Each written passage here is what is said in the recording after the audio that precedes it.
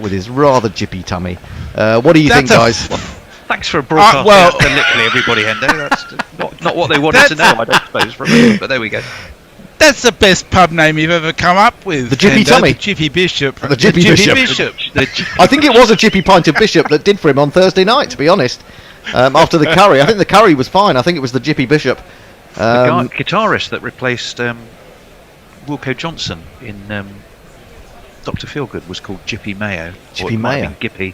You don't want Jippy Mayo. That's the worst thing he could have. I mean, that's worse than Jippy Mayo. Well, that might have been what did it last night. Jippy Mayo. Okay, yeah, fair enough. Big interesting difference from Headingley in 2019 is England, I think, were one down for 100 and something. Yeah. There, and they had Stuart Broad batting at 10 rather than at number 8. So I think you've got to look at those two facts. Do you think in these circumstances Broad will come in at 8 or Robinson will come in at 8? I would like to think Robinson. I really would like to think Robinson, because I don't see. I mean, if wickets go down early, it won't matter one way or the other. I mean, the fact is, if you're 2 wickets away from the tail, whichever way you look at it.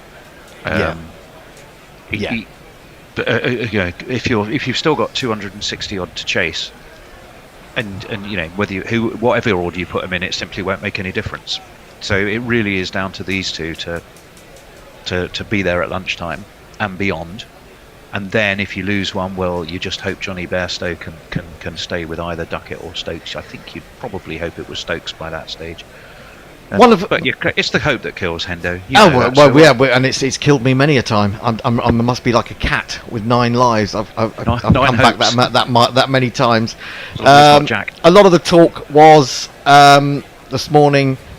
I forgot what the talk was about, but it was mainly about whether Australia will come out and adopt the short ball strategy straight away, or will they have a couple of overs with the likes of Cummins and Stark trying to swing it on the basis that it seems as if after that brilliant spell by Stark last night, and also a brilliant spell by Cummins, by the way, that actually the ball had stopped swinging more or less. And I wonder whether it'll be the same this morning. It's quite bright here in Sydenham, about 8 miles as the aircraft fly across town to Lords. It's not as bright as it was first thing, so there may be a little bit of cloud, but it's quite high cloud, and it's not that doomy cloud. So I don't expect it to swing a great deal. But how do you see it, guys? Messi, how do you see Australia operating? Going straight for the short ball? No, I definitely think that they'll give Stark and Cummings at the very least a few overs of bowling proper stuff to see whether it's swinging, to see whether the pitch is playing a little differently. I hope to Christ we can go at least an hour without going to the short stuff. I think one thing that England did yesterday when they bowled that boring short stuff, they bowled it straight. Well, they kept their lines very good. I'm not sure that the Australians are quite so good at that if they go short all the time. Really? I didn't think their lines were particularly good. I mean, the balls that got wickets were, but I thought there was an awful lot of dross down the leg side at times. Well, yeah, but they kept them out of scoring zones. Yes. But and that's an argument about the wide thing. Yes. But at the end of the day, the bumpers I like are the armpit ones, you know, the ones that are really lifting into the armpit there. And that's what got Root. One of those. I was about to say that was what did for Root, yeah. And I think Root was discomforted by the first bouncer, and then probably didn't expect to get another one. I think he possibly thought the follow-up would be, much fuller, and it wasn't. And I think that's what surprised him. I think on a better day and feeling in a little bit better form, perhaps, or more trustful of the pitch, he would have dealt with that one, but it just seemed to surprise him a little bit. Anyway, the teams are out there. It's all going to get underway very shortly indeed, which means I should jingle up the 2 bends. He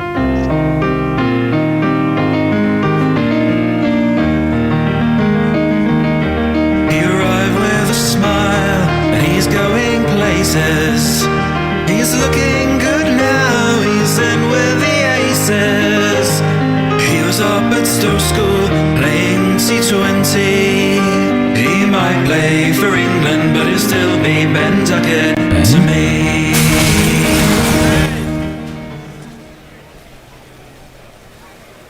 What's happened to the Ben jingle? It's gone all quiet. I turned it down. There it is. It's hiding. It's the Ben PG, Stokes Hendy Eagle. Hendo. Anyway, into the attack immediately for Australia is the man who caused such controversy last night with his catch in inverted commas. He's going to be bowling to Duckett, and he bowls him short. He tries to play a little flap shot, which goes over the top. Well, the ball goes over the top of the stumps, not too far away. Very little bounce there for this man, who is Mitchell Starc. Mitchell Starc believes the truest hunter is the one who sees this guarantee. Oh, Mitchell Starc holds no mercies. The win predictor has England at 14%, Australia 85%, and the draw. A minuscule 1%. He's in, bowls, and he flaps again, though, going right across his stumps. Slightly dangerous when there is this lack of bounce. But he's going to get a single down to long leg. Starc is bowling from the nursery end. First thing, figures of 2 for 41. England move to 115 for 4. The GPL is open until 7 wickets go down. And there is £91 in the pot. So if you want to estimate how many runs will be scored in the day, pay us £1 for the privilege. Go to GorillaCricket.com competitions, and you will get all the information on what you need to do there. Let's have a load of people piling in, because you can have. If you think if you think England are going to win, well, obviously there's only one number that you can really go for. So get on it. That would be 257. But you may consider that England will be bowled out for a lot. You could go less to win than it with that. a 6 if you really wanted to be adventurous. You which could with one. Yeah, that would You'd be. be 261, wouldn't you? Yeah. Yes. 62 maybe. Yes. 261. If you 62. really wanted to go large. Ben Stokes to face for the first time this morning, and Starc is into him. Oh, and he leaves that very close to off stump. I think England are going to have to be careful about the lack of bounce here, because if you're trying to leave on length, I don't think it's a wise thing on this pitch. It seems, with this ball now 30 odd overs old, it just seems a little bit of a danger to me. So Starc again. We're going to see that. We're going to see that catch over and over again, aren't we? Oh, I'm sick of it already. I am. Glenn McGrath was very upset. out. It Glenn was not McGrath. That was McGrath. pathetic. Starc then in to Stokes bowls, and Stokes forces off the back foot to one that wasn't incredibly short. That doesn't manage to get it through the infield. Khawaja fields, and Khawaja is standing in front of the square leg umpire, who is a cover point umpire right now for some reason. Maybe is there a short leg in there? Would his sight line be affected by that? I'm not sure. I was just looking at the scorecard from the Australian innings. Mm. You've got to remember they went from 187 for 2 to 279 all out in about 40 overs. So as much as you criticise the short pitch bowling, it did get results. Oh, absolutely. Down the leg side, very full indeed. Looking for the Yorker, but the radar was off.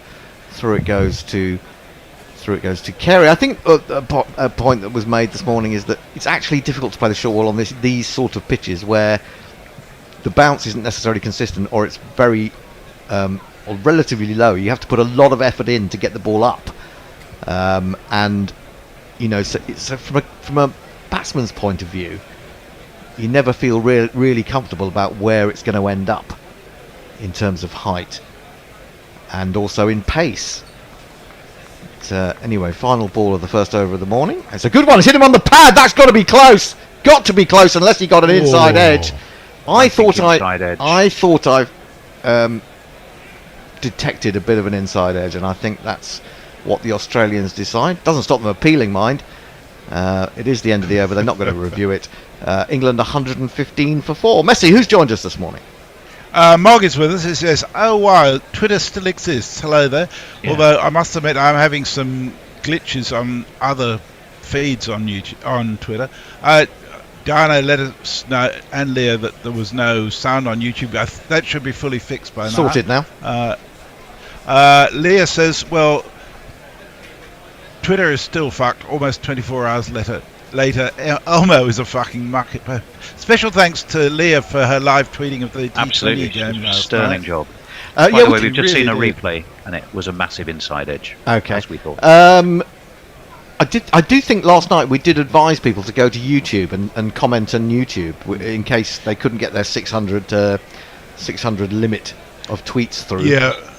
Yeah. Please be considerate on YouTube though, because it can get a bit mayhem if everybody piles in too much. I can see the YouTube, so if you want me to do the YouTube, I can do that from here while doing everything else, like jingles. Cummins is coming in, bowling to Duckett, who pushes this into the offside. They amble through for a single. This is the bowler. Paceman Pat, and his baggy green cap. Early in the morning, just before the warm-up, he has to pull out with a dodgy back. Rick Cummins. I can tell you that Kevin Collins has joined us on YouTube, says good afternoon from Moscow. Rich Turner Music says morning gents, hearing you loud and clear now.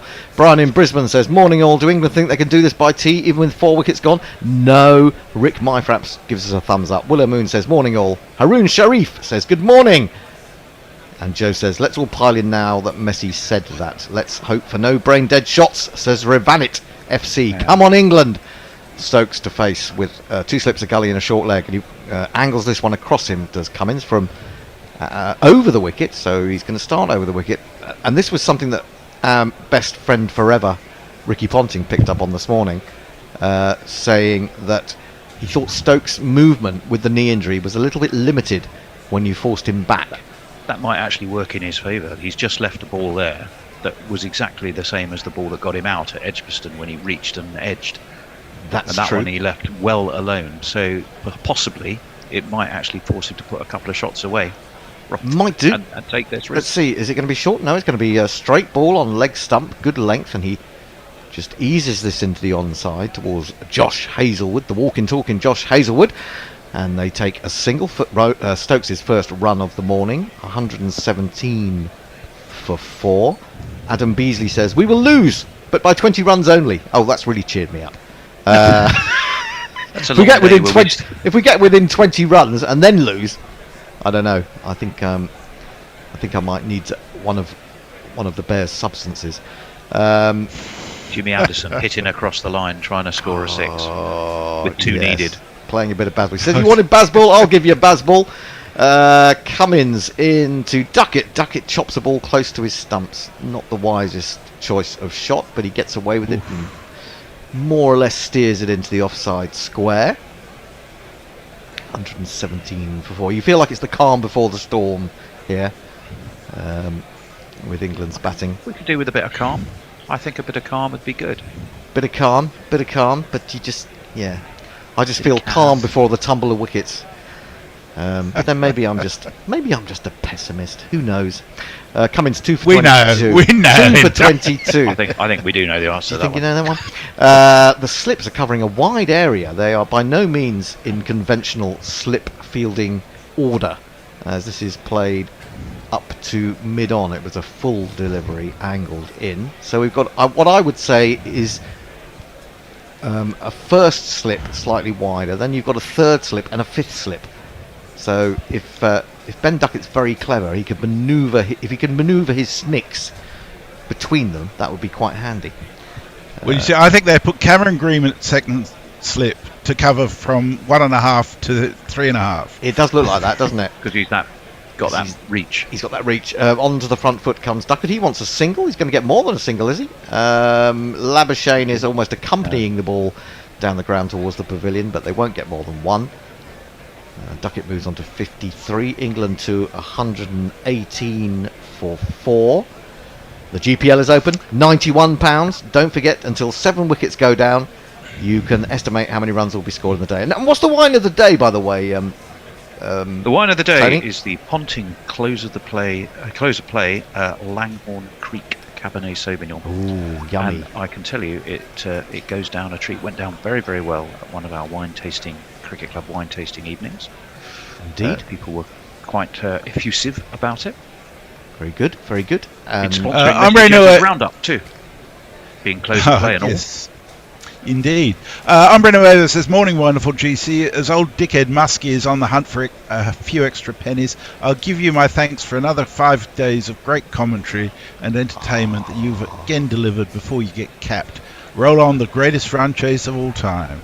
Stark Bowls is pulled to Smith, who is, I'd guess, 2/3 of the way to the boundary at backward square. They take another single, so England going along in singles at the moment.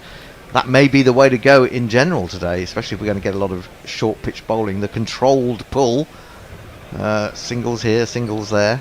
There were no stats on it, but as England were bowling short, I swear to God, probably 60% of the balls England bowled, that Australia bowled when they were bowling short at England were fielded by Smith. Yes, it did seem that way, It didn't it? literally just seemed It's to just be everywhere. Yeah. Either that or they've all had, face transplants to look like Smith. Oh dear.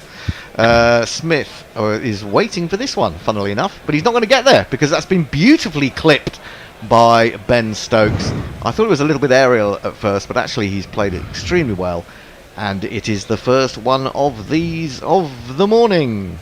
I'm Ford. Have you met me before? Yeah, actually, well, Smith had moved away from that position for Stokes, curiously enough. I think they seem to be packing the slip field for Stokes more so than for Duckett, which is slightly curious. 123 for 4. Stark in from the nursery end over the wicket to Stokes, and he meets that beautifully. That is Stokes at his absolute best. He doesn't really have to run for that. He can save his knee because that has gone all the way down to the nursery end for another one of these. 1, 2, 3, 4. It's amazing how the most beautiful looking shots often have the greatest economy of movement behind them. Oh, that was special. That was a special drive. It wasn't Lovely, a full wasn't half it? volley, just the full face of the bat. That's what you want to see more and more from Ben Stokes. We don't want to see these carves, these ugly shots into the air. He's such a good batsman when he just plays an orthodox game. He can We bring... might do if England want 20 off the last over and there's still only 5 down. Well, true. Stark in again, and this one he plays from in front of his pad. He beats the diving mid-wicket. Will only bring him one. Didn't time it quite as well. 128 for 4. Stokes moves to 39. We've been joined by Richard Burton, but not Elizabeth Taylor. Good lord. He says, bonjour from France, all you gorilla-loving cricket fans. And Lawrence Jameson says, Aussies might go mankad for disallowing Stark catch. Well, that's if Ben Stokes can hobble beyond his crease in his as he looks for a run. Anyway, Sword Duckett's... to Danny Boy. Wasn't that Richard Burton when he was utterly pissed most of the film? Oh, I'm not sure, I have to say. Old sword to Danny Boy. Duckett down, no slip, but there is a gully, and he comes across and pulls a short ball, and there's Smith, and does brilliantly well to get that. That was almost away for 4, but he put in the full stretch and grabbed hold of it, and he saved 2 runs there. They still get 2, and England moved to 130 for 4. 12 already from this over. He played that well. What I am worried with Duckett is he might just go across his stumps to one of those, and it'll keep a little bit low, and it'll expose those stumps, and that would be a very annoying way to get out. But Smith, you can't keep him out of the game, can you? That was excellent work from him, and it brings Duckett back to face. Final ball of the over, short again. He goes right across, flaps it down to long leg, where little Davey Warner does the fielding. So 13 from the over. England move to 131 for 4. Messi. Yes. Where are we? Sorry. Diana Patterson was still not getting the sound. I've sent you another link, Diana. Try that. Mog says, is it only gentlemen of a certain age that still use the term bumper? Gentlemen? I don't see any. The Light Roller says, joining you fine folk again, but for how long? Expecting Australia to wrap this up before lunch. Warren says, morning all. The Pornbot says, Hendo does it all, click here. Hey. And that's the last notification I've got from 7 minutes ago, so I'm suspecting I'm being capped already. Oh, you've been capped. Messi has been capped in the weather cave. I think. Do you think Elon Musk awards every Twitter user their cap? Oh, good Yes, point. Like as in a sort of a debut appearance for That's a nice Twitter. idea. You get your cap. Cummins Yes. round the wicket to Duckett, who tries to hook this one, and he Ah. just chops it down into the ground. A rather ugly, ungainly shot from him. He inspects the bottom of his bat.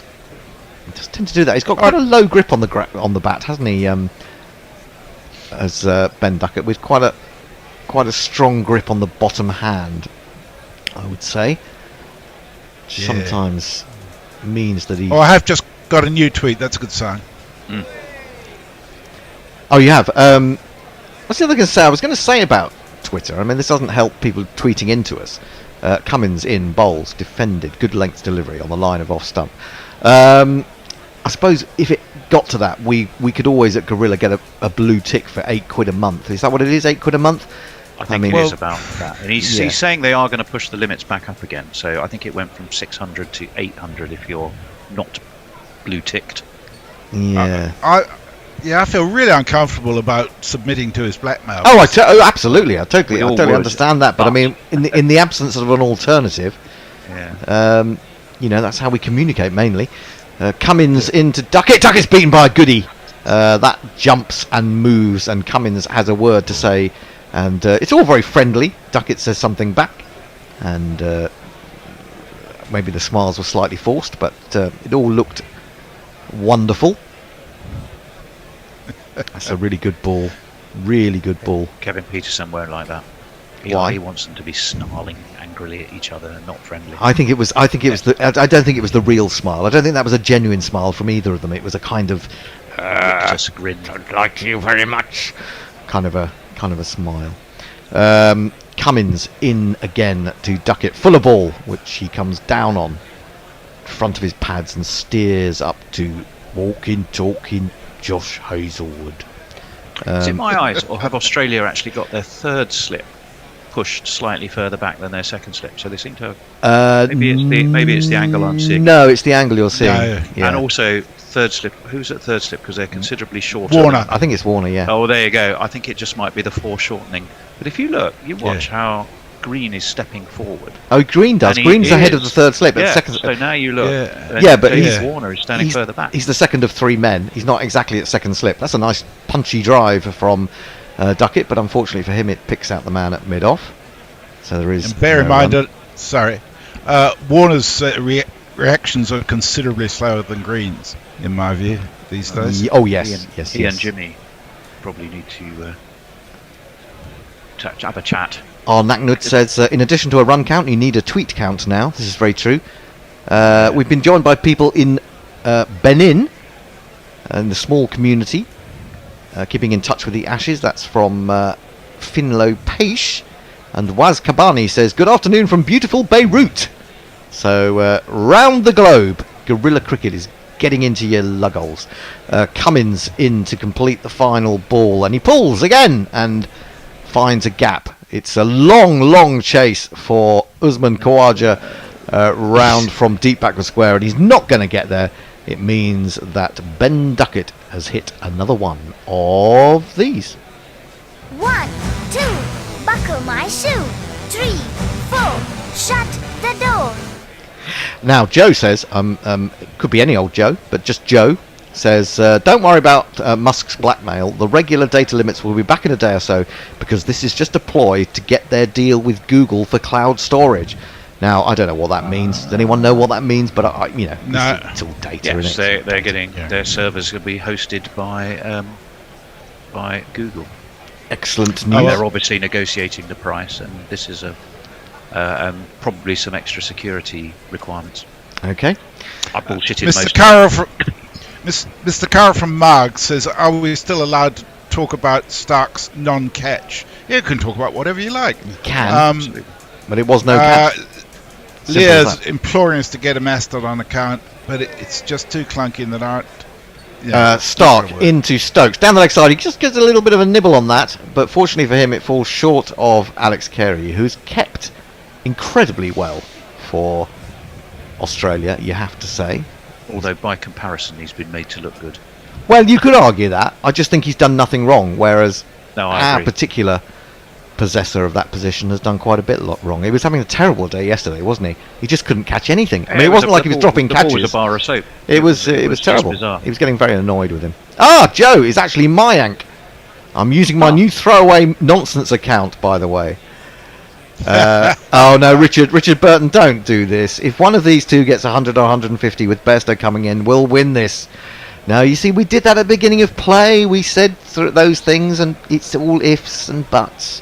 Outside the off stump, driven slightly aerially by Stokes, but short of the man at mid-off. He's more annoyed, not so much about hitting the ball in the air, but actually not getting it a yard either side of Cummins, which would have seen it race away for 4. As it is, he gets nothing for it, afraid to say. Broadsword to Danny Boy, by the way, was Where Eagles Dare. It was 2006, I think. We were talking about Where Eagles Dare in the was. green room the other day. Well, that was of the film, and he was off his tree for most of that. Talking film. about that bit when the cable car gets stuck and they that's the go one. climbing up it. That's not 2000. No, it that wasn't was about 2006. 19. It was out before then, but that was the one he was. all Good right. in swinging Yorker from Stark, who Ooh. appeals. I think that's going down the leg side. Yeah, I wasn't particularly bothered by that. Stark seems particularly interested. Cummins, not so sure. Having a little chat about it. And I think they're going to decide that they will keep their reviews intact. Both teams have their full 3 for the time being. England 135 for 4. Yeah, big swinging. I probably hit him outside leg stump, in fact. Yeah.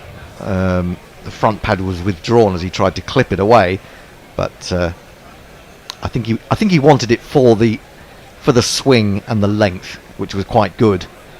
The direction not quite so good from Stark on that occasion.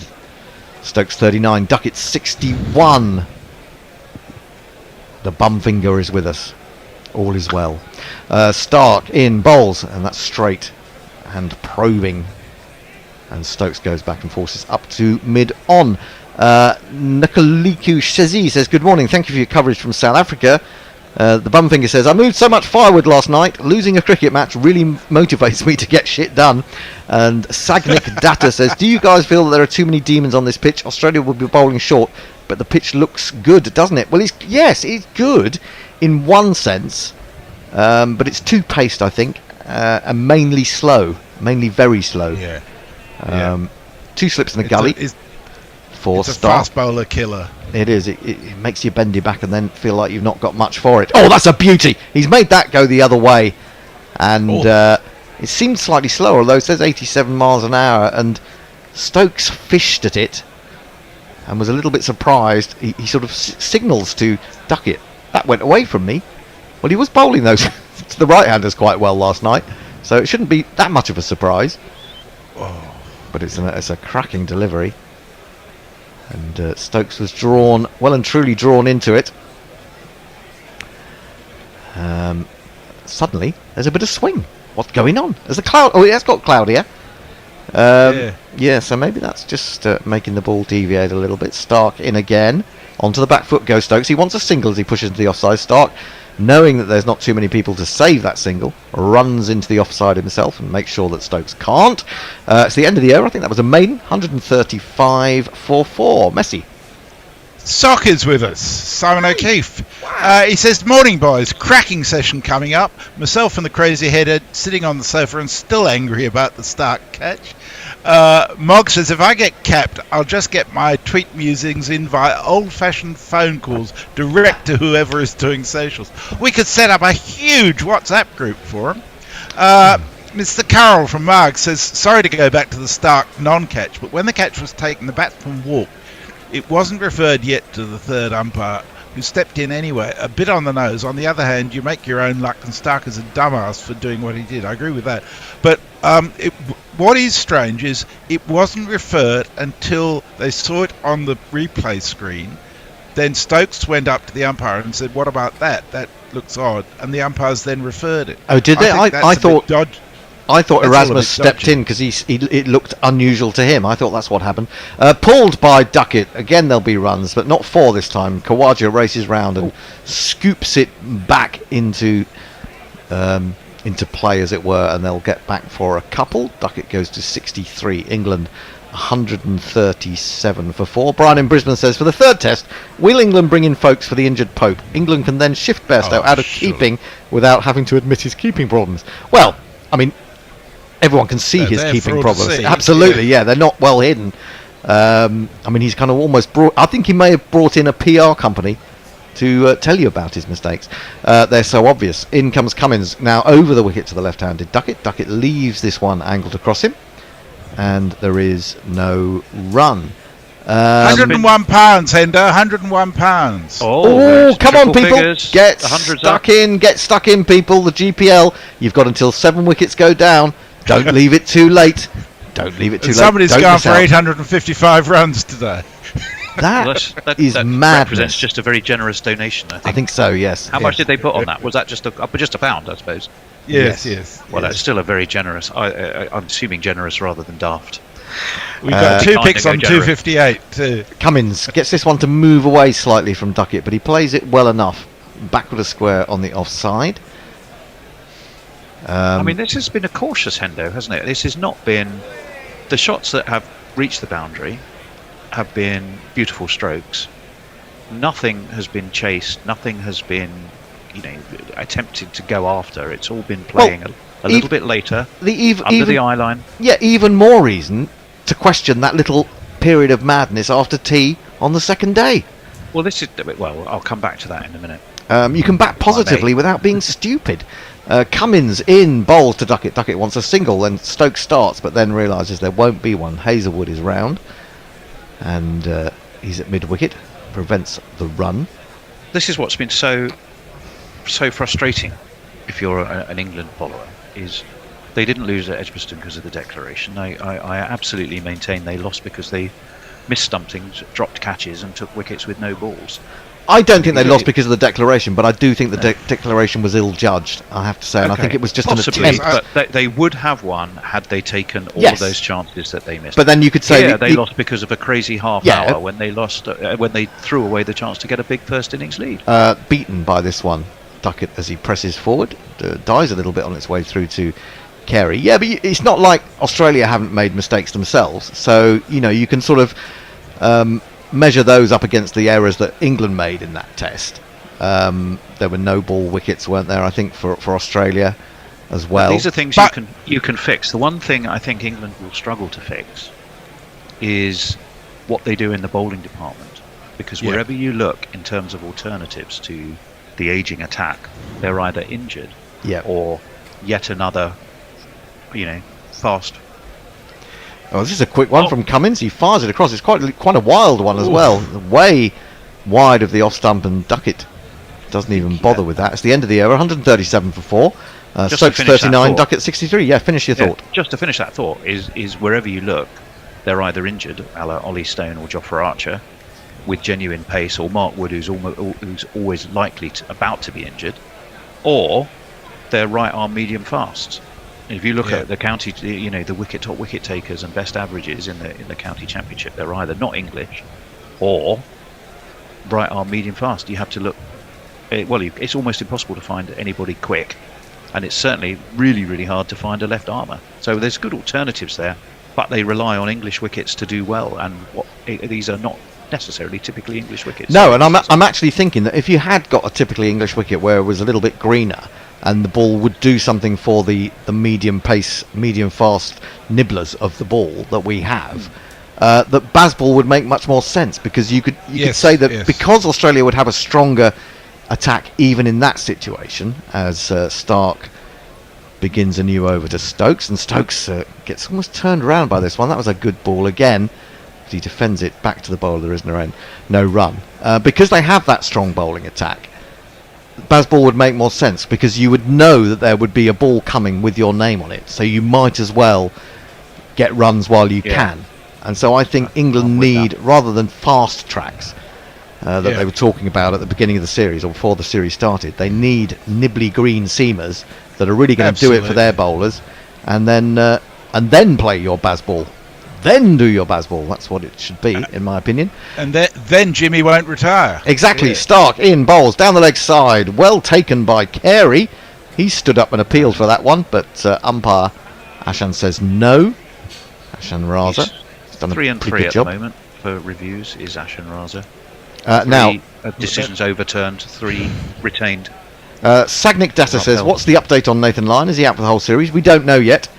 They're not going to say. almost- They're keeping it under their chest until after this game. And Richard, I think yesterday was an admission of him basically going, yeah, we said I'm out that. for the series, therefore I'm going to do what I can here. And even if I injure myself a bit more, it's not going to matter anyway.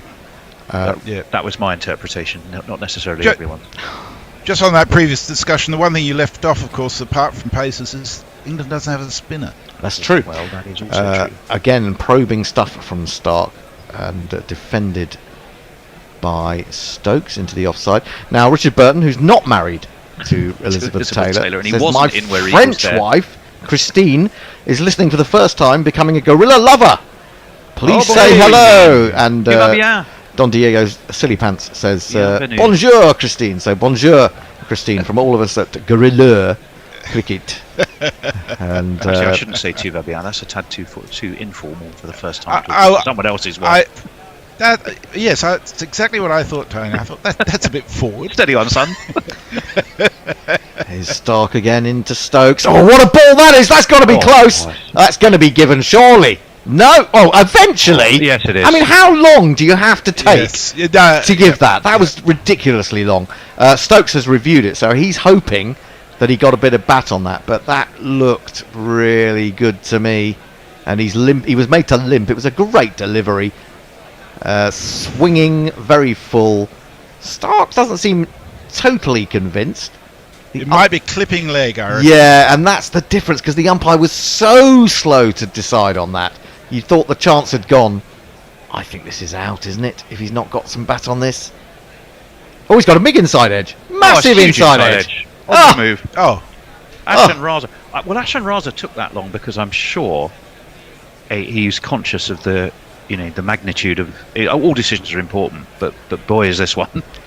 So It's he gave straight it in time to think, and he still got it wrong. Yeah, So he's still now got it 4 and right. 3. I somehow think as a batsman you're entitled to think that if an umpire takes that long, there is enough doubt in his mind to dismiss it from view. The Maybe Australians that's, knew maybe that's that. just a maybe They that's just a weren't batsman's celebrating. feeling. I don't know. If the bear was next to you as an ex-bowler and you as an ex-batsman, I wonder if you'd think the same thing on that particular point. To be honest, Hendo, I'm with you on that one, but I'm sure others might not be. But if to have taken that long and got it wrong, it wasn't great. I have to say. That was longer than a Rudy. That was longer than a Rudy Kurtzen. It was the late. It was. Much missed Rudy Kurtzen, we should say, of course. I mean, and all power to him, and quite right that he should treat it with such seriousness and consideration. But you'd hope he'd get it right, having done so. Stark bowling really well at the moment. Gets this one to swing away. He's getting the ball to go away from Stokes very effectively at the moment. He's left this one. It's a little bit too wide. I'll just squeeze in a couple of tweets. Hattie the Mad Old Bat says, what's his palaver about Twitter? Trying a tweet, having entered the GPL with a completely bonkers total. That must be the 885. Leah says, it's just that I don't want to lose this amazing community in case this hell site goes the way of the dodo. The hell site. That should be a good We new, will that'd be a good find name. an- New we will name. find an alternative. Don't worry. The hell But we site. just don't know what it is yet. I've lost. The trouble with YouTube is only any good when we're live. This is true. In comes Stark again. Another good ball this time. Just a little bit shorter in length. Forward comes Ben Stokes, and he manages to get enough of a thick edge for that to go away behind square for the single. It's time for a change. The bear has come running into the studio, jumping about with the kind of energy that I've not seen from him in a long while, and he's of course got his match fit. He says he's got a cobra in his hand. That's how match fit he is. Anyway, we shall have a change. Tony and Rusty should be coming in. I'll probably have to admit him, don't I? Oh, you've done it. Oh, is it Okay. Rusty is joining us as well. Farong is the next tweet, Tony, from 13 minutes ago. Perfect. Thank you very much. I didn't know it was me, but I'm more than happy it is.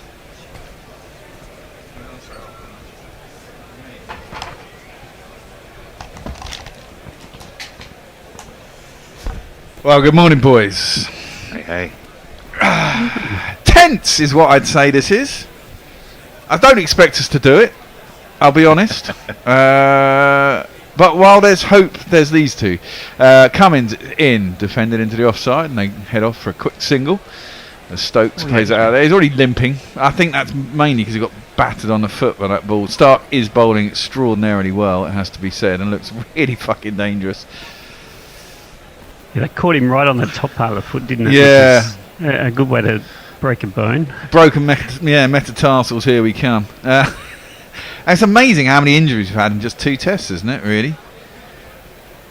Yeah, it's more surprising they didn't come at the latter half of the series, right? Because we were expecting a bunch of injuries. With Well, such a tight precisely. You know, to all happen now. I mean, England are running out of players basically already. Haven't got a spinner. Cummins is in to duck it. Short. He pulls it nicely. Good control out to deep square leg, and he'll get himself a single. Lyon's gone. I mean, the Australian side isn't young either, is it? I mean, we bang on about England's bowlers, and okay, Grandad Anderson is 41. But isn't Stark 35? Cummins reasonably young. He's in his 30s. Head's 35, isn't he? Warner's 36, 37. Quaj is 35. Matters more, but yes, Yeah. not too young. Hazelwood's over 30 as well, so And constantly injured. and as is Boland. I'm not sure. Cummins They'll play is if they in, clipped on the leg side by Stokes, nicely in control. I like it when Stokes bats like this. He looks like a proper batsman, doesn't he? Rather than flapping about. Yeah, he certainly does, and he's going to need to be today. Well, I said to Hendo on the couch, basically these two need to get 150 each, and we'll win the game. If these two were still here at the end and still 100 short, I'd say it quietly. I'd be just as happy. I know that's the most anti-Bazball thing to possibly say. It is, but there's no way these guys are going 98 overs and not scoring 2.5 runs and over. I give you that too. Cummins in, that comes into the hip of Duckett. I'm not sure he got any bat on that. I think it's going to be a leg by. But I'm sure. Go on. I'm sure Australia would love to win by exactly 150 just to shove out Crawley. Yeah, well, that's true. I forgot he said that. Now I'm going to have my say on his catch yesterday. I don't know what anyone's complaining about. He turned his hand over and ran the ball along the ground. If he'd have kept his hand with his palm, with the back of his hand to the ground, slid that along the ground, it'd have been a catch, clearly, because the ball wouldn't have gone into the ground, it'd have been in control. Short, and Stokes just weaves out of the way, and there's no run. The fact is that he caught the ball, rammed it into the ground, and slid along the ground with the ball on the ground, and that's his fault. All he had to do was keep his hand the other way round. It is. I think most people are accepting that the law is correct. Well, correctly applied. I think a lot of people were like, "Well, that was a that's no ball kind of as well." stupid. Well, it's not really, because because that would mean, as rightly pointed out by everybody, if he'd have caught the ball and then slid into the, if that's your theory, right? If he'd have caught the ball, slid into the boundary rope, it wouldn't be 6. But of course, we all know that's 6. So the rule is the rule for a reason. That's the reason the law's in place, right? Because if you didn't need to worry about whether they were in play, you would just say, well, you had control of the ball. Who cares whether it touched the ground? Yeah, exactly. Down the track comes Ben Stokes. I think Cummins saw him coming, tried to bang it in short, didn't really get up, and he adjusted his stroke well there. Stokes got to the outside half of the bat, all on the ground, through where Gully is. Out to the boundary, and it's one of these. 4 on the floor, and one more 4 than the 4 before. That's what 4s are for, to get funky on the dance floor. Actually, he was much more. It wasn't an outside half. He was very much in control of that. He just guided it in the end. Past Green. He's a massive figure at Gully. Partnership 102 from 157 deliveries. England are now up to 147. Cummins around the wicket to Stokes, who gets right behind that and defends that out into the covers, and there's no run. There really isn't a lot in this pitch either, is there? I mean, this is a shit pitch. It has to be Cummins said. just seems slow this morning. Like in previous spells, he's really come through quickly, but this one, not so much. Well, he had that Stark's been his normal. spell last night. We've gone up 1% in the win predictor since I last looked. It was 1881, and now it's 1980. Let me say hi to a few folk on YouTube. There are many.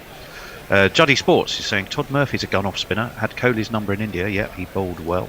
A few people saying hello to Christine, French wife. G'day, Christine. Richard Burton. Yeah, there is one saying that. Tom Sears said that. Ravanti FC, that was a clear jog on Mitchell. Mark Lambourne, Racing Rant. I think, are you indeed starved of Twitter? Ravanti FC says, Elon will reverse the Twitter stuff. He suggested he will. Finlo Paish, but you're the best live, so YouTube is vital. Well, that's very kind of you. Elon's a fucking idiot, isn't he? I mean, what is he thinking? I mean, what is he honestly thinking? The only thing I can think, Stark is in onto the hip of Duckett. It turns that easily enough round to Piggy, is in that sort of 3/4 backward square leg position for the flat hook. I mean, why would you even think about doing that? Because apparently it's to do with a negotiation he's in the middle of with Google about server hosting and cloud hosting. Exactly. So basically, it's a ploy. No, what that says in the background is he's sticking out and saying this because either he wants to throttle his bandwidth, or he's fucked up somewhere and he's lost some bandwidth because he's in a row with someone and someone said "fuck you." What about this chief executive he hired? So he wouldn't have to do all of this stuff. He's a control freak, isn't he? And hubris. The only unfortunate thing is it hasn't bankrupted him because he's too fucking rich.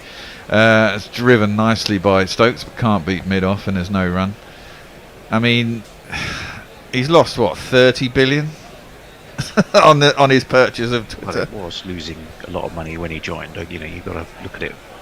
Well, of course it was. So why was he offering? You know, exactly. It wasn't worth 44 billion, but he, you know, gung ho. I'm really rich, twat. If he's got that much money to waste, why can't he give us a couple of million? Well, I was literally about to say, I mean, come on, Elon. The world's best fan-based radio precisely service could do with as much help as it can get. Exactly, Elon, old son. You won't even notice it. It's like chucking a couple of pennies out your pocket. Stark is in. Stokes gets right behind it. Defended up to mid-off, and there ain't no run. Does that mean we can only see 600 tweets from our followers today? Well, I think so. Yeah, it's how what it will cap the number it serves you, because it says you're allowed to see them, but it doesn't know you've actually seen them. Therefore, it must be those that it serves you, mustn't it? If it does actually know which ones you've genuinely seen, then something very scary is going. Well, no, I presume if you get mentioned, that counts as a. So someone puts out Guerrilla Cricket, presumably that counts as one. So we've probably done that in about what, an hour, 30 minutes, something like that. Ridiculous. This isn't just a ploy to make you pay $8, is it? Well, it might be. Short, pulled hard by Stokes. Ooh, no, he hasn't quite found the gap. Travis Head is back there. They should get back for two. They don't, actually. Just the one. Been quite judicious with the pull shot this morning. Nothing's really got up, and they haven't gone to short ball theory yet. I mean, this is the other thing. If they haven't got Nathan Lyon, and they can get on top of Travis Head if he comes on to bowl, they have got to keep rotating those fast bowlers, and they will get more and more tired as the day goes on. They will get a new ball, I suppose, around about tea time, just before. There's about, well, it was 47 overs before the new ball this morning, still 40 to go. I mean, that's their problem. They only bowled 20-odd 2 overs a session at the moment. So maybe it'll be after 2. It could get all a bit hairy then. Stark in. Oh dear. Duckett goes right across his stumps. Premeditated. Didn't quite time it. Got it under edge into the ground. There's no run. Doesn't seem to be coming off the pitch as quick this morning with the short stuff. They seem to be able to get in position quite easy. Nothing's really, made them jag the head back or got them into an uncomfortable position. They've managed to ride it all so far. Yeah, Duckett was really waiting for that one after he moved across, wasn't he? I mean, that was where it all fell apart for England, wasn't it? I mean, I thought, as much as everyone criticised that short ball, so I thought Pope was really unlucky. He knew it was coming, got totally in position, and was really expecting to hit it into the stands. Clearly came off a little bit. That's pulled again by Duckett out to the pig at deep backward square leg. And just it was through the shot just a fraction too early, and Toe ended it, and still nearly got 6, but it was out, and that was the precipitation. England get to 150 so far. Sorry, John Perry. Twitter's going very well for us. So I was going to jump in and try and go for it. A few. John Perry's at a festival.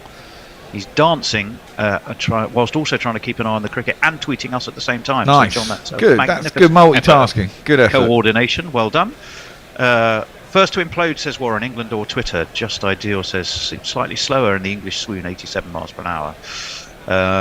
Hombre Nuevo. So the GPL won't close today then. It will close after 7.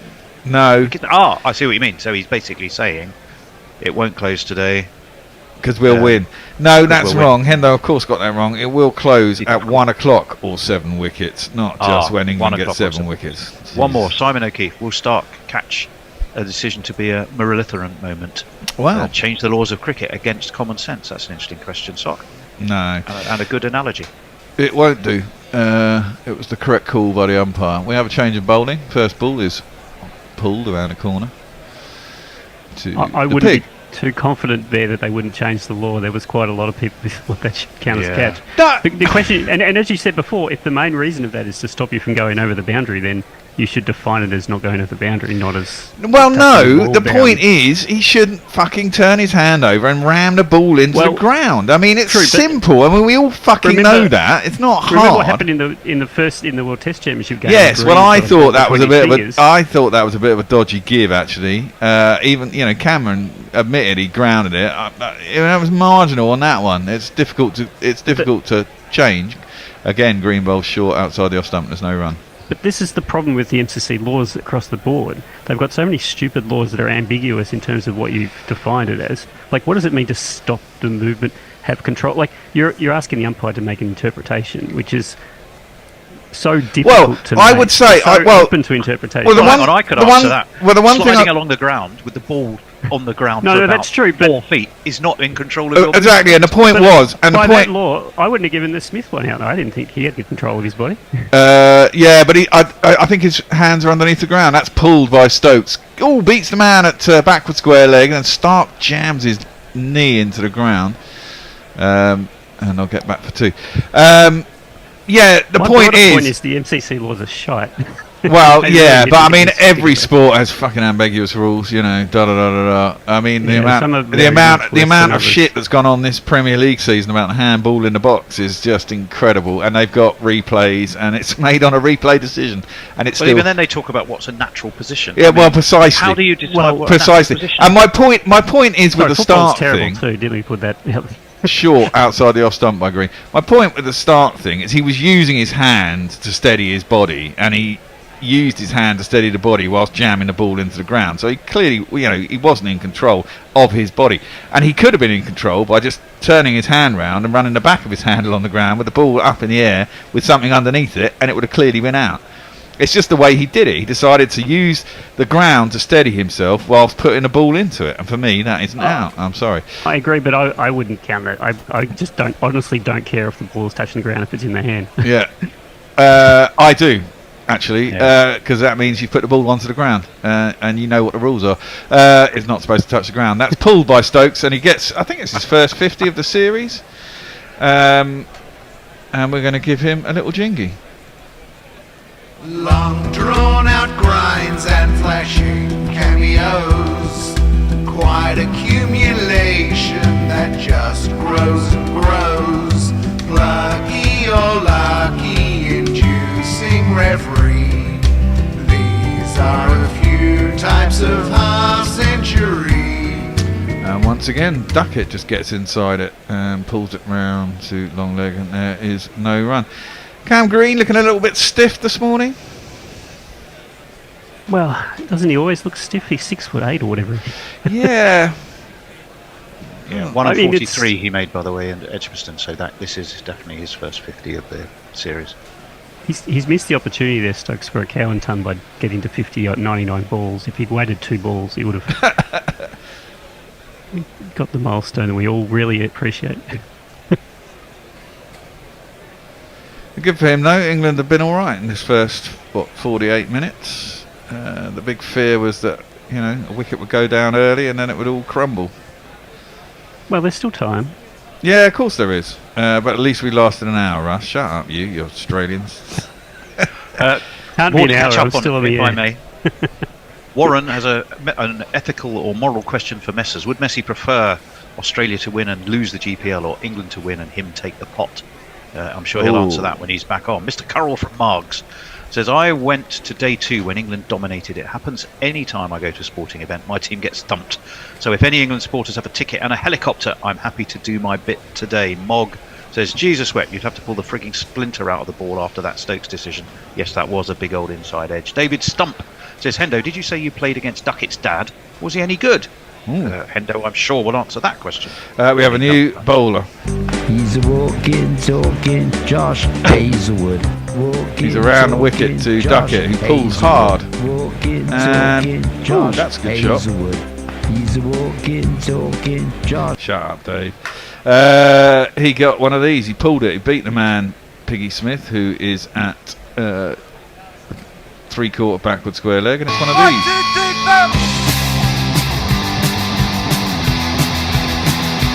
The short ball doesn't seem as nasty this morning for some reason.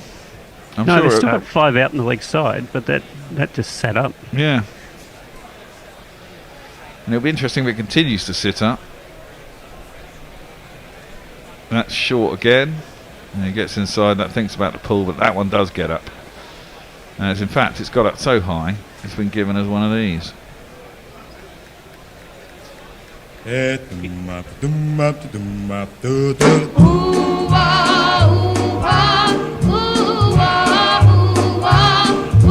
Burton says loves Hendo because he listens to YouTube. Philip Schofield saying there's no sound on YouTube, but we think there is. There's definitely sound on YouTube. And Easy Ollie says if the ball touches the ground at any point, even if your follow through the rule is not out, just catch the ball cleanly.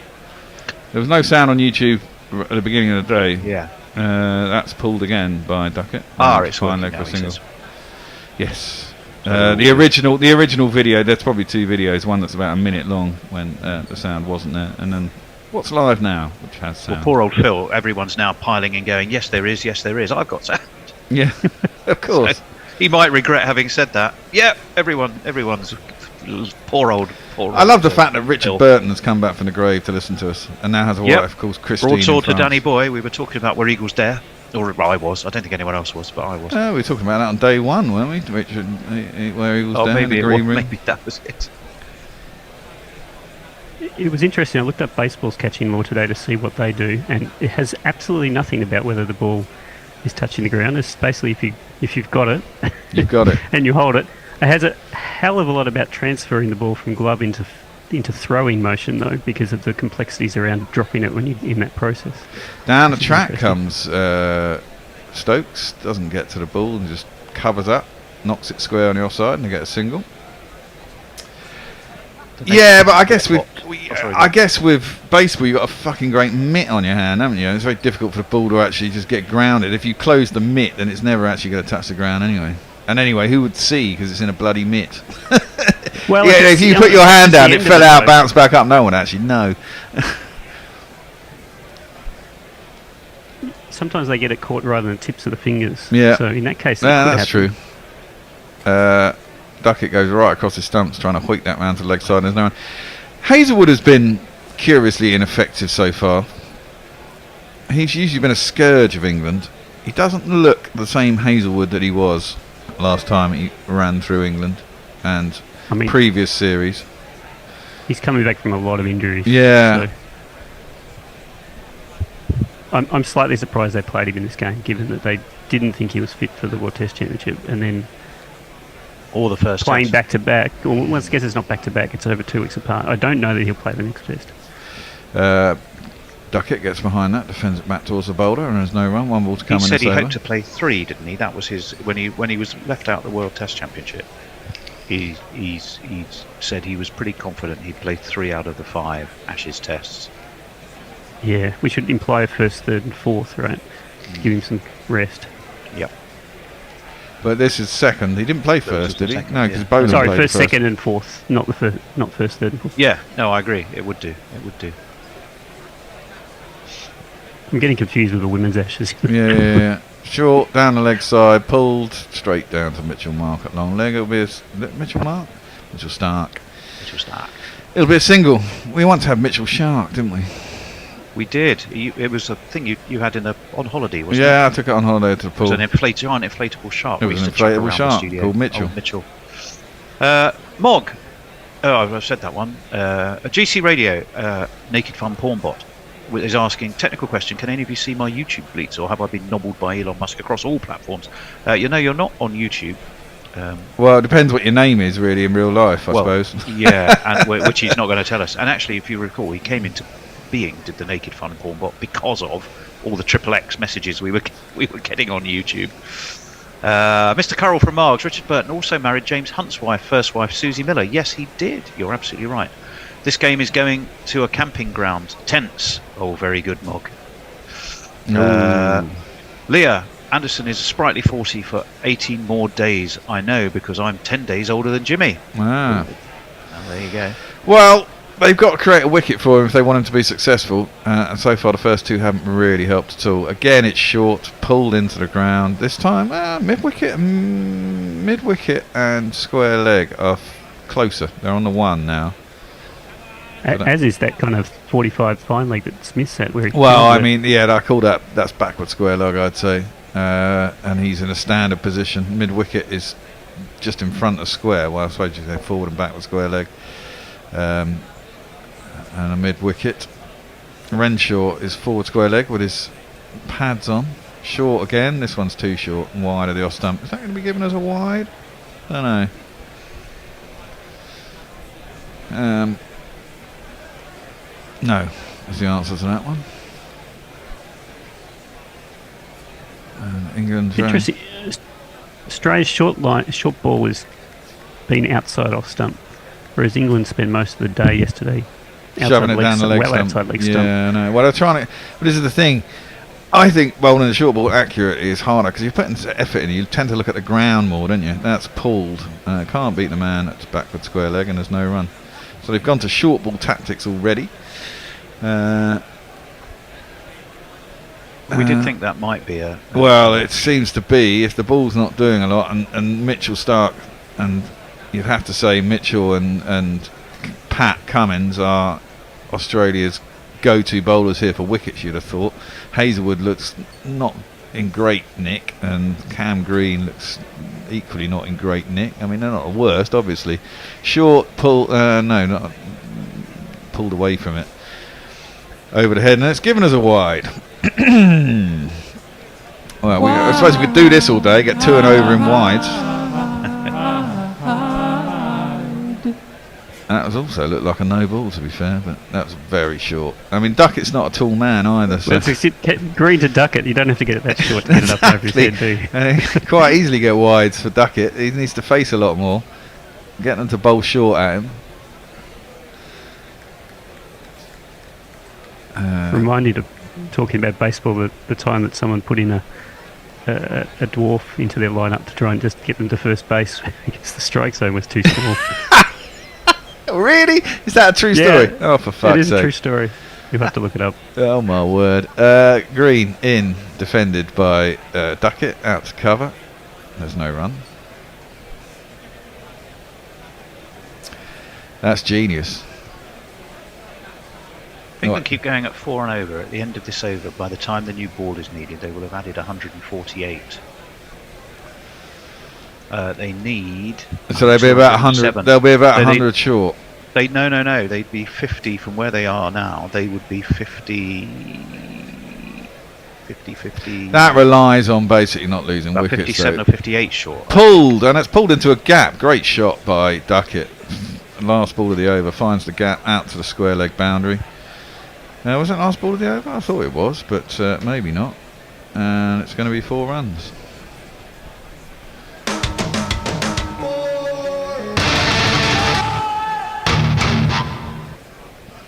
But potentially that becomes a really interesting part of the equation because we saw what the new ball did last night. And it does. At a very similar time. if that was the case, and if they were to go at 4 and over, then we'd be expecting the new ball round about the same time, regardless of, Well, this is it. Wickets have gone down. Duckett defends that into the leg side and there's no run. They certainly seem a lot more controlled at the moment, England's batters, than the craziness that happened on our first innings. Maybe they've had a big chat about it and say, you can be a bit risky, but you don't need to take stupid chances. And I think that's where it got to, hadn't it, for England? They were just fucking throwing the bat at everything, and it just became a bit childish, really. 54 runs so far this session. In an hour, they've bowled 12 overs. So they're a 5th bowler short this session if they carry on like this, which is pathetic, really. I don't know. Is lunchtime at a normal time today, or is it late? I presume it's at a normal time. Yeah, I think it's the same time. Let me do a couple of quick messages. Lunchtime is 15 minutes late, Bear. Oh, okay. Just ideal. Come on the Hoff Bear. This unlikely jeopardy floats your boat. Exchange $7 into $5 since the resumption. I'm not quite sure what that means. I bet on England at 9-2 a while ago. The naked Paul Bot's changed his name to Spanner Flintoffer. Shelley will be joining us at the end of the over. She's already turned up on camera, so you might as well start talking. Morning, Shelley. Hi there, you get the extra edition for the over. Oh, yeah, indeed. Stokes is going to face up to Hazelwood. Gets right behind that. Jabs it into the ground. He bounces up behind him. He's aware that it might bounce up and hit the stumps, but it doesn't. It goes down the leg side. There ain't no run. He's faced 101 balls and Duckett 106. The real moment of panic there for Stokes, wasn't it? Because he didn't have any idea where it had actually gone, just that it was behind him. Indeed. Is Jason joining us? Is he coming in the studio today? Do you know? Jason's running late. I said I'd step in for him until he arrives. Okay, cool. Okay. Well, in that case, I might as well leave you for now. Leah, down the track 80 minutes ago, talking about Elmo. Comes. Stokes cuts it down to third man, and looks like Khawaja was pretty square, and so it ended up down getting fielded, and they got back for 2. You can move on to 170. 201 required to win. England's certainly scoring more freely against this mostly short ball attack than Australia did. But yeah, I'm sure it'll get more intense as the day goes on. Yeah, Australia's bowling fewer of them and more outside off stump. Yeah, the body. It's defended by Stokes out towards gully where Cameron Greenfields, and there is no run. Australia's not fully committed to bowling short the way England was. No, but they were in the first innings, and that's what's weird about it, really. I was just happy joining in today and then just seeing that England were fighting. With all the talk yesterday evening, lots of people thought it would be over by lunch. Well, there's always potential with England, Shelley. Let's be honest. You know, it could have been 2 wickets in the first 3 overs, and then it would have been done and dusted. This is the best case scenario. As Stokes ducks underneath it, there's no run. The wicket's pretty flat.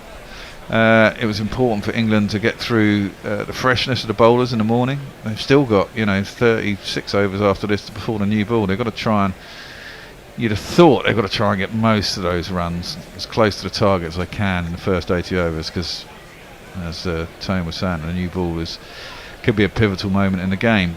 And ideally these two are still there when the new ball comes. If they do, England have got a good chance, haven't they? But long way to go before that. Hazelwood around the wicket to Stokes, down a track, inside edge onto pad, and Hazelwood boots it at the stumps, misses, and there's no run. 1 ball to come in this over. Then Shelley will take over for me on ball by ball. Messi will come back and do some socials, and I'll sit here and summarise after taking a little step out of the room briefly. Surprised not to see Head yet too. I think to the left armers. On a pitch that is turning a little bit, he's still a reasonable chance of getting a wicket. I think they don't really want to have to use Head. They know they're going to have to, but I think England will target him. Well, that's a risk, though, isn't it? Yeah, that is a risk, exactly. But I don't think there's that much turn. That way down the leg side, horrible ball by Hazelwood. Through to the keeper, and there ain't no run. So we'll have a switcheroo. Shelley's going to take over. Messi is going to come back and be Jason. And I'm going to stay here after having a quick move out of the room for a second. Well, before you go, Bear, there's a tweet to be read relating to you from Sock. He says, "Fuck you, Bear. The problem is that every batting club cricketer around the world is now going to argue any catch that is taken close to the ground and refuse to... No, fuck off, Sock. Fuck off, Sock. He turned his hand over and ran the ball along the ground. However, anyone is arguing anything other than He basically supported his body weight with the ball. All he had to do was keep his hand up the other way, do the same thing, and it would have been out. I don't know what the problem is with this. It's clearly not out. Anyway, that's my view. I knew we'd get some good radio out of that tweet. So green into Duckett, just quite outside the off stuff, left alone. Through to the keeper. Messi, have you been able to see any tweets, or have you used up your quota for the day? I'm seeing the Gorilla Cricket tweets. I'm not seeing my own tweets. It's really weird, but it's because I'm using TweetDeck, I think, which means that these aren't seen as my tweets that I'm reading. They're Gorilla Cricket tweets, so it seems to be all right at the moment. Okay. Do you have anything else? Because that was a great one. Yeah. Leah says Elmo is throwing a tantrum because his girlfriend left him for a trans woman. God. Green in to Duckett and trying to do a swat, I'm going to call that, but only made it into the covers. I've also tweeted onto our timeline a link to an article from Forbes about how to get around Twitter's new rule, which is about using TweetDeck to do it. So you might find that useful. Green coming in again, facing his Duckett towards the body, defended into the covers for a single. Yeah, I just think it's a ploy to get some extra money. I think. Absolutely. Really. I think if he leaves it there, it'll kill Twitter altogether, I think. Yeah, I don't disagree with that. I was shocked to see it. Firstly, I had to go look what scraping was yesterday.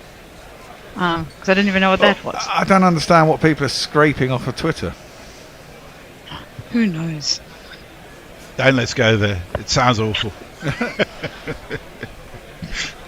Green into Stokes and hit onto the leg side to the boundary, and it will just be a single. Do you think they've decided consciously we're not going to hit anything in the air? Every pull we're going to get on top of, and it's going to go down into the ground. If we don't get forwards, we don't get forwards, but we're not going to get out this time. Yeah, but I also think the old ball's allowing for that. I think at the beginning if they'd used the new ball to do that, I think it would have rushed them a bit more. I think this has become quite placid wicket with an old ball. They think they've got the time to do it. That's true, but England were doing it with a 95 over ball. Green into Duckett and hit into the covers, going down to the boundary to head, it looks like, just for a single. Yeah. But no, I don't want to comment on that, because at one point yesterday I got so bored of literally bounce after bouncer, leg side bouncer. I was very much. Yeah, it's not. It's weird because you don't often see that in England, but I mean, clearly both sides have decided that this wicket is so easy. The only real way to get out. And it's interesting because everyone coruscated England, and they did. They got themselves out in stupid ways. But in the end, Australia do as well. And I think the point is. Yeah. So Green in and towards the stumps to Stokes and pushed into the offside. Had to scamper through, but just a single.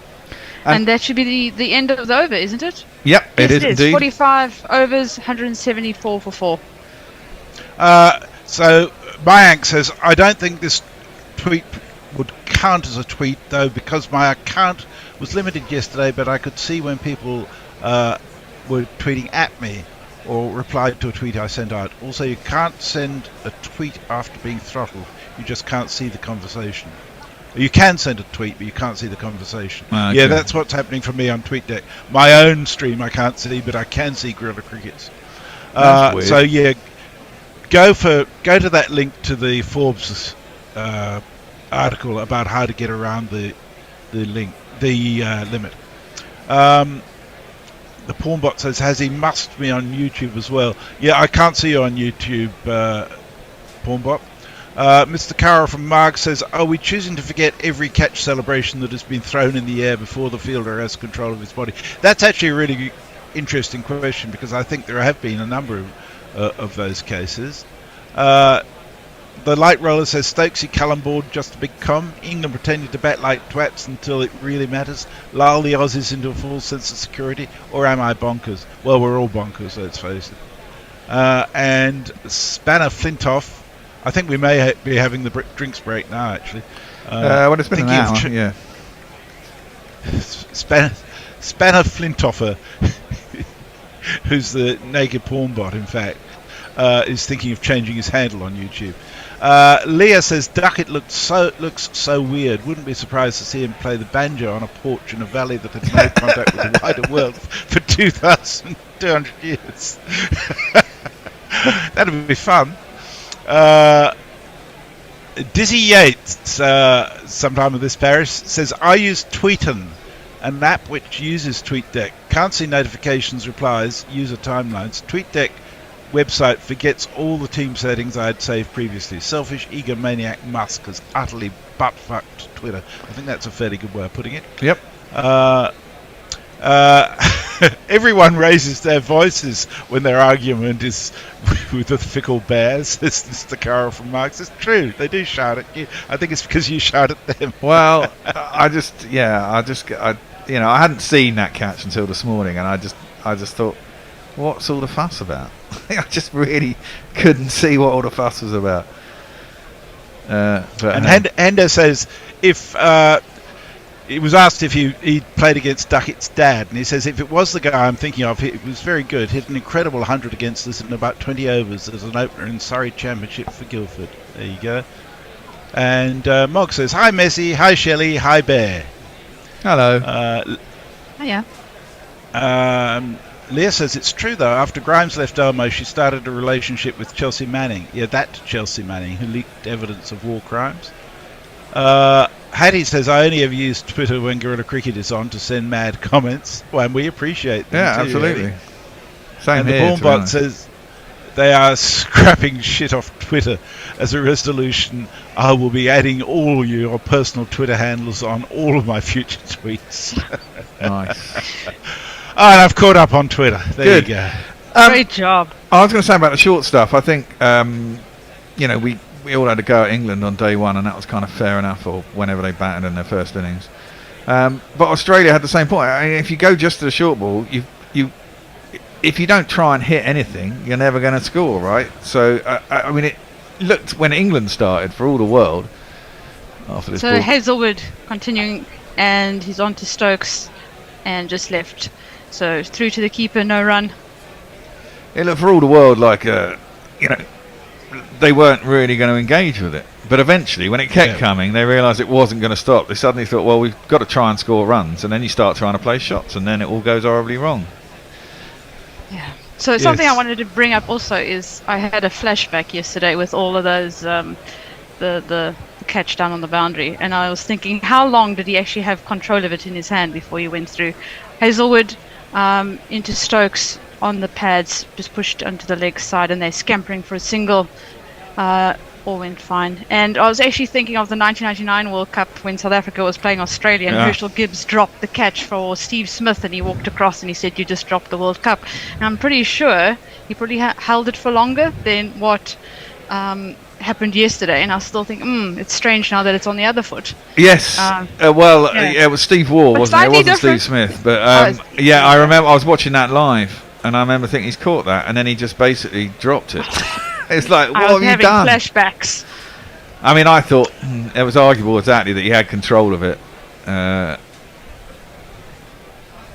Hazelwood in and pulled onto the leg side, and it's running towards the boundary, and that should be cut off, and should be 2. Yeah, cut off by head down there. Yeah, because that was a really weird one, because he did actually catch it, and then he kind of went to throw it up in celebration, but just dropped it, didn't he? And you could almost say, well, he just dropped it in celebration, but yeah. I do. I'm pretty sure it was held for longer. It was. Than yesterday. Yeah. I mean, he did actually catch it. He just then went to throw it up and drop it instead, and that's what kind of gave it away, really. Yeah. Well, it's interesting in baseball that I'll wait for this ball. And attempted a pull, clipped the top, and gone through to the keeper, and that's out. We were just talking about that they've been doing so well. And he still didn't get 100, and I could hear Hendo screaming next door. That's unfortunate. But it's got up above head height. That one has got too high, and he's flapped out. It's got a big top edge. Good take by Carey, though. Didn't get enough elevation on it, but that's what happens when you're playing it above your head. And he's a short man, though, so a lot of it's going to be above his head. And then we have to say goodbye to Duckett. The crowd says, the crowd says, the crowd says you're out. He'll be upset. But Yeah, now, it almost looked like a windmill shot. It was so high. I think Yeah. He was just trying to. I don't really See, know what they're trying to do. I think so many of the batsmen on both sides have not actually learned or practiced their techniques against short balls, that they just don't know what to do with them, one way or the other. I think there's also we forget how little time you have to react to once you commit. It's, especially on that side of shot, it's difficult to change your commitment. And he'd obviously committed to the shot, got a bit big on him. Oh well, Duckett is out. This is our last real hope. These two have to get most of the runs between them. I was hoping for a much bigger score partnership for there to be any hope for England, and just for some entertainment for the day, because and just so that the Ashes continues to be, because 2-0 down, I think it's pretty much over. Whereas if they could have stayed this off a bit, but Johnny Best on his way in. Do we have a nice jingle? We do have a nice jingle for Johnny B. It goes like this. Oh, Ben. Johnny Best is smarter than the average besto. Johnny Best has been this good since daycare, so all put on your wigs and let the crimson hair flow. I want the Pope to give him his own large prayer. Oh, he can hit the sixes, although it's so dark. He'd even run a 10 at Bradford Park Avenue. No other Yorkshireman can compare. I tell you, Johnny Best is smarter than the average besto. there we go. Johnny B. Well, They're just doing the replay of the catch. Very well taken, but back in to Bairstow and pushed into the leg side for no run, straight to the fielder. it's always a danger when a new man's at the crease, isn't it? You've got to get yourself in, nothing on the board. And I think we straight into the bowlers after, if there's another wicket falls. Well, that's it. And it's going to take some Ben Stokes crazy heroics if anything's going to happen. You'd have thought. I mean, if the next wicket goes down, you'd think it's pretty much over, don't you? I mean, there might be some flapping about, but the inevitability of coming. Yeah, I mean, we all say that the series will technically still be alive. Hazelwood in and left outside the off stump, straight through to the keeper for no run, and that's the end of the 46th over. England 177 for 5. The Bournemouth says, cricket PTSD, Shelley? I have a tincture for that. And over on... oh, bloody hell. Sorry, I just closed down YouTube. History, where are we? Oh, you idiot, Jeremy. Sorry, here it is. Over on YouTube, Malcolm Kirkwood's with us. He says, WinViz now says England 1%. I'm off to the indoor market for 3 hours in the heat wave. And Tom Sear said, Bairstow under more pressure than Bowie and Freddie. No, WinViz has that England baseball 10%. catch thing. I was going to say, in baseball, because the ball is not dead when you catch it, if there can be a double play, they've got a thing where if you've had control of the ball and you go to transfer it to your throwing hand to throw, and you drop it on the ground, it's out as long as you control the catch. So, thinking back to the World Cup thing, you could almost say that's the same sort of thing.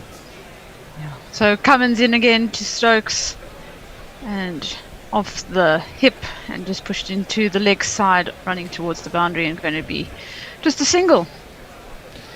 And that's the difference in bounce. One actually went through, didn't it? Got up on Duckett there. Yeah. But, is it dead? I mean, we all expect it to be dead, and we can't see England coming back. But I think these two tests, England could quite easily won that first test. Should have probably won that first test. Bar a moment's madness at the end of the first innings, which is all self-induced. They may well lose, probably look like they're going to lose the second. They've got to have belief. But it's all right, Bear, because they felt like they won anyhow. Well, exactly. It's fine. Don't worry. But then England have got to go, right, OK, we're 2-0 down. We've got to win at Headingley. Obviously, if they lose, then they can't win anyway. And Australia will be absolutely cock-a-hoot to go 3-0 up. But, if England were to come back 2-1 with 2 to play, make it really fucking interesting.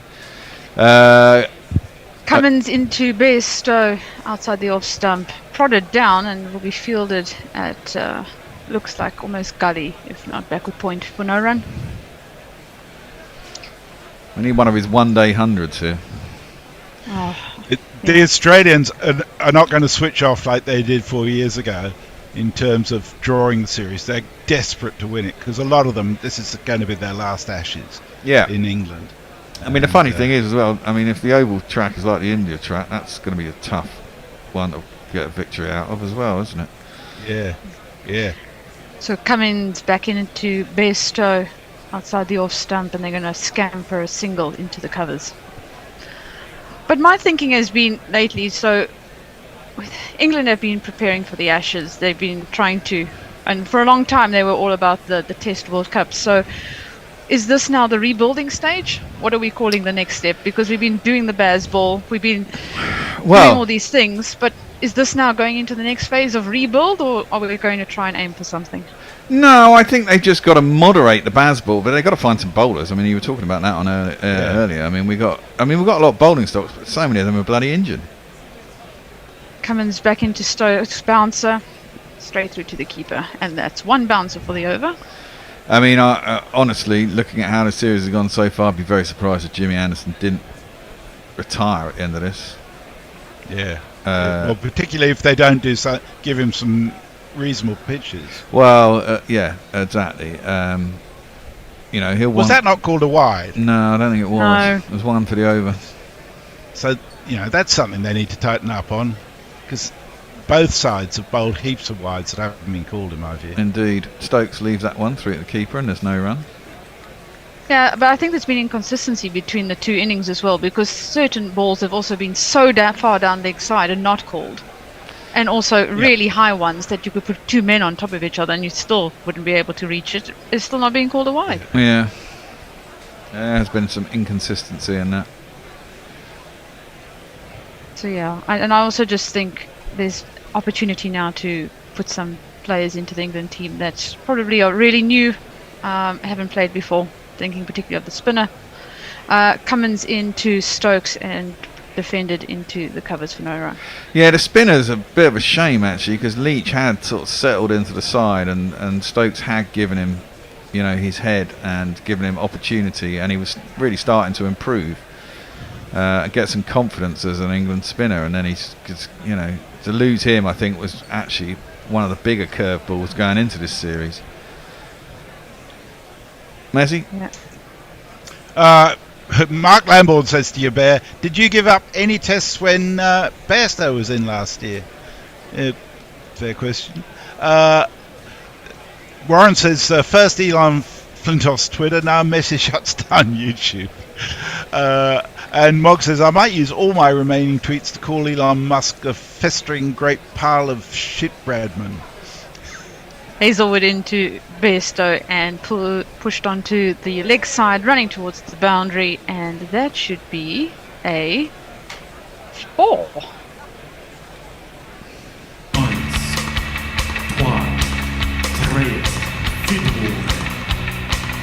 That was a nice shot. Just clipped sweetly off his pad. I mean, that's what he does. But if he misses one of them, he'll be LBW. But just letting you know. He does miss those as well. Huh? Were they cheap seats at Lord's today, or did they pre-sell these ones as well? I imagine they pre-sold them, but usually the fifth day tickets are cheaper, aren't they? They're like 30, 40 quid. That Hazelwood in again to Bairstow and again put onto the leg side, but they are running, it looks like, just for the single. I would have loved to be able to get into even the fifth day, but the prices for these Ashes tickets skyrocketed to such levels that, I don't know. It's not for the average person. No. Lord's tickets are like 150 quid, 160 quid, aren't they? For the first 4 days. Yeah. I was even commentating for the ladies' Ashes test, and the affordability between South African men's cricket, ladies' cricket, and compared to the men's Ashes is unbelievable. Yeah, Just the disparity between all the different countries and formats, unbelievable. Hazelwood into Stokes. Oh, played at it but misses the outside edge, straight through to the keeper. It was good to see them get 20,000 at Headingley last night for the T20 Ashes game.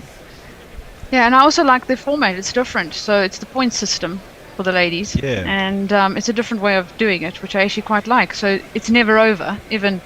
Well, it will be if England lose the next game. Yeah. I mean, they've been good. They've been good matches, haven't they? I mean, the test was exciting. Yeah. I kept an eye on the T20, and I had to watch the last 5 overs yesterday. England were always slightly behind it, though, weren't they? Yeah. Hazelwood in again to Stokes and prodded down to the boundary, and will just be collected and through for a single. But yes, I'm really enjoying the ladies' cricket, and it was so nice to have some Test cricket as well. Really doesn't get played enough in the ladies' game. So yeah. Can I just say thank you very much, Haroon Sharif, who's just donated us 222 rupees, which I'm not sure how much is. I think it's 20 quid. And he says, honouring Bazball and Gorilla Ball. Thank you very much, Haroon. More of you should do that. That's brilliant, Haroon. Thank you. And this is Hazelwood into Bairstow. And driven into the covers, but straight to the fielder for no run.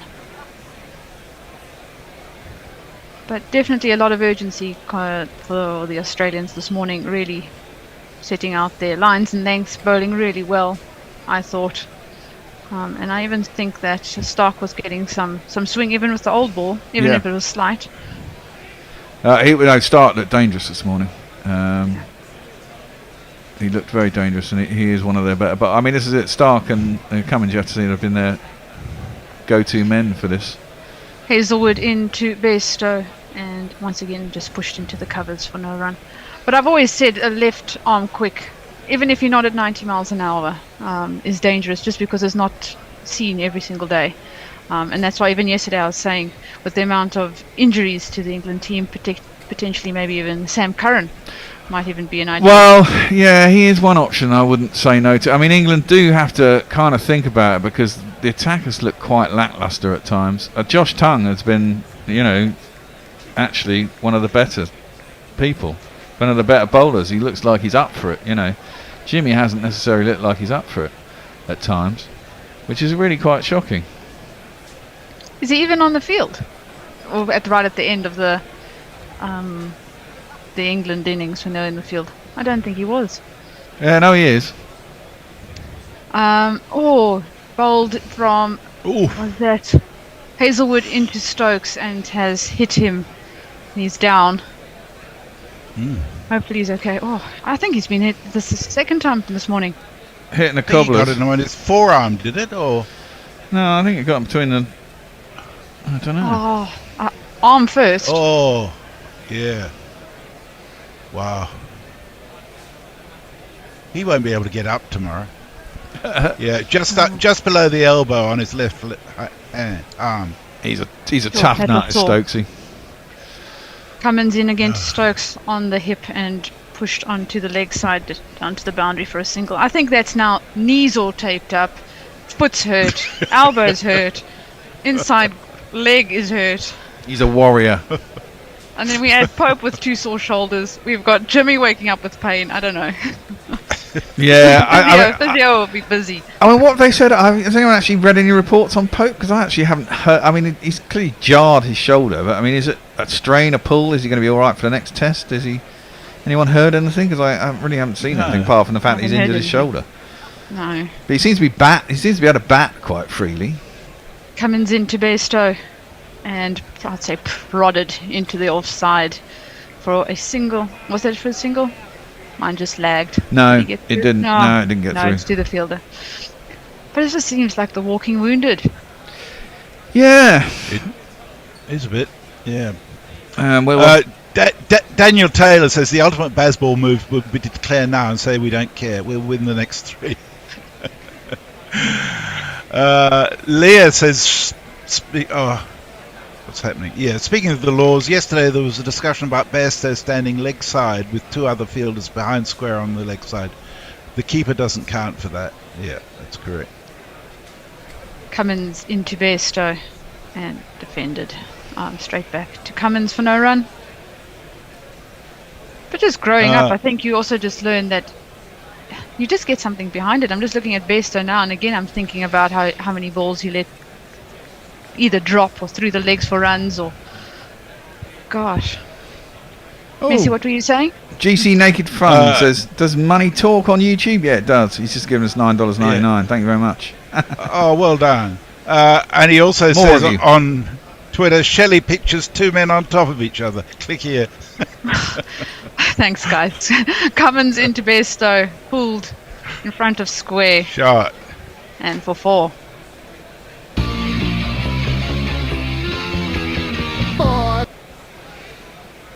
That was a nice shot. England move on to 190 for 5. Wow. Mr. Carroll from Mark says it was £160 to get in on day 2. That's crazy, isn't it? I don't even think that's... I think I even heard of higher than that. Oh, It's yeah, ridiculous. Yeah. He says not sure why they get the idea cricket is elitist. Yeah. Cummins into Bairstow. Ooh. Oh, played just outside the Ooh. off stump. Cut almost back in. Rolls through to the keeper for no run, but that is pretty close to the stumps. We'll do a change. Tone, are you there? Tony, come in, Tony. Tony, You'll have a Tony, the most forgetful man in the world. That's well. I've not forgotten to get here. Ah, you're too late. You've got a 40. You missed your You've got a session. 45-minute session ahead of you. Yeah, I realise that. Messers, before you go, is the afternoon session then a standard 2 hours then? Do we No, know? it'll be 2 1/4. It's That's 2 going to 1/4. be an extra 15 minutes at the end of that, assuming we get there. Yes. I'm handing you over. Thank you very much indeed. Who am I Okay, handing it to? is Jason there? Jason should be doing tweets. Yeah. Perfect. And I'm doing I'll a just summarising. Shelley's I'll still wait to here. tell him. Fantastic. I'll wait to tell him. Well, if you can tell him that Mog is the next tweet.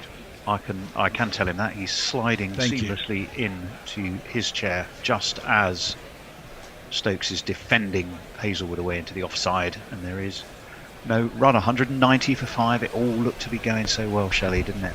It did. And then my happy moment while Messi was on now is I actually joined the commentary yesterday just after lunch, and I've never seen Messi so disappointed in life with all the bounces, and to see him smiling and happy today is a good thing.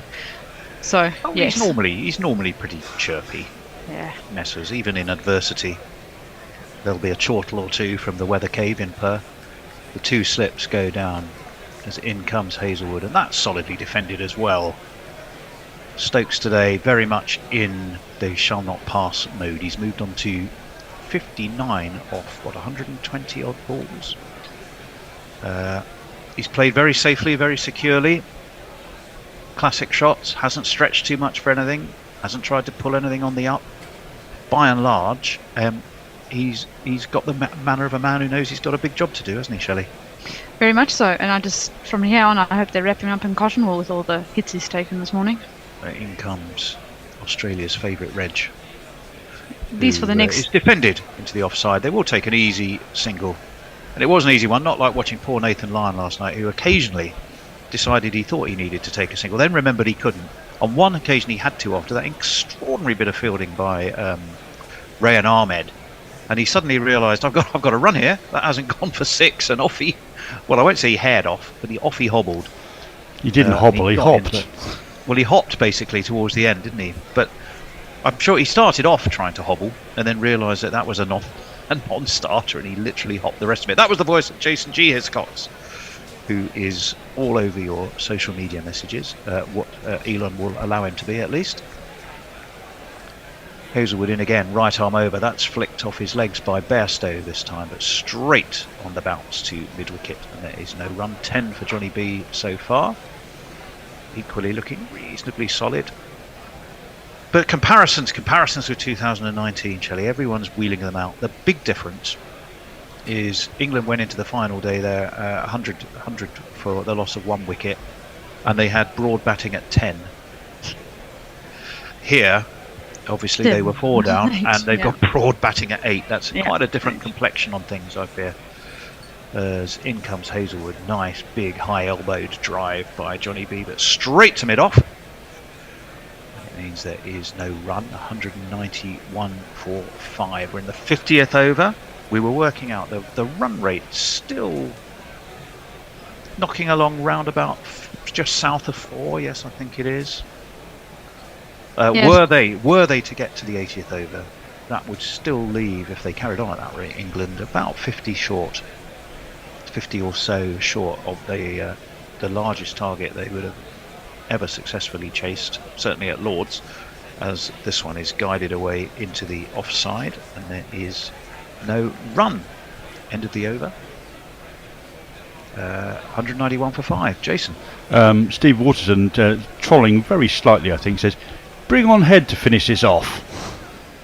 After his double wickets yesterday. We've had a donation from Jigny's Workshop on YouTube. Thank you very much. He also says, "This beats TMS. Great show." Oh, that's very kind. And I just misled people, by the way.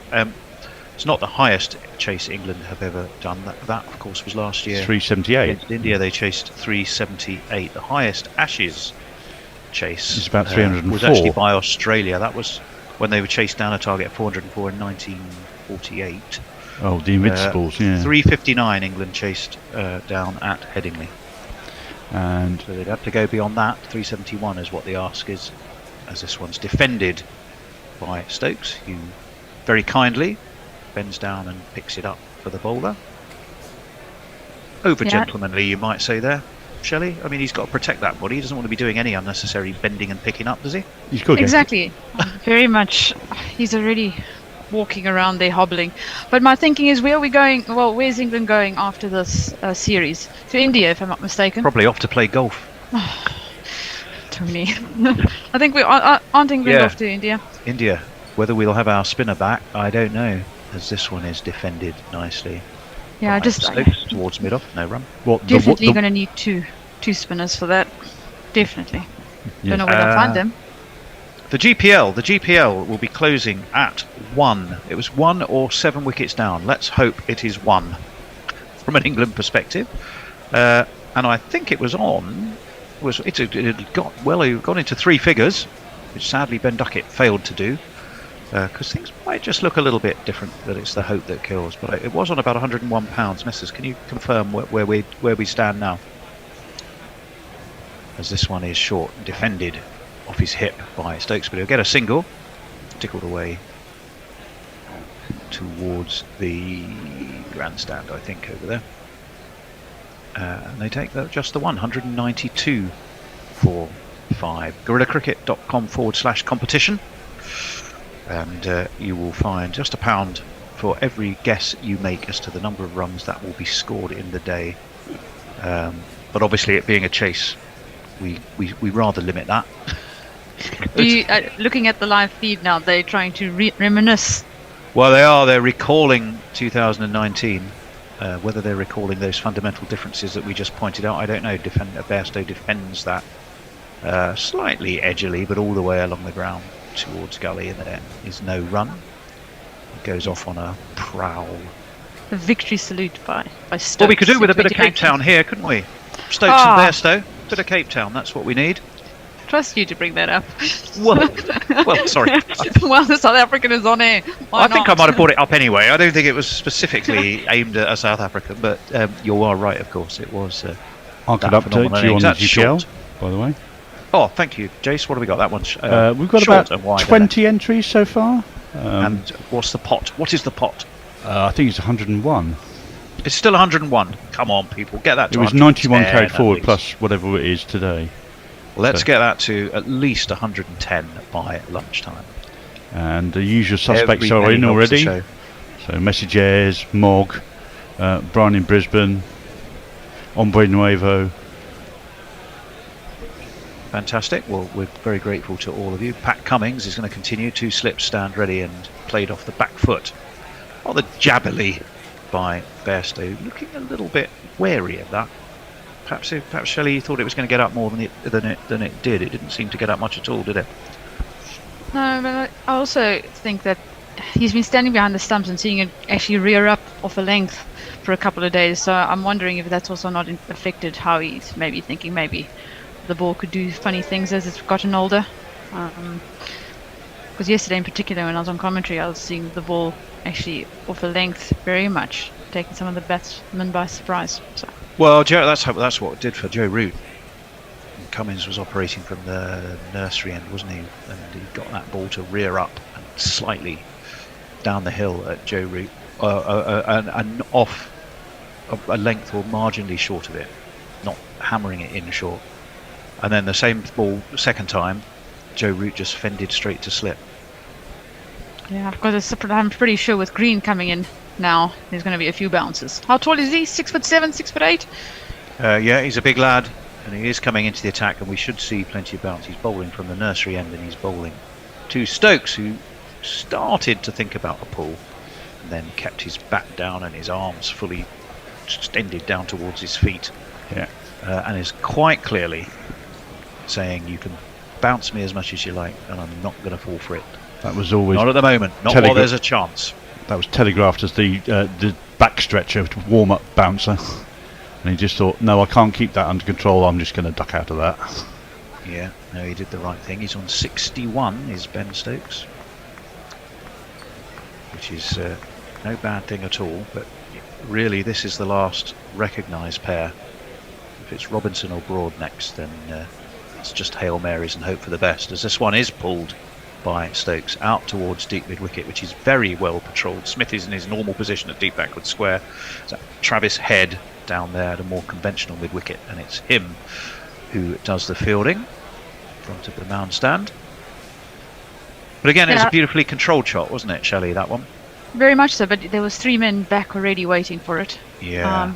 The other thing I was thinking about is we've seen Head into the tack, and I really think just with some of the rough outside the leg stump, it would be interesting to either see Labuschagne or Smith coming in with some leggies if Australia were looking to do something with a bit of a surprise, particularly with the bowlers. You've got Head, Labuschagne and Smith, all of whom can fulfil the part-time role.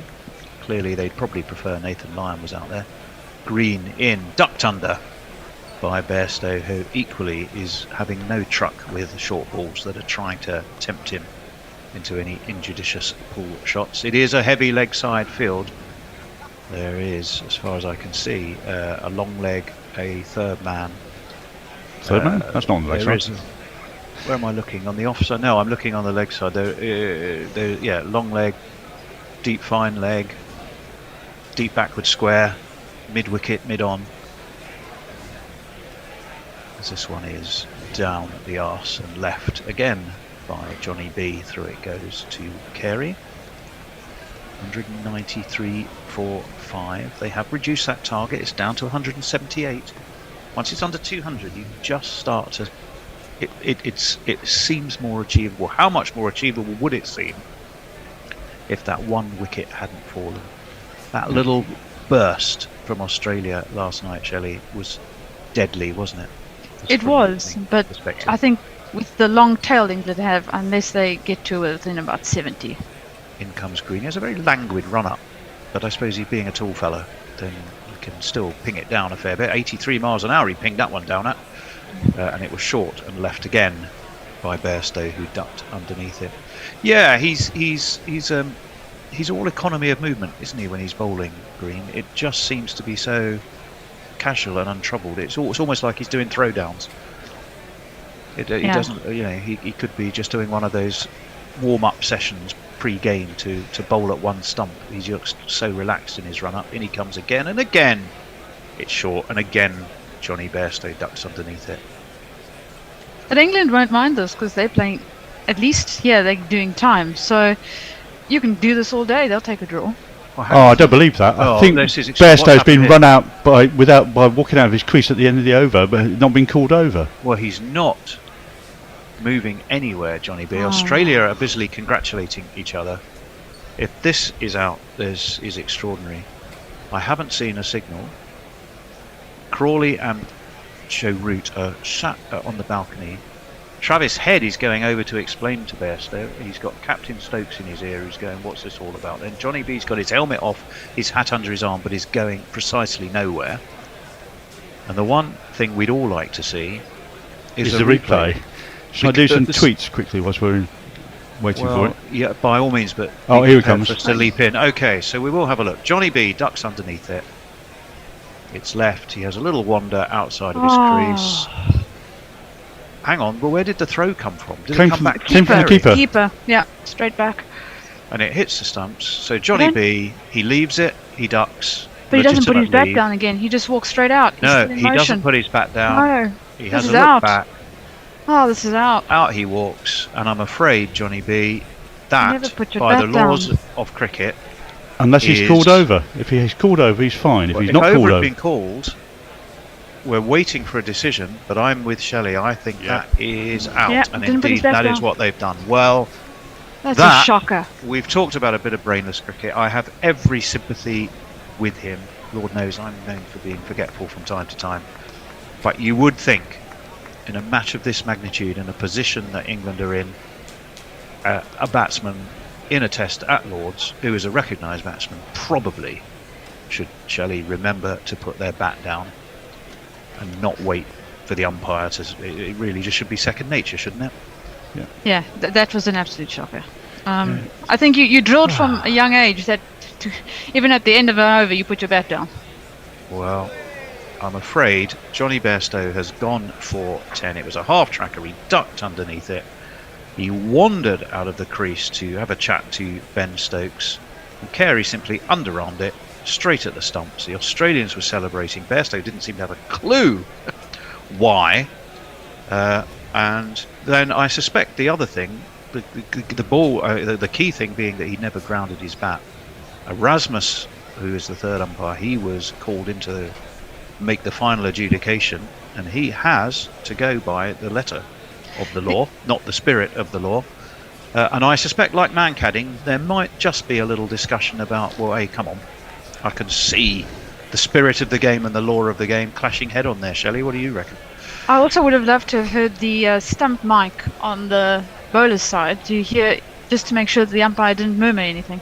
I think that was also important in that. I wonder if they listened to that on the live feed. Well, we're going to watch it several times again. Johnny ducks, Carey takes, Johnny wanders, the bat's not been grounded, Carey throws. No, I don't think so, because By the Stokes would have letter heard of it. the law. Yeah. So the over hadn't been called. Because then it would have been dead ball. So, And I'm afraid Green, of course, has literally no idea what's going on. He's just he's an innocent party in the whole thing. He's going, well, what happened there then? Everyone's congratulating everybody, and cameras are closing in on the gimlet-eyed Carey, whose innocent eyes, I frankly think, are possibly a tad less than innocent. But the law is the law. Bairstow, who's not had the finest of test matches in any manner of means, has had to go. Broad, the left-hander, but it's Stokes who's facing, of course. He's steered that tidily and confidently away to leg. Pat Cummins has got a big smile on his face. Ben Stokes has got a big smile on his face. I wonder if that conversation, Shelley, is something along the lines of, well, he was just an idiot, wasn't he? And Ben Stokes probably going, yeah, maybe. they're showing it We're going to again. watch it again. How far had he walked? I'm not kidding. He was literally halfway to Maida Vale by the time that throw came in. He's And at what we're least actually seeing, four no, what we're paces. actually seeing, to be fair, is they're showing that he had done it. A serial offender. He'd done it many times before. That was the point. Stuart Broad's going to be on strike anyway. Didn't help that. Shall I Ben jig him up? Stokes single. You can. He may not be here for long, but you can try. Sweep the leg, Brody. Got the best headband around. Something has gotta keep her down. Got the best headband around. Your ego ain't gonna be kept down. Got the best headband around. Even though your hair is thinning now. Well, I don't want to hear any more Australian bleating about the laws of whether a catch is caught or not after that. Thank you very much. As this one is guided to backward point, confidently enough actually by Stuart Broad. Lifted a little bit. Tall man got nicely on top of it. And there was no run. All that controversy yesterday about if you take a catch and then basically slide as a penguin might on ice with your arm down and the ball grazing all the way along the grass, whether that should count as a catch. Of course it shouldn't. You just sense there's a little bit of payback that England have got there. Oh, and that one rose from just short of a length. Cummins rather kindly is checking after Broad's welfare because he New simply helmet. turned away. Yeah, that's another didn't he, delay. and waited to be hit. Yeah. He had no clue. Did it actually hit him on the head? I think it It hit on the side of the arm. helmet. Oh, did it? Well, we're going to have a little delay then. Yeah. Let me get through some tweets because we're a fair bit Why behind. don't you, Jason? Leah says, talking about it being Pride Day today, the progress flag has been updated. Get with the times, and sends us a picture of a very, very multicoloured Pride flag, which has used all the Pantone colours it can think of, basically. Ross Madi says, evening from Gorillas. These two have got to be there by tea. That's how long ago this was. On the topic of spinners in India, Rian Ahmed should be near or at the top of the list. Yes, if his bowling improves. It hasn't been particularly good this season. Muttley says, woof, afternoon primates. Love and sausages. Warren says, does Messer have any GPL guesses that have England winning? Let me have a quick look. I think the answer is no. Funny that. No, he doesn't have any. You got just under 10 minutes now. Oh. The highest guess at the moment is 259, which would still be some way behind, I think. Yeah, we're just waiting. Can I jump in with a Yeah, I just want to say the ball is dead when it is finally settled in the hands of the wicketkeeper or of the bowler. Yeah. Well, now, it was clearly in the hands of the wicketkeeper. So it was clearly in the hands of the wicketkeeper. However, you go down to 20.2, ball finally settled. Whether the ball is finally settled or not is a matter for the umpire alone to decide. So the umpire has made the decision that the ball wasn't finally settled after this ball. But still sent it to the third umpire. Stuart Broad is back and ready. And again, it's short and it's popped up, and it's the man at forward short leg was at Silly Point was clearly going to be interested. In fact, it went down towards slip, and Broad survives. But they're pretty confident, I think, that the best way to get Stuart Broad in trouble is to drop the ball short at him. Hendo, you were saying. Yeah, Tubby Taylor on Sky has said it was a bit like the catch yesterday. It was nothing like the catch yesterday. I want to make that point, and at the very least, it is truly unsporting conduct, in my opinion. I agree with that. I would go along with that. As I said, it'll open that debate of the spirit and letter of the law. This one is, well, he's worked off his hip in the end by Stuart Broad, but let's say more of a flinch than a deliberate shot. But he's got himself a single for it. Added 1 to the total, and England move on to 195. But crucially for 6, and crucially, they've now lost Johnny Bairstow as well as Ben Duckett. And an end is open now. Oh, well, and an end is open. Well, I wonder if Ben Stokes has got a little picture of Jack Leach in his trouser pocket that he was just sort of showing very quickly to Stuart Broad when he came in. He says, all you got to remember, Jack, this is what you got to do. Just stay there. Leave the rest to me. All you got to do is stay there. But I have more faith in Jack Leach to stay there for a long time than I probably do of Stuart Broad, whether he's night hawking, day hawking, or whatever hawk he thinks he is. This one is nicely defended by Stokes, chopped down to backward point. He'll take a single. And Cummings, of all the bowlers, I think has been the best at getting the ball slightly short of a length, but getting it to really rear up, and that, Shelley, is the benefit of the extra pace that this Australian attack has, I think. Absolutely, can't agree more. And I just think, unfortunately, I don't see a repeat of 2019. I think they were showing now that Stokes in that game got 115 in 2019. He'd have to get a lot more. Plus, we don't have Leach. Plus, yes, a whole lot of other psychological things that have happened. I'll tell you something else. I suspect that will be the last time in Johnny Bairstow's career that he doesn't ground his bat after every delivery he receives, especially if he ducks out of the way. Jason. Mog says Johnny Bairstow is not fit for purpose in capitals shouting. Mr. Currell says, I'm looking forward to Bear's thoughts on this. Yes, there could be a Bear snarl after this. Well, we wait for Green. He's in. Oh, what on earth has happened there? Stokes has looked to pull Green, and he's literally thrown his bat away. The bat went further than the ball. The ball was nowhere near. Carey, the guilty party from the earlier, I honestly think somewhat less than gentlemanly, but possibly instinctive behaviour. At the end of the day, a professional sportsman is a professional sportsman. He kindly wanders across to go and get the bat for Ben Stokes. You can't ground a bat you've thrown away, but his back leg was there anyway. and it's now safely back in the hands of its rightful owner, which is Ben Stokes, the England captain. He's on 64.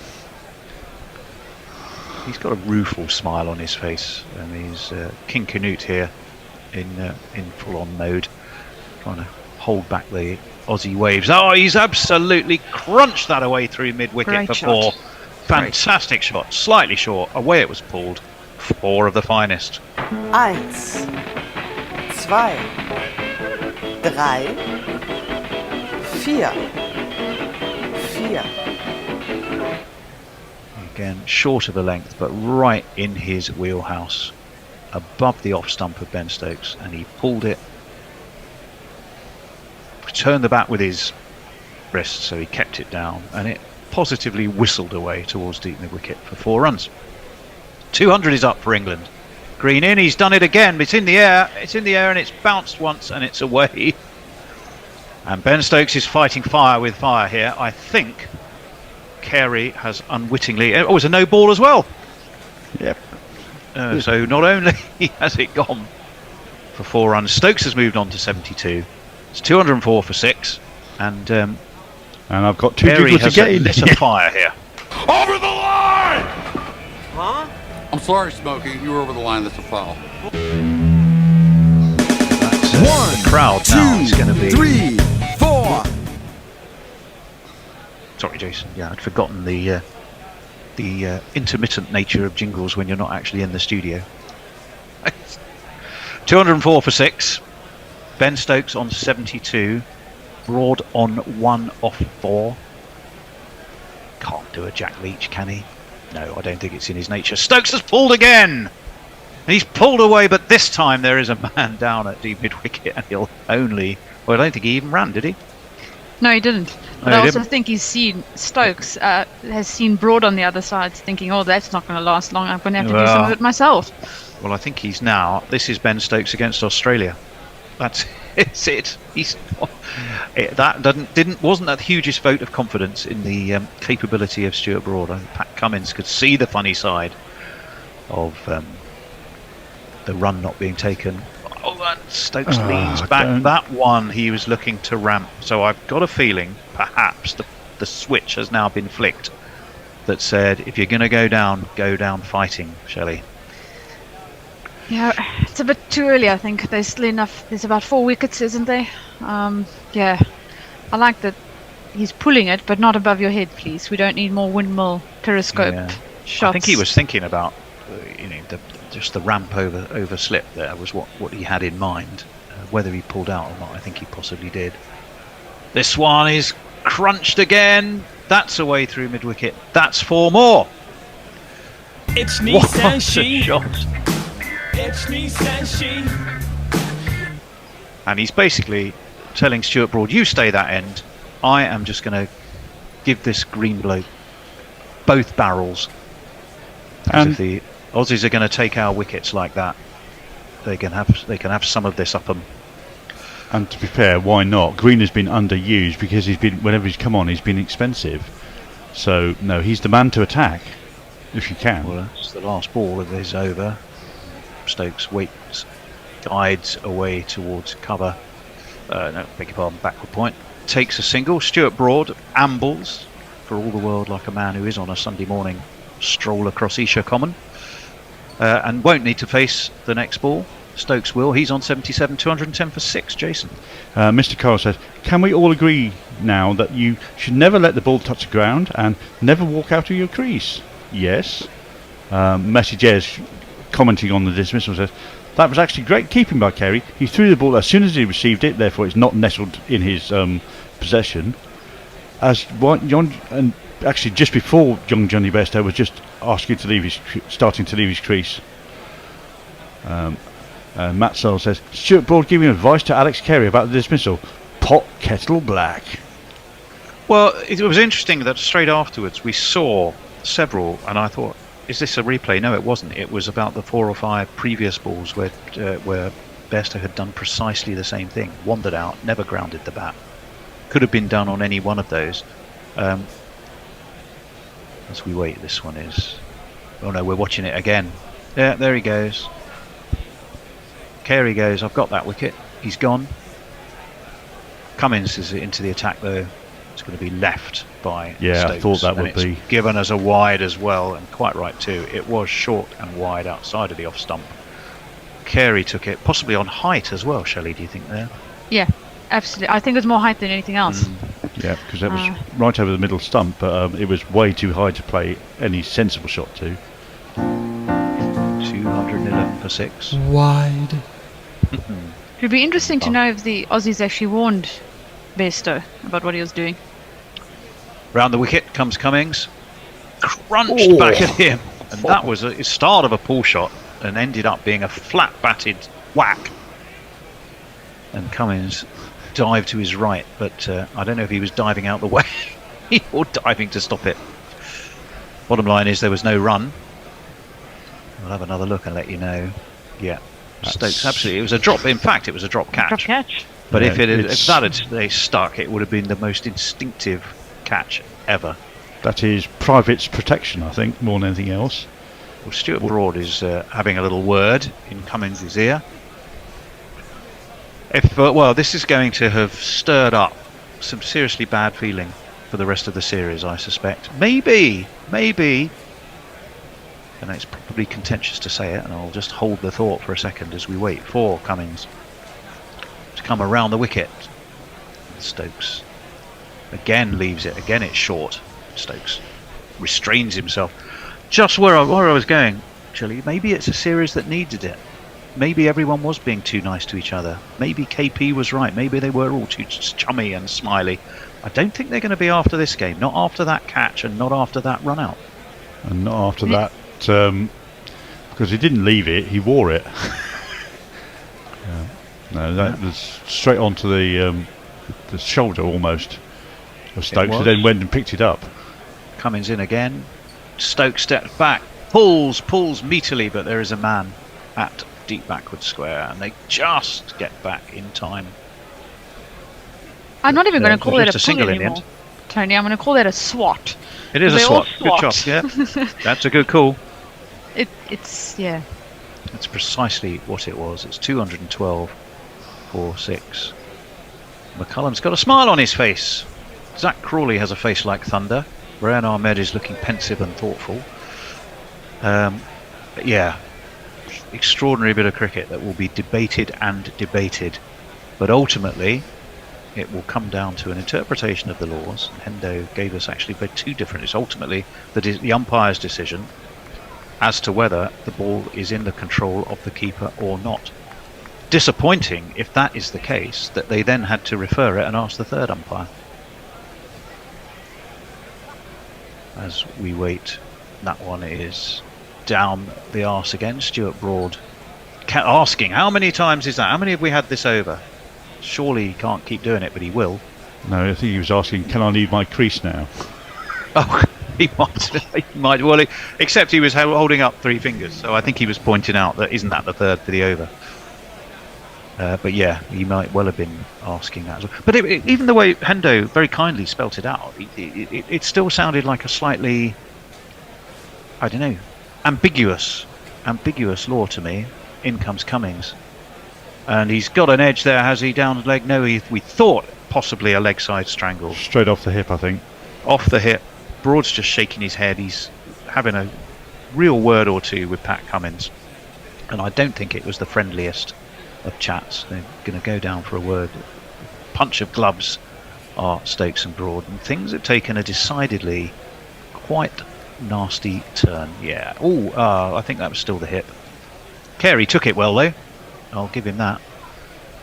I won't give him much else after this morning, but I'll give him that. Alex Carey. Max C says, just remember, we're the bad guys. The Aussies, I mean. Don't forget that. Well, yes, historically, possibly. Historically, actually, that's quite hard to argue. And, Cummings in again. Oh, that's short, and Broad flinches, and it's past him, and it's through to Carey, and there's a warm round of applause, of English applause. Be interesting to see how much applause is coming from that sea of where they were all at the top of the Compton stand. I think the gold and green Aussie tour party with Merv Hughes and Stokes and Broad in deep discussion. It's 212 for 6. What are people saying, Jace? Well, Cricketing View doesn't agree with Hendo. He says that's just feebly poor. Mog says, Tony never ever even joked KP might have been right in any discussion. Fair enough. Jersey Oak says, looks like Broad is expressing a candid opinion on every Aussie player at every opportunity at the moment. Yeah, it's gosh, it will be debated forever. And Messages also comes in. No, Tony, the only thing the third umpire was ruling on was whether he was out of his crease. The call that the ball was not dead was the on-field umpire only. Oh, well, I didn't think you needed to go to the third umpire. This is smashed by Stokes, but doesn't really quite get hold of it. And it's not. It's gone through Hazelwood, who is down there on the long on boundary. I thought he was going to stop it. He did a fantastic piece of Scottish goalkeeping and dived over the top of it. Left a massive divot. Massive divot. Left a huge digit, which like a good golfer, he has replaced. But it's still 4 to the score for England. Now my innings going, great guns, I hit the ball, 4 runs. Green in again, left this time by Stokes. Given as wide by Ashan Raza. So whereas it seems Mr. Gaffney doesn't seem quite so keen, Ashan Raza is prepared to go. No, that's a wide. What was? Oh, I think he sort of. He did. Knee dug in. That's why. Yeah, his knee dug in, and his foot got a bit. He could have twisted his ankle quite badly there. Net result was it wasn't very pretty. Through him it went, and 4 runs it was. 217 for 6. Green in. That's pulled high. Has it been pulled far enough? Yes, it has. It's gone all the way for a maximum 6 runs for Ben Stokes, who is absolutely on the charge. He is riled and he is ticking.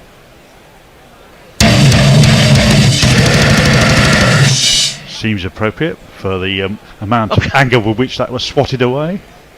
Well, I think so. Unfortunately, I didn't hear the jingle. I worked myself up into a lather of enthusiasm there, and then it all went really quiet. And I thought, well, that was a bit anticlimactic. Who was underneath it? Labuschagne. He very quickly realised he'd have to have been about 9'7" to have got anywhere near that. What's Green got in response? Pulled high again! Is his man under it this time? No, he can't get a hand to it. It's Stark. It's in front of the pavilion, and it's 6 more. He tried to get a hand to it. It just, well, he did. He got 2 hands to it, but he was over the boundary rope, and it's gone all the way, and it's another maximum. Oh, I say, champ, give me any lip. Well, this is all the fun of the fair, Shelley. Goodness me. This is brilliant. Only needing 142 more runs. Only 142. Well, if he keeps getting them in 6s, who knows? In comes Green again. Short, pulled high. Where has he pulled this? He's pulled it way over, deep backward square. It's 6 more. Extraordinary stuff. And it's 100 up for Ben Stokes at the same time. My goodness me. You came out of your hand and into my zone. Now it's up in the stands. It's a 6. It's beautiful. 136 is what England needs. Should we celebrate that century, Jace? 10, 20, 30, 40, 60, 70, 80, 90, 100. Congratulations, sir. You are a centurion. Oh, he certainly is. In what style has he brought that up? 4 the wide, and then 3 consecutive 6s from Ben Stokes, who has decided that the way to play this game now is to get after Cameron Green in no uncertain terms. Green, what's he got this time? It's Fuller. Oh, clever. I think Green took pace off that. Stokes checked his shot, guides it really out to deep mid-wicket, and this time they will just take a single, and it will mean that I think Stuart Broad will have at least 1 ball to face this over because of the wide, won't he? No, I think I'm not sure if he's not worked that perfectly. But no, it's definitely 1 ball left. 101 Stokes is on off 143 balls. If all that Kerry did was actually rile up Stokes so that we could have this entertainment, thank you very much. This is brilliant. Well, the wonder, yeah, you do wonder, would he have done this anyway because England are now down to Stuart Broad, and the only way to try and do this is to do it quickly, because trying to do it slowly will ultimately end in a slow, painful death? Or was the touch paper lit? Short. Oh, Broad rocks backwards, goes through to Carey, who may be wondering, oh Lord, what have I done? I think he'll be wondering that when he reads the newspapers tomorrow. But for now, it's been all entertainment, and it's been all Ben Stokes. It's 2:36 for 6 at the end of the over. Stokes 101 not out. And Jace.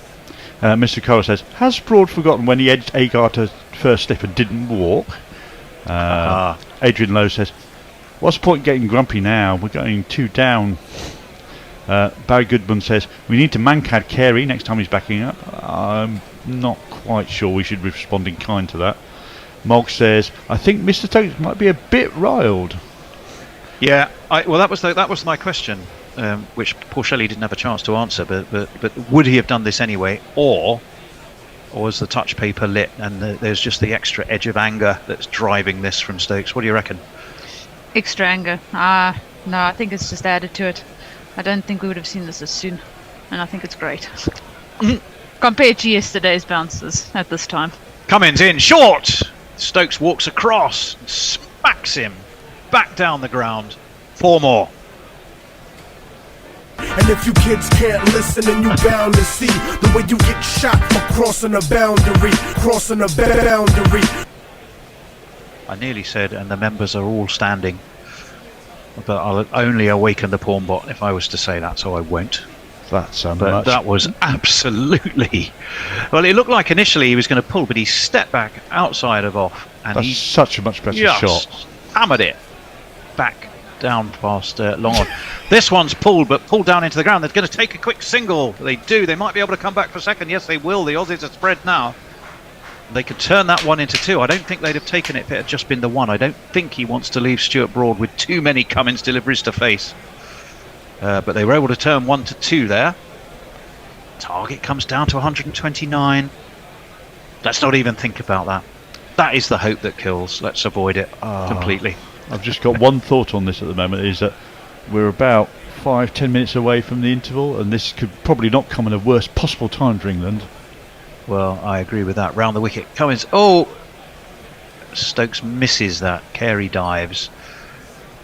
It was short and it was wide, and that was defensive bowling rather than attacking bowling, I think, from Cummins, don't you, Shelley? I think that's bowling not to get hit rather than bowling to take a wicket.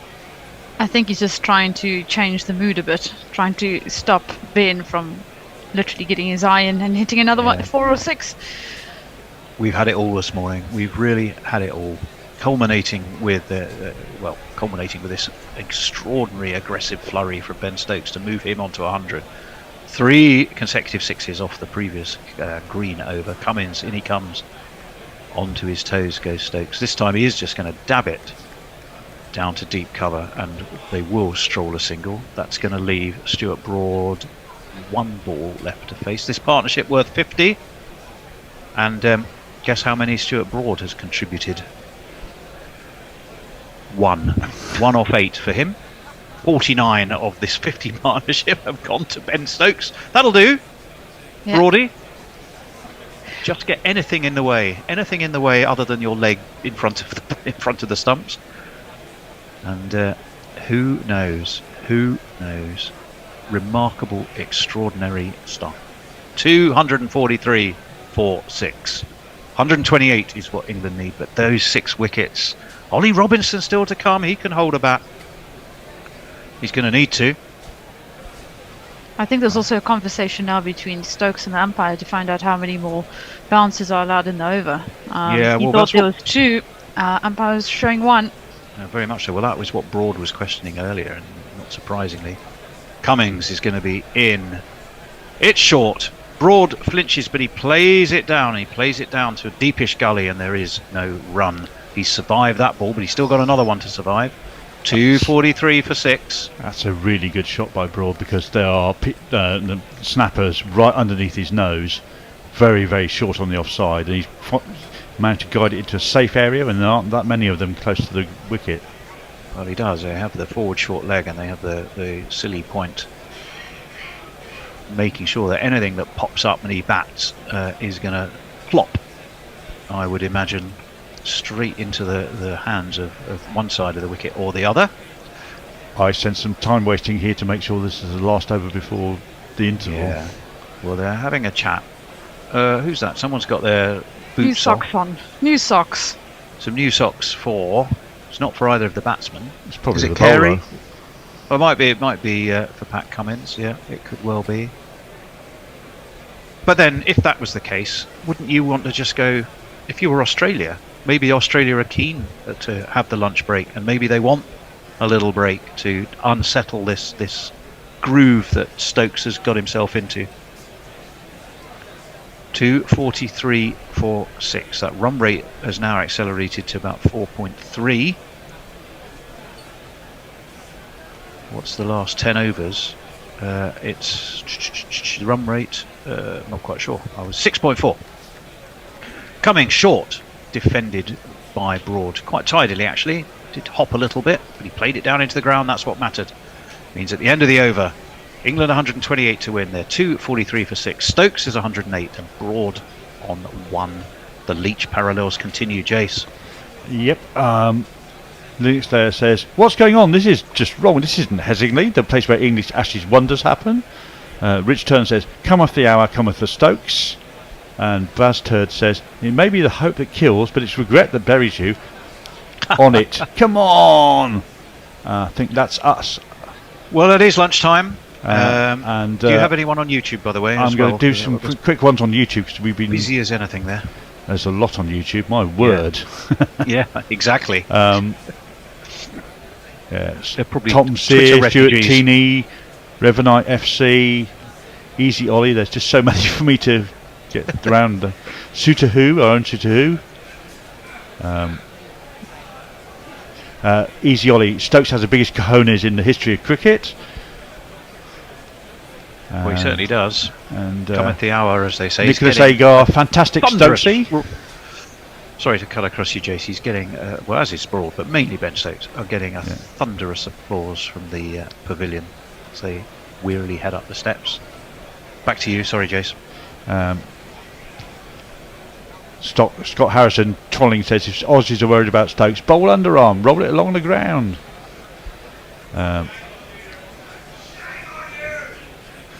And Easy Ollie says, Stokes is as English as pork pies and sausage rolls to me. Not quite. Well, 114 for 4. 114, I beg your pardon, for 4 was And where probably the last question started the before day. lunch. If England win this, is it more impressive than Headingley? I'd say so. Ask us if it happens. Yeah. And let's not talk about it otherwise. 114 for 4 England started on And this morning. can the Bear come in and decide what we're going to have for lunchtime? He can indeed. They lost Ben Duckett, who gloved behind to carry off Hazelwood.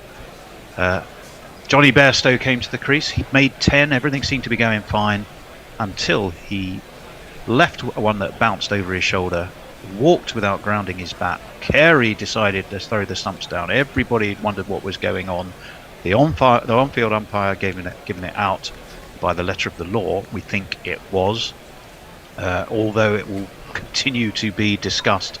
That set Ben Stokes ticking, who positively went for Cameron Green and carted him over all points of Lords, and had moved himself on to 108 in the process. Stuart Broad is trying to play the Jack Leach role. He's on 1 off the 10 he's faced. It's 2:43 for 6 at lunch, but England still 128 shy. Final thoughts, Shelley, and then the Bear, I'm sure, will set us up for some lunchtime fun. Yes, just ending off from me. Great session, I thought, from England. That was literally not even England's session, it was a Stokes session. I think it set it up really nicely. Nice and entertaining session to come after lunch, and hopefully more of the same. Let's get right down into the final session and let's see where we go. Yep, amen to that. Bear, what have we got for us? We're going to do a bit of Who's That Weirdo. I don't know which Excellent. episode it's going to be. Oh, they were all fun. But the Bears Whichever on one it he picks, they're all now. fun. So, Well, we shall see you in about 40 minutes, which by my reckoning will be at 5 to 2. Neil Mackenzie. Who's that weirdo? Dwayne Leverock. Shane Freed. Who's that weirdo? Chris Harris. Kevin O'Brien. Who's that weirdo?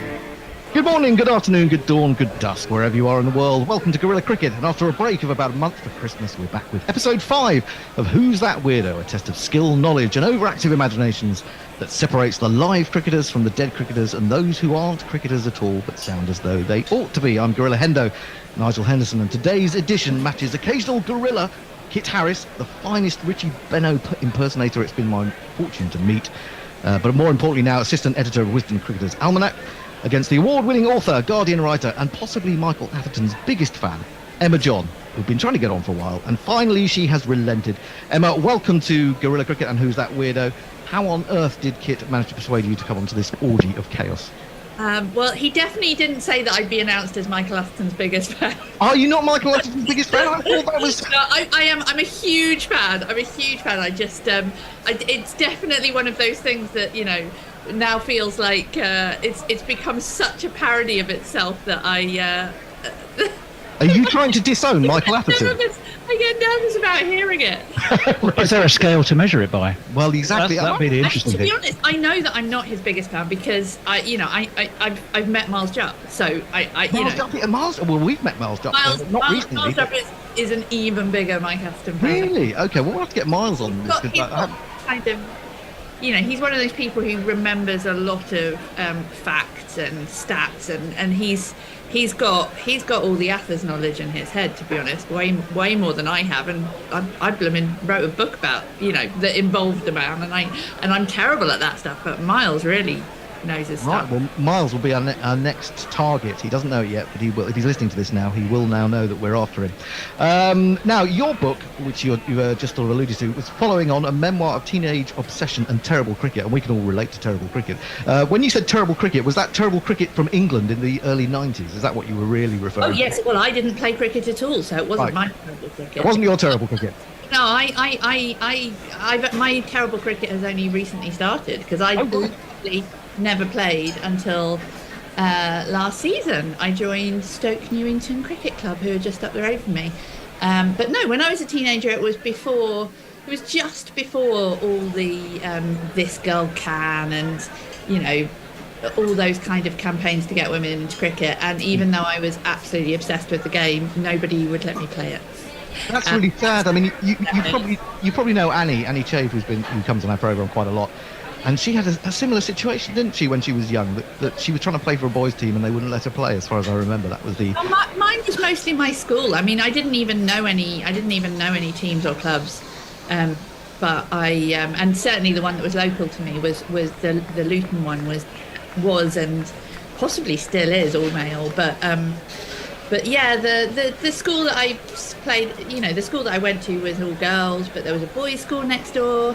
And once I was really in love with cricket, I asked them, you know, oh, could we, you know, we used to do the classic thing of in the summer it was like tennis or rounders. That was what we got to play. In winter it was lacrosse and netball, that was your options. In the summer it was tennis and rounders, or kind of athletics, which was always really embarrassing because that had also the worst outfits. And so I really wanted them to kind of, you know, maybe show us how to play cricket in the amazing facilities that the boys' school next door had. Right. And we were told no. And then eventually, when I did finally persuade them in sixth form, you know, we got one session, and the boys and the male teachers just laughed at us because obviously we didn't know what we were doing. So it was the most dispiriting cricket experience you can imagine, and certainly not one that any girl who went to, you know, who turned up to play in England today would find, I think. No, things seem to be improving greatly in that respect, don't they? I don't know really what's happening at clubs. I'm not that sort of involved with clubs anymore, so I don't know whether it's really growing as much as people are saying. Anyway, have you got anything else in the pipeline regarding writing, books or ideas that you're planning? Oh my goodness, that's always the worst question. I'm sure it's lovely for people who do have things that they can immediately answer, but for those of us who kind of maybe aren't as organised, I mean, I bobble along, having vague ideas, and then trying to work out if they will work. And I'm definitely in the bobbling phase. It's always a good phase to be in, the bobbling. Do you not think, Tony? But let's move on. That's an introduction for Emma. Let's talk about Kit, who he's just become an author. Bobbling would be a very good name for a have you bluegrass not? artist, though. Oh, true, it would, yes. Kit, if you're still there, are you still there? I am still He's here. still here. He is still there. You have just published your first book, I believe, which is called The Queen at Cricket. Tell us the idea behind this. Is this every game that the Queen has ever witnessed?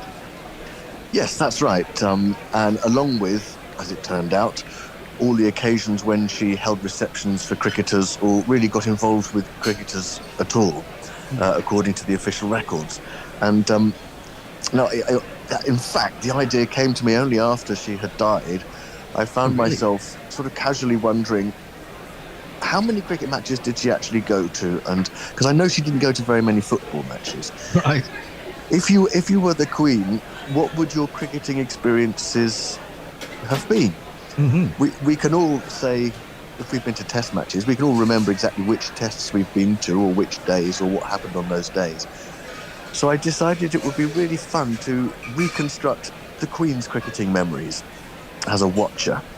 So that's what it is. It's a chronological journey through all the games that the Queen saw, live and in person, from 1947, when she first went with her father, to 2017, which was her last appearance at a test match at Lord's. How difficult was it to track down those games? I mean, did you not have to sort of delve deep into old newspapers to find a mention of the Queen having been there on a particular day? Or was it through your access to back issues of the Wisden Almanac?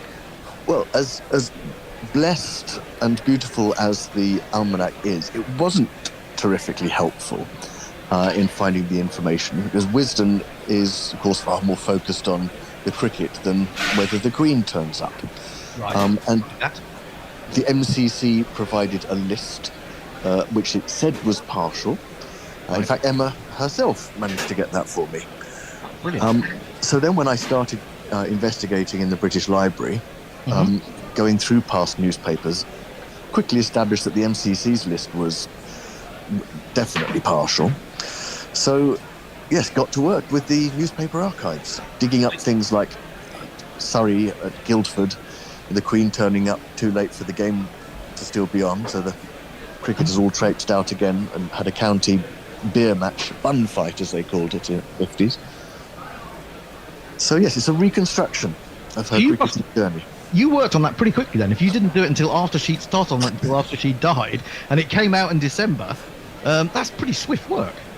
It is pretty swift work, and yes, I don't think many writers are used to working exceptionally hard for prolonged periods of time. But yes, it was quite a sweat to get it out, and lucky really that it having to write it didn't coincide with these last 2 months of working very, very hard to finish the Wisden Almanac, because January and February would have been a nightmare time to try and get anything done.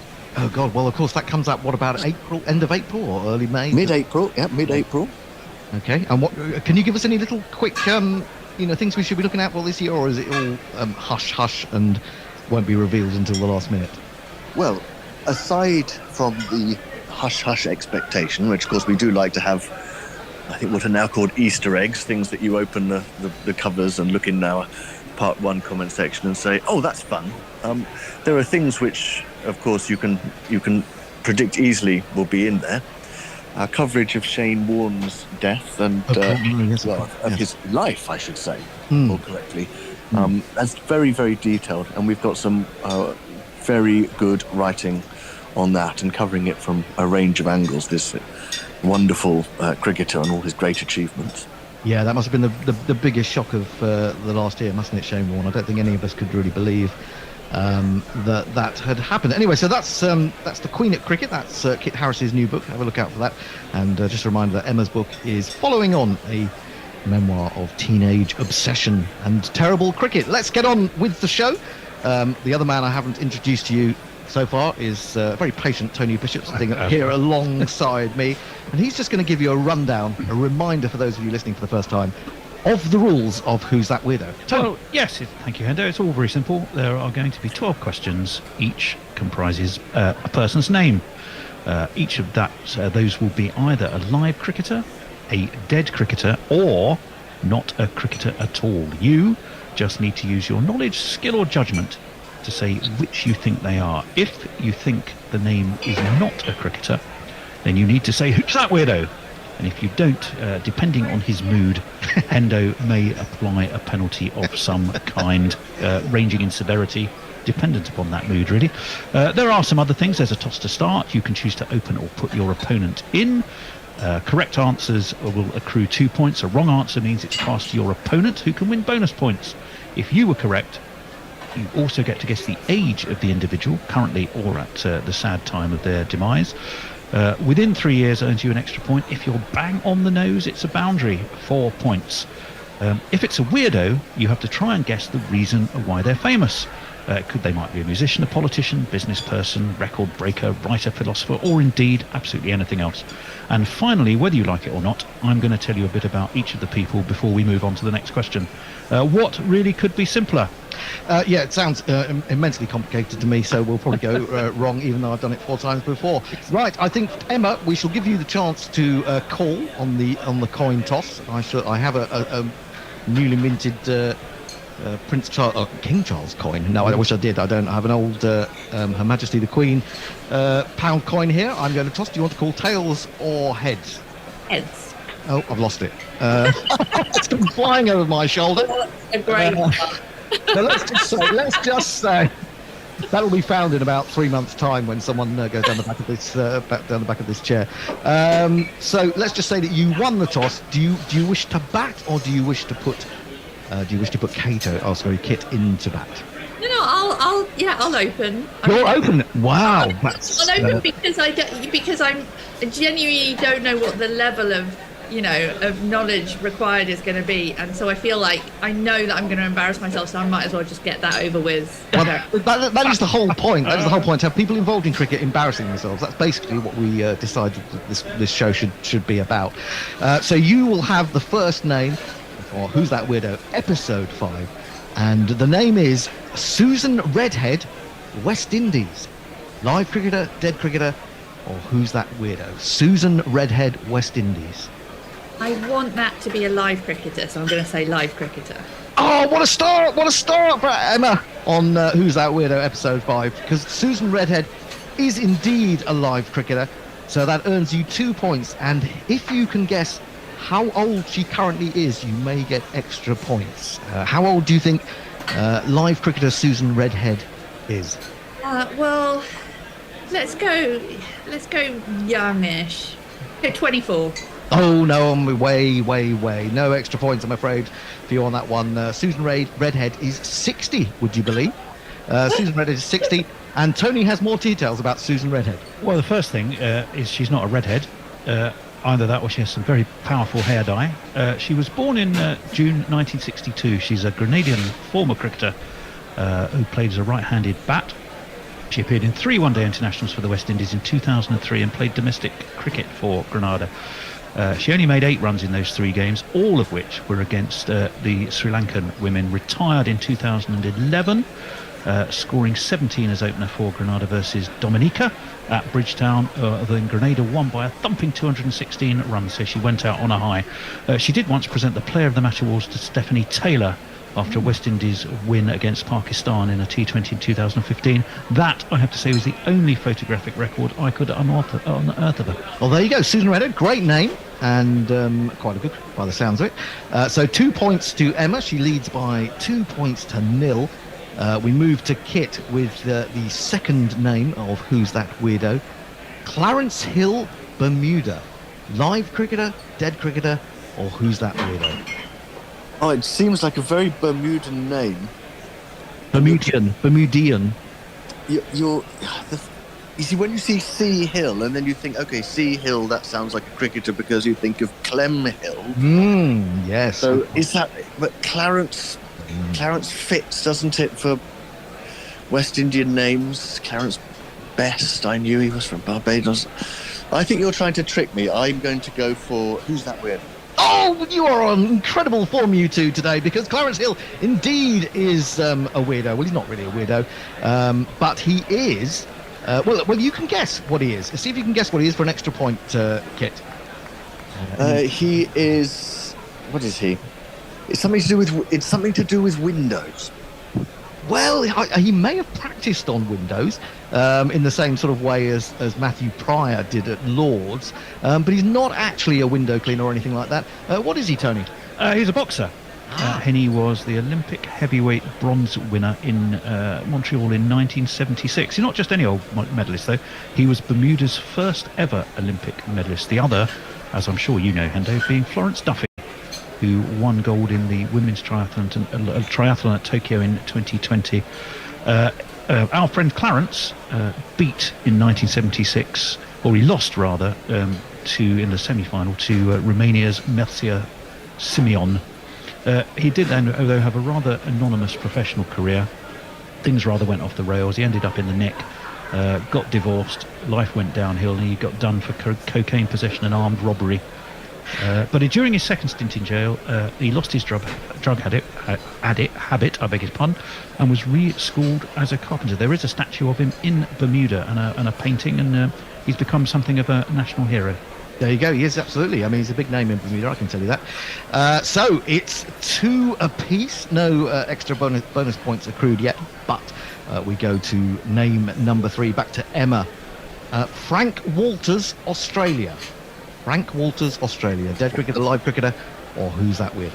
I'm going to say that's a dead cricketer. You're absolutely on fire, you people. You've been catching up, haven't you? I think, or either maybe someone leaked the names online. You're absolutely right. He is a dead cricketer. Now he died some time ago. But what age was he when things went south for him? And any particular guess that you'd like to make on that? I'm going to guess 53. Oh, not bad, but not good enough for a bonus point, I'm afraid. He died in 1922 at the age of 62, and it was quite a sad ending, wasn't it, for Frank Walters, Tony? Well, rather sadly, he fell off the back of a boat. He did a bit of a Robert Maxwell, by the sounds of it, at the age of 62, as you rightly said. He was a one-test wonder for Australia, was Frank, right-hand middle-order bat. That test was in 1885 at the MCG against England. Didn't go particularly well.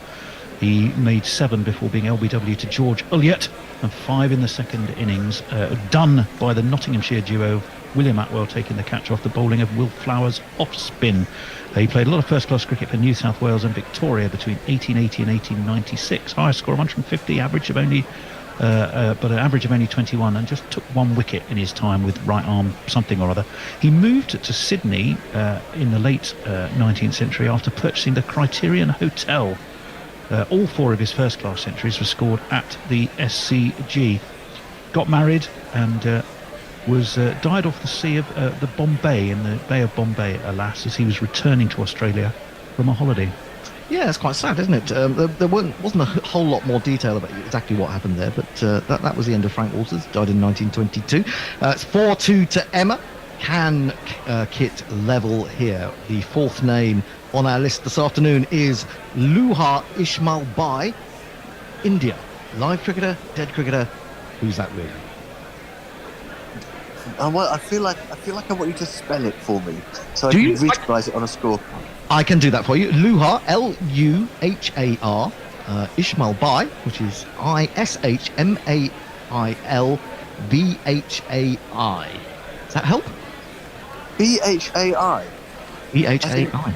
But that seems strange, because by Bhai at the end of a name in India means sort of sir, doesn't it, or Mr. Well, that's interesting. They say Sachin Bai as a term of respect to refer to Sachin Tendulkar. So that seems unusual to see it at the end of a name. Ishmael with an H in it. Okay, well, I'm not sure. We've got Dara Ismail Khan. That was a Indian first-class team back in the day. So what am I going to do? I'm going to go, who's that weirdo again? And you're absolutely right. You two are the best people that we've had so far on this program. Most people get things wrong, but you've been all absolutely on the spot. It's entirely beginner's luck. You will notice in the next question. We will see. We'll see. Maybe it's very good for beginner's luck that lasts for the whole of the program. That'd be fantastic. So Luha Ismail Bai is indeed who's that weirdo. But in what way is she a weirdo, Kato? Would you like to sort of offer a guess on that? It's a she, is it? It's a she. Now that's what makes it so interesting, isn't it? Yes, that does make it interesting. Luha Ismail Bai. Well, I'm just going to put my dart somewhere on the dartboard. There are such a great many local and national politicians in India. I'm going to go with politics. It's a good guess, but it's not right, as they used to say on, what was that program on ITV? I can't remember. Anyway, it's gone. Catchphrase. Catchphrase, that's the one. It's good, but it's not right. I can't even remember who the host of that was now. Roy Walker. That's... Am I getting Roy points? somebody? I can't remember. Roy Walker. Roy Walker. That's Not Roy Plumley. No, that was not Desert Island Discs. No, indeed not. So tell us, Tony, Luha Ismail Bai, what was she? What Well, was look, she to be famous honest, for? I'm absolutely amazed you don't know this, Hendo, for goodness sake. I mean, she's the woman who has the most published academic papers in the field of concrete technology. But she's clearly not set in her ways. She's 36 from Jaipur, world record holder, an eco-friendly material scientist come inventor, professional chartered engineer, author many times over, prominent in both conventional and geopolymer concrete technology, of course, and building material. She's authored a book independently titled Fly Ash and Slag-Based Geopolymer Concrete Experimental Facts. If you don't have that on your bookshelf, get onto Amazon immediately. It must be flying off those shelves, mustn't it? And when I looked, well, probably not if it's concrete. And when I looked, she had no less than 23 honours and awards. She's probably got a couple more by now. She should be better known based on the fact that the IPL is effectively financed by concrete. But there you go. Anyway, it's 4-4 after two names apiece. We move on to the last two names before the break, and this is for Emma. Dawn Newman, Australia, live cricketer, dead cricketer, or who's that weirdo? Dawn Newman. Has it struck a chord deep? It definitely feels. This is the thing. It's going. I know this one's going to turn out not to be a cricketer, but I feel like it sounds like one, and I would never want to. I would never want to say that somebody wasn't a cricketer if they were. I'd rather get it wrong that way round. Right. So you're going for cricketer, but alive or dead? I'm going to go for cricketer. I'm going to go Dawn Newman. I'm going to go live. I would have to go live because I don't think Dawn's a name that makes me think very old. So I'm going to hope that she's a cricketer. I'm going to believe that she's a cricketer. And I'm going to hope that she's still alive. You're absolutely right. There's just no stopping you guys at the moment. 6 points to Emma. She is indeed a live cricketer. And for that bonus point that could make all the difference at the end of this scintillating game, can you guess how old she currently is? Well, this is one where I'm like, Dawn is a name that, to me, that's a name. I don't think of Dawn as being a name that's been around longer than the 70s, really. I mean, I might be wrong. I do know it is quite a popular name in Australia, actually, Dawn. But I think, let's say that she was born in the 80s. What would she be now? 80s, 90s.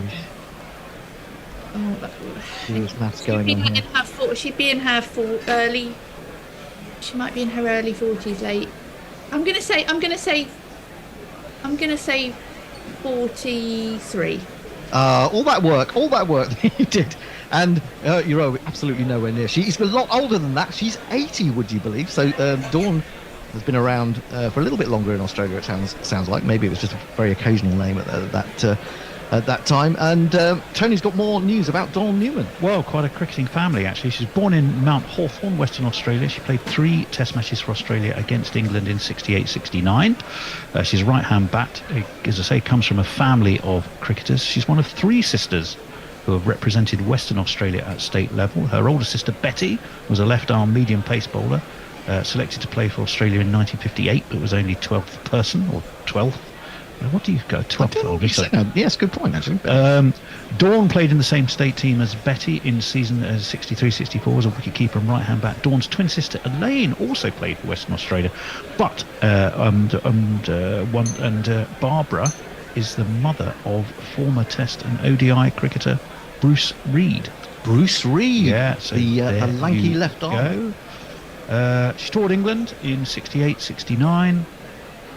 Dawn was selected to make her Test debut at the Thurberton Oval in Adelaide. Muriel Picton was the skipper that day, and some other notables in the team were Mim Key, Anne Gordon, Patsy May, Elaine Bray and Ollie Smith. Dawn top scored for the Aussies that day with 76. Well, there you go. That's Dawn Newman. One more name to go. See if Kit can once again level up the scores. It's going to be a tight one, this. I can feel it in my bones. The sixth name, before we go to the break, is Thomas McCarty, England. Thomas McCarty. Yeah, do you want me to spell that for you again? No, it's okay. McCarty. Okay. Thomas McCarty, England. Mm-hmm. Oh, okay. So what I need to ask is, when you say England, are you referring simply to the England adult men's team, or does it include teams like England Deaf or England Limited Mobility? Because I don't think there's been an England player in the traditional sense by that name. But there might.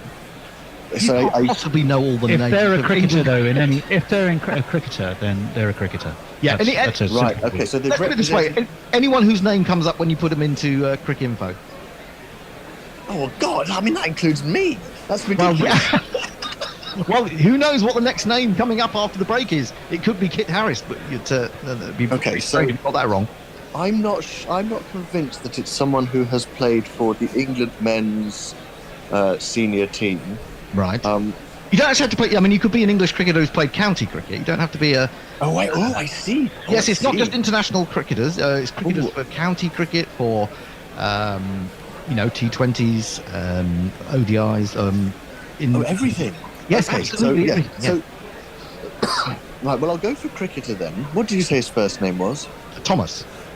Thomas McCarty. Oh, well, he's alive then.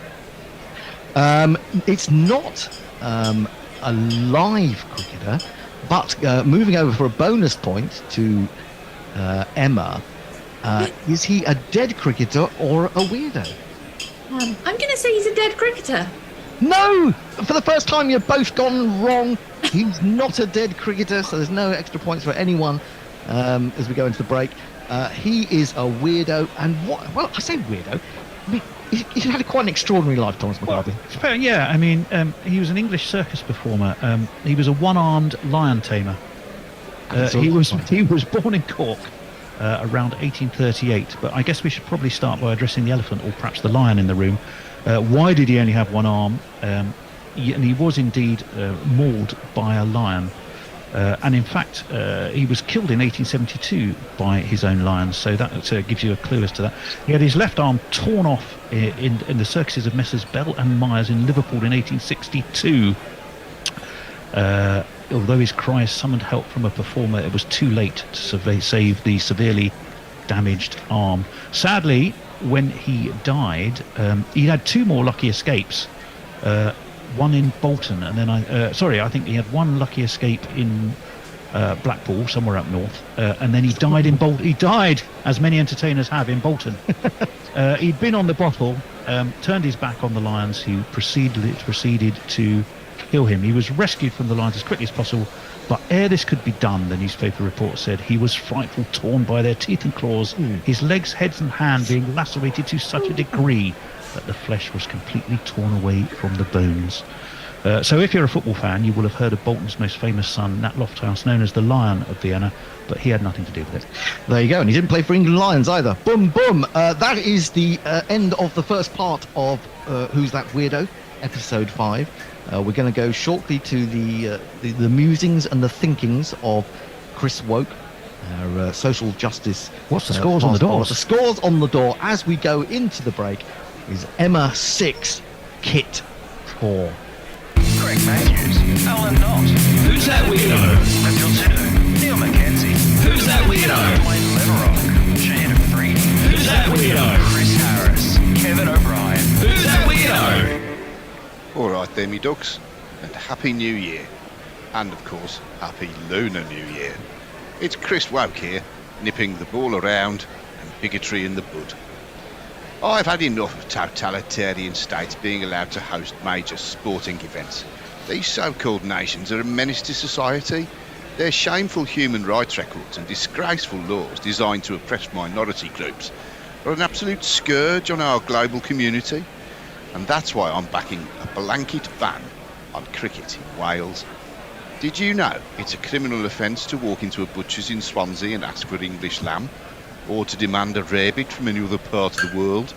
Were you aware, people, that laughing at Ian Rush's moustache from 1982 to 1989 carried the death penalty in Newport?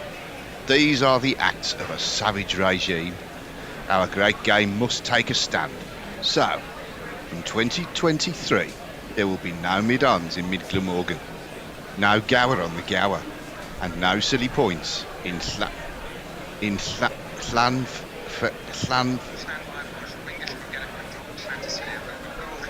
Kid Welly will be given the boot. Barry Wood given half a chance, but won't be allowed to. Fishguard will not be protected.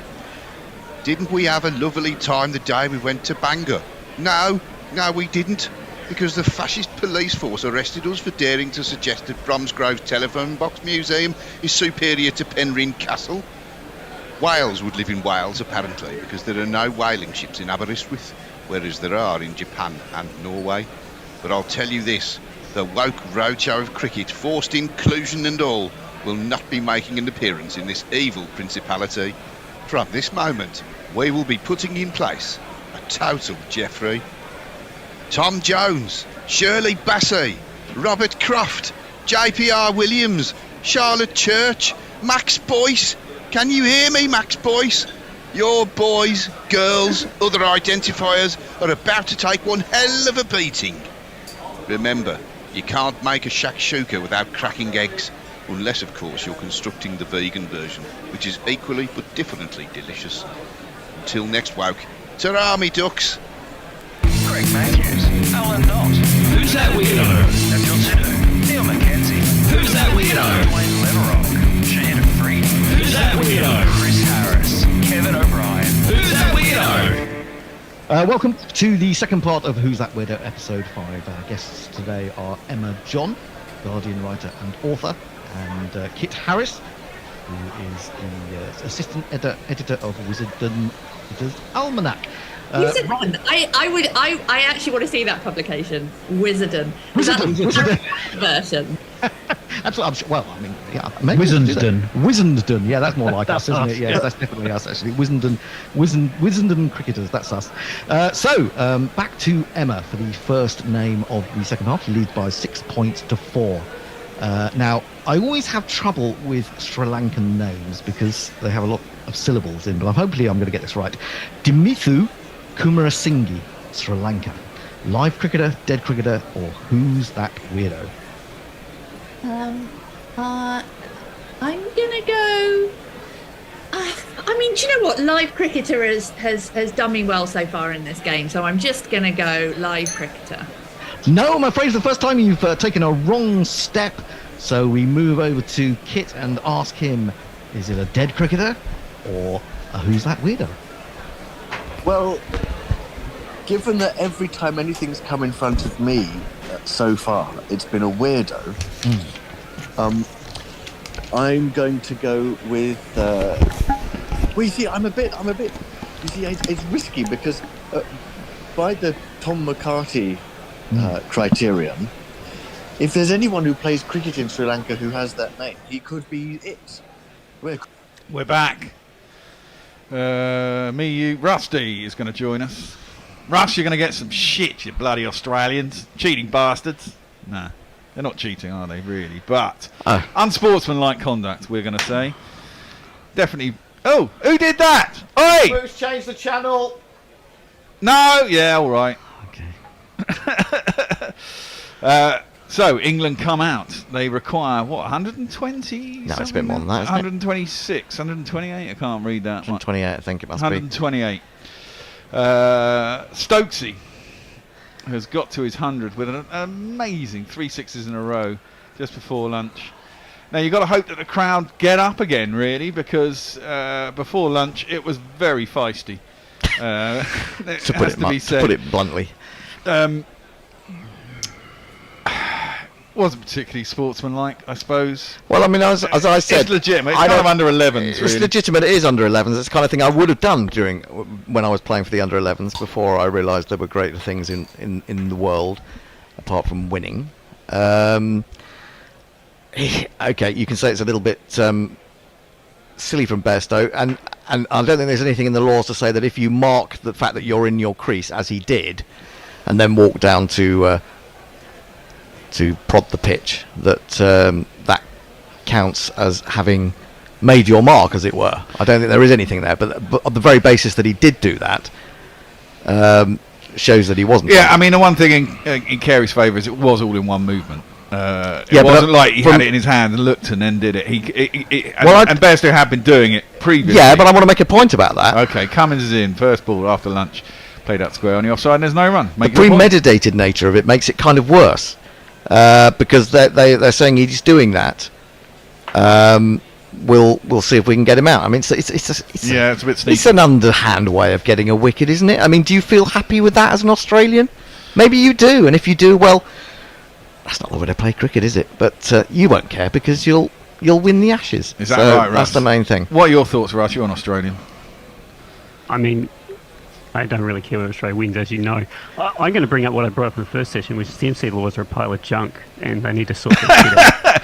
True. Oh, wow. It's gone Stokes big has gone smash. Has he large. gone big enough? Oh, that's gone massive. Stokes has opened up straight after lunch. He's hit Hazelwood straight back down the ground for one of these. We should have some jingles, really. Captain Fantastic is there.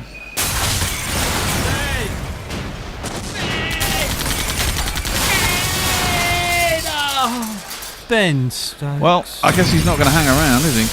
This They got- man's bowling. He's a This might be over in walking, 15 talking overs. Josh Hazelwood. One way or another. Walking, talking Josh Hazelwood. Walking, talking Next ball is in Josh short, Hazelwood. pulled by Broad with by Stokesy with no timing. No running either. No running. I don't think they want Broad to face too many balls. Look, if Broad remains on one like Leach did, and England won this, that'd be even more. Listen, I think incredible. for one person to do this once is a miracle. For the same person to do it twice would be, well, you'd have to believe that almost anything in heaven and earth is possible. 4 men back on the boundary on the leg side, by the way. No one in Well, at all. yeah, well, it means they can't, as someone pointed out, it means they can't bowl anything else, really, does it? That's out. That's out. Stokes has pulled Very that. high. He's dropped it! Piggy Smith has dropped it! Oh my word! It was a simple catch down at deep square leg. He spooned it up off the top edge, and Piggy Smith has dropped it. He's banged his knee into the ground, and as he turned around, he's thrown it away. Now, Willie said I was in control with it. Well, before I dropped exactly.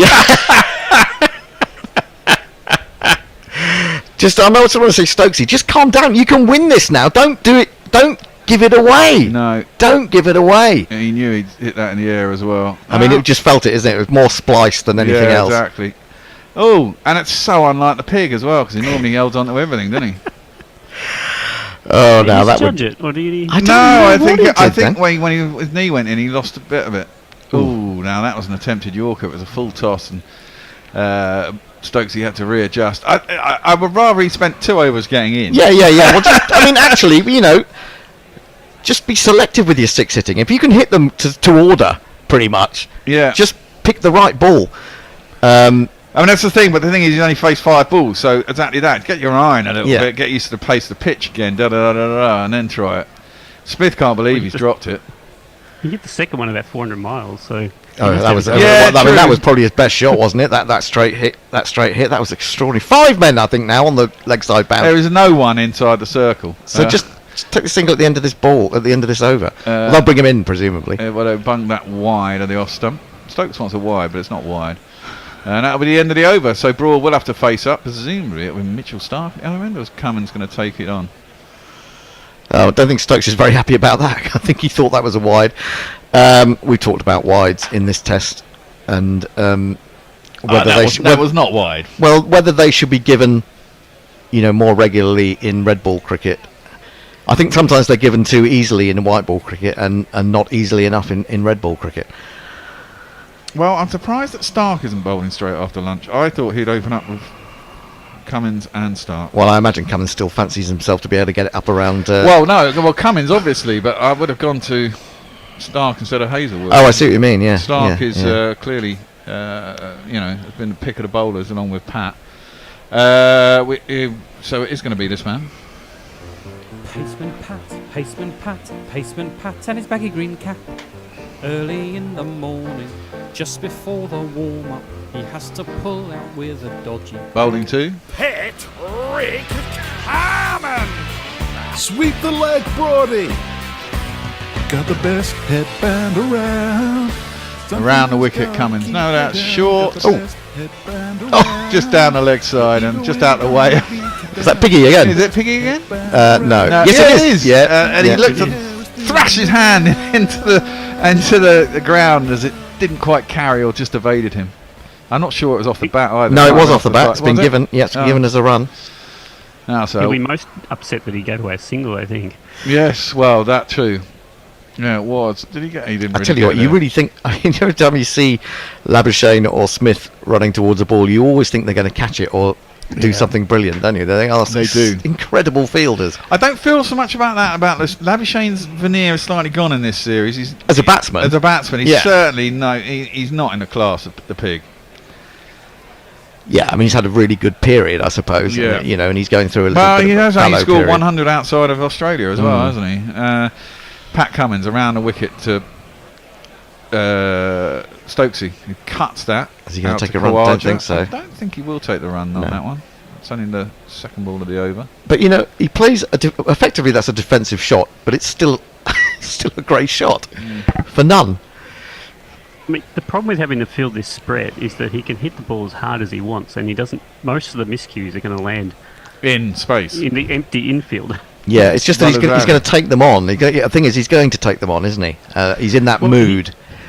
He will, but he can hit the ball flat, and he probably will bounce before the fielders. That's pulled out to Cal, where Warner is fielding. It'll just be no run. If they don't bother running, I think he'll just run off the last ball of the over, won't he? Well, that'll be the aim, but then presumably they'll bring people in on the single, or certain number of them in. Well, then he'll try and get his 6 and hope that Brody can get a single. Yeah, I mean, actually, going back to that full toss that Hazelwood bowled in the last over, it actually swung. Yes. And it was a little bit of a dangerous ball, I have to say, as it swung in the air. If it had been an actual Yorker, it would have been dangerous. Yes. Cummins it in. Ooh. Slower ball. Oh, that was quite cunning by Cummins. That was clever. But it wasn't on target. And Stokes tried to jab his bat down on it. If he'd got an inside edge, that would probably gone on 2 stumps. Well, yeah, he'd have been in trouble, wouldn't he? Well, England have got to 24% for the win here. Victory. Once the win predictor gets above 20%, you feel as if you've got a moral victory. Well, it was at 9% when Bairstow got out. Was it 9% down to 9%? Wow, because it was 14% at the start, I think. No, it was up in the mid-20s at the start. No, it went up to the above 20s, then it went down again. Anyway, Stokesy facing up, Cummins in, short, down the leg side. Oh, he got a glove on that, and it's gone fine. Has it gone fine? It's not going to get to the boundary, but I'll take the 1 there, and I thought they do indeed. Yeah. Actually, Carey did well there by just getting that glove. He probably prevented that going away for 4 byes. Oh, it could have been a catch as well. Or did he actually get something on that? Oh, he got something on it. He got glove. Yeah. Yeah, it could have been a catch. Well, yes, it was. I suppose technically it's a drop catch, but it's right at the extremes of his fingers, isn't it, Russ? Riding his luck here. It's just the outside of where you... Yeah. Yeah. I'm not sure you can call it a drop if you can't actually get the main part of your hand to it. No, it was just the end of the fingers, wasn't it? There is a short... Steady mid off, steady mid on, and there's a very short somewhere backward cover. Short, and Broad wears it. Then goes out with his crease, and there's a little shuffle, make sure he puts his back down in the crease. The crowd are up again, which is good. And that's the end of the over. Marnus is smiling. It's going to be interesting to see what the British press make out. Well, the British press will absolutely slate them, apart from the more sensible ones. Not because I think they're right, but because they're all trying to be seen to be fair all the time. Yeah. But, I mean, the Aussie press will presumably go completely the other way and say Bairstow's an idiot. Yes. Which is, well, Did the British press, when Pryor just waited for 20 seconds before someone walked out of the crease and then stumped them, not say that he was a canny genius? Wasn't that a thing about 10 years ago? There was something that happened. There was something that happened with Pope. I think it was last year, but I think it was completely different. Having seen the clip of it again, I'll come back to it. That was come Colin to de Grandhomme. By the way, you're on Twitter. Oh, am I? Yeah. Right. Okay. Pulled, and I think that's gone all the way. Yeah, that's gone into the stands. 83 miles an hour by Hazelwood, and lamped into the stands by Stokesy. Just reach across. The iPad will be charged. Every time we have one of these debates, it's always about the spirit of cricket, but really it's about whether or not you think the ball should have been dead, which is why I think the law's terribly, terribly written. Yeah, I mean, it's so ambiguous. It is ambiguous, and I would say that's full and driven back up the track by Stokes. I won't take the single down to long off because there's only 3 balls gone in the over. 3 balls now. I find it. I in that situation, because he did it all in one motion, I can't think because it was as Hendo says, it's kind of premeditated. So the thought was there, therefore I don't think you can say that the ball is dead and Bairstow is being dozy. But the fact is that you know, international cricket level, I mean, is that taking it a little bit too far for me? I mean, do you want every advantage like a man cat? It's just not particularly pleasant. Pulled. Oh, have you got enough on that? Oh, he has. Yeah, it's gone. Is that gone? It's gone for 6. Yeah. My God. Very fine. England now only need 108 to win. I mean, I'm firmly in the man cat. If you're out of your crease, then you get what you deserve. Can't be, but also, like, if you're going to fake the batter out to make him walk out, then that should be called a dead ball. So yeah, that was very fine. One hand off the bat, but there isn't anyone that fine, so that's a safe-ish shot. I'm sure he's going to get caught sooner or later. You can't manage this. The thing is, if he goes on like this game is going to be over in about 10 overs. Because he's already hit 3 sixes. He only needs another 15, 16 more. Exactly. 108 more to win for England. And Hazelwood is in, short, wide, no pace on it. But there's no one in the infield, so Stokesy just bobbles it up to where mid-off would be. Gets himself a single, 13 off the over so far. Brawl will have to wear a couple, no doubt. A couple of tweets. He's consistently taking the single on the 4th ball, the over, rather than risking the 5th and 6th. Yeah, which is fair enough. I think. Yeah, you've got to have a little bit of confidence in your. And we got 4 wickets in hand. Yeah, you got 4 wickets. Yeah, but not very good wickets. Well, to be fair. I mean, Robinson's not a bad bat at all. No. And the thing is, Broady's psyche is that he's going to be really riled up by this as well. I mean, he's not going to give his wicket away. He's going to wear a lot, and I think he'll take pride in wearing it, Broady, in this situation. Well, yeah, hopefully he will. I mean, hopefully he will just take the bruises, yeah. Hazelwood over the wicket, 1 for 59. Short-ish, not that short though. Broad's a tall man, gets on top of it, plays it down into the ground, there's no run. Stokes has faith. You should if they're going to bowl short. Well, yeah. Cricketing View, who has all the wrong views, says Broad in England turning Law 20 into a joke. It's a poor advertisement for the game, great for the partisan English fans. I really do wish it was turned around, and I guarantee that if England had done that, there would be an outcry for days. Yeah, I just don't think it's a way to do it. Pulled by Broady. Is anyone out there? No! Has he got 6 or 4? I think it's gone, hasn't it? He's got a good hook shot. Well, we're not going to see the umpire, which is poor direction. Maybe it's only 4. He's only gone up to 6. Yeah, so that's 4. So we'll get that jingle though. Well, Broady's in on the act.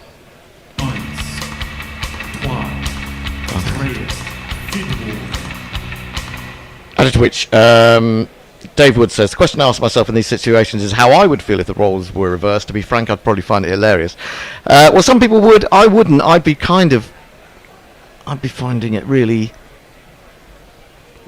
I'd enjoy the fact that we would win, but there'd be a little bit of a sour taste in my mouth, put it that way. But you know, people are different in the way they respond to these. Well, I things. guess both teams have got something to gripe about. Australia will say that the catch by Stark was out yesterday. No, but there's It not certainly wasn't. remotely similar, Bear. I know they're not It's not remotely similar, and that's what I've seen on Twitter. And that is such an ignorant viewpoint that I can't even control my fury at it. Well, you to know, be my honest. point of view, that's bollocks anyway. I mean, he fucking held. You rub a himself. ball along the ground, it's Yeah, not out. Exactly. Simple fact. Cummins is going to bowl to Stokes on 128 around the wicket. He's spooned that in the air. I don't know if he's got enough on it to get it anywhere. He hasn't. Where's he gone? I don't know. It's just it's nowhere. plugged. 20 times. See, there you go. That was a complete miss hit. If they'd had someone at mid wicket, they'd been pounced with ease. I mean, you think they would have learnt from Headingley and said, well, it's actually better to just bowl a normal line and let him. If you're going to hit it over the top of you and he goes over the fence, it doesn't matter where your field is. And if you. I mean, they literally. I mean, this is a 70s field, isn't it? And it's like at the end of the World Cup, whatever that year was. Oh, was Brierley? Was it Brierley? Cummins bowling full. Oh, that's a good ball. Well thought out by Cummins, but Stokes was set and he jabbed his bat down. There's no run. It was a great ball and it was a great piece of batting. Yeah. I think that was, you know, digging out that Yorker. I mean, because he must be sort of going onto his back foot, and in fact he is. You see him taking a little step back, and he had to get back on that because if he didn't, he's not going to be bowled, but he's going to be LBW. The thing is, the more overs he stays out there after lunch, the more his eye is going to get in. I mean, the best chance you've got to get him out is probably the first half an hour. Yeah, I always think, you know, that you can play I don't think anyone can play these shots with incredible consistency. So you are going to get the odd one. Well, we have already, but if there's no one in the infield to catch them, short, punched out into the offside by Stokes, decides to take the run. That's interesting. Only on the third ball. Yeah. Well, is that a sign of I'm showing confidence in you, Broady? Well, Broady's just pulled one for four. Broady, when he does pull, he can pull well. He's got the side to do it. Yeah, but he doesn't really like the short ball, does he, anymore? No, he doesn't. And he's been hit in this series already. Twice in this game in the head. Yeah, well, there you go. So... And they bring everyone in for Broady. You see, and there is someone out deep square leg, and there's someone at very fine leg, but there's a big gap between, deep square legs in front of square. There's a lot of space behind square. Yeah, but you've got to get it right, haven't you? Just got to hope the top edge isn't that fine. It's short. It's down the leg side. No, it's not short actually. It's reasonably full. Yeah, I think you might bowl him a couple of full ones and then force him back again. Well, he's got a good cover drive as well. Bowls it full outside off stump. I'm sure Broady will have a good drive at it. Messenger says, I'm totally perplexed as to why Australia are bowling to Stokes' strength. He's barely scored a run on the offside. Hang on, Messi played a flaming good cover drive this morning. Or off drive, I should I don't say. know why they've got two very, very deep people on the offside and why they're not just bowling full. Yeah. But that's me. Cummins in short. Pulled by Broad, sorry. I think he under-edged it onto his body and then it just dribbled out to short backward square leg. Warren says, young Johnny Bairstow was a bit of a muppet, but the difference between the catch and the stumping, the former was the decision of neutral umpires, the latter was the decision of the Australian cricket team. Well, that is a fair point, yeah. Last ball of this over. I'm just going to nip off for a waz at the end of this. You can see the ball if I'm not back in time, Hendo. Oh, how Cummins in full and well defended by Broad. Over to you. Well, nothing to say. There are no more tweets at the moment. It's all gone a little bit quiet. So, Russ, you can bring us some of your opinions. Are Australia playing too much to Stokes' strengths?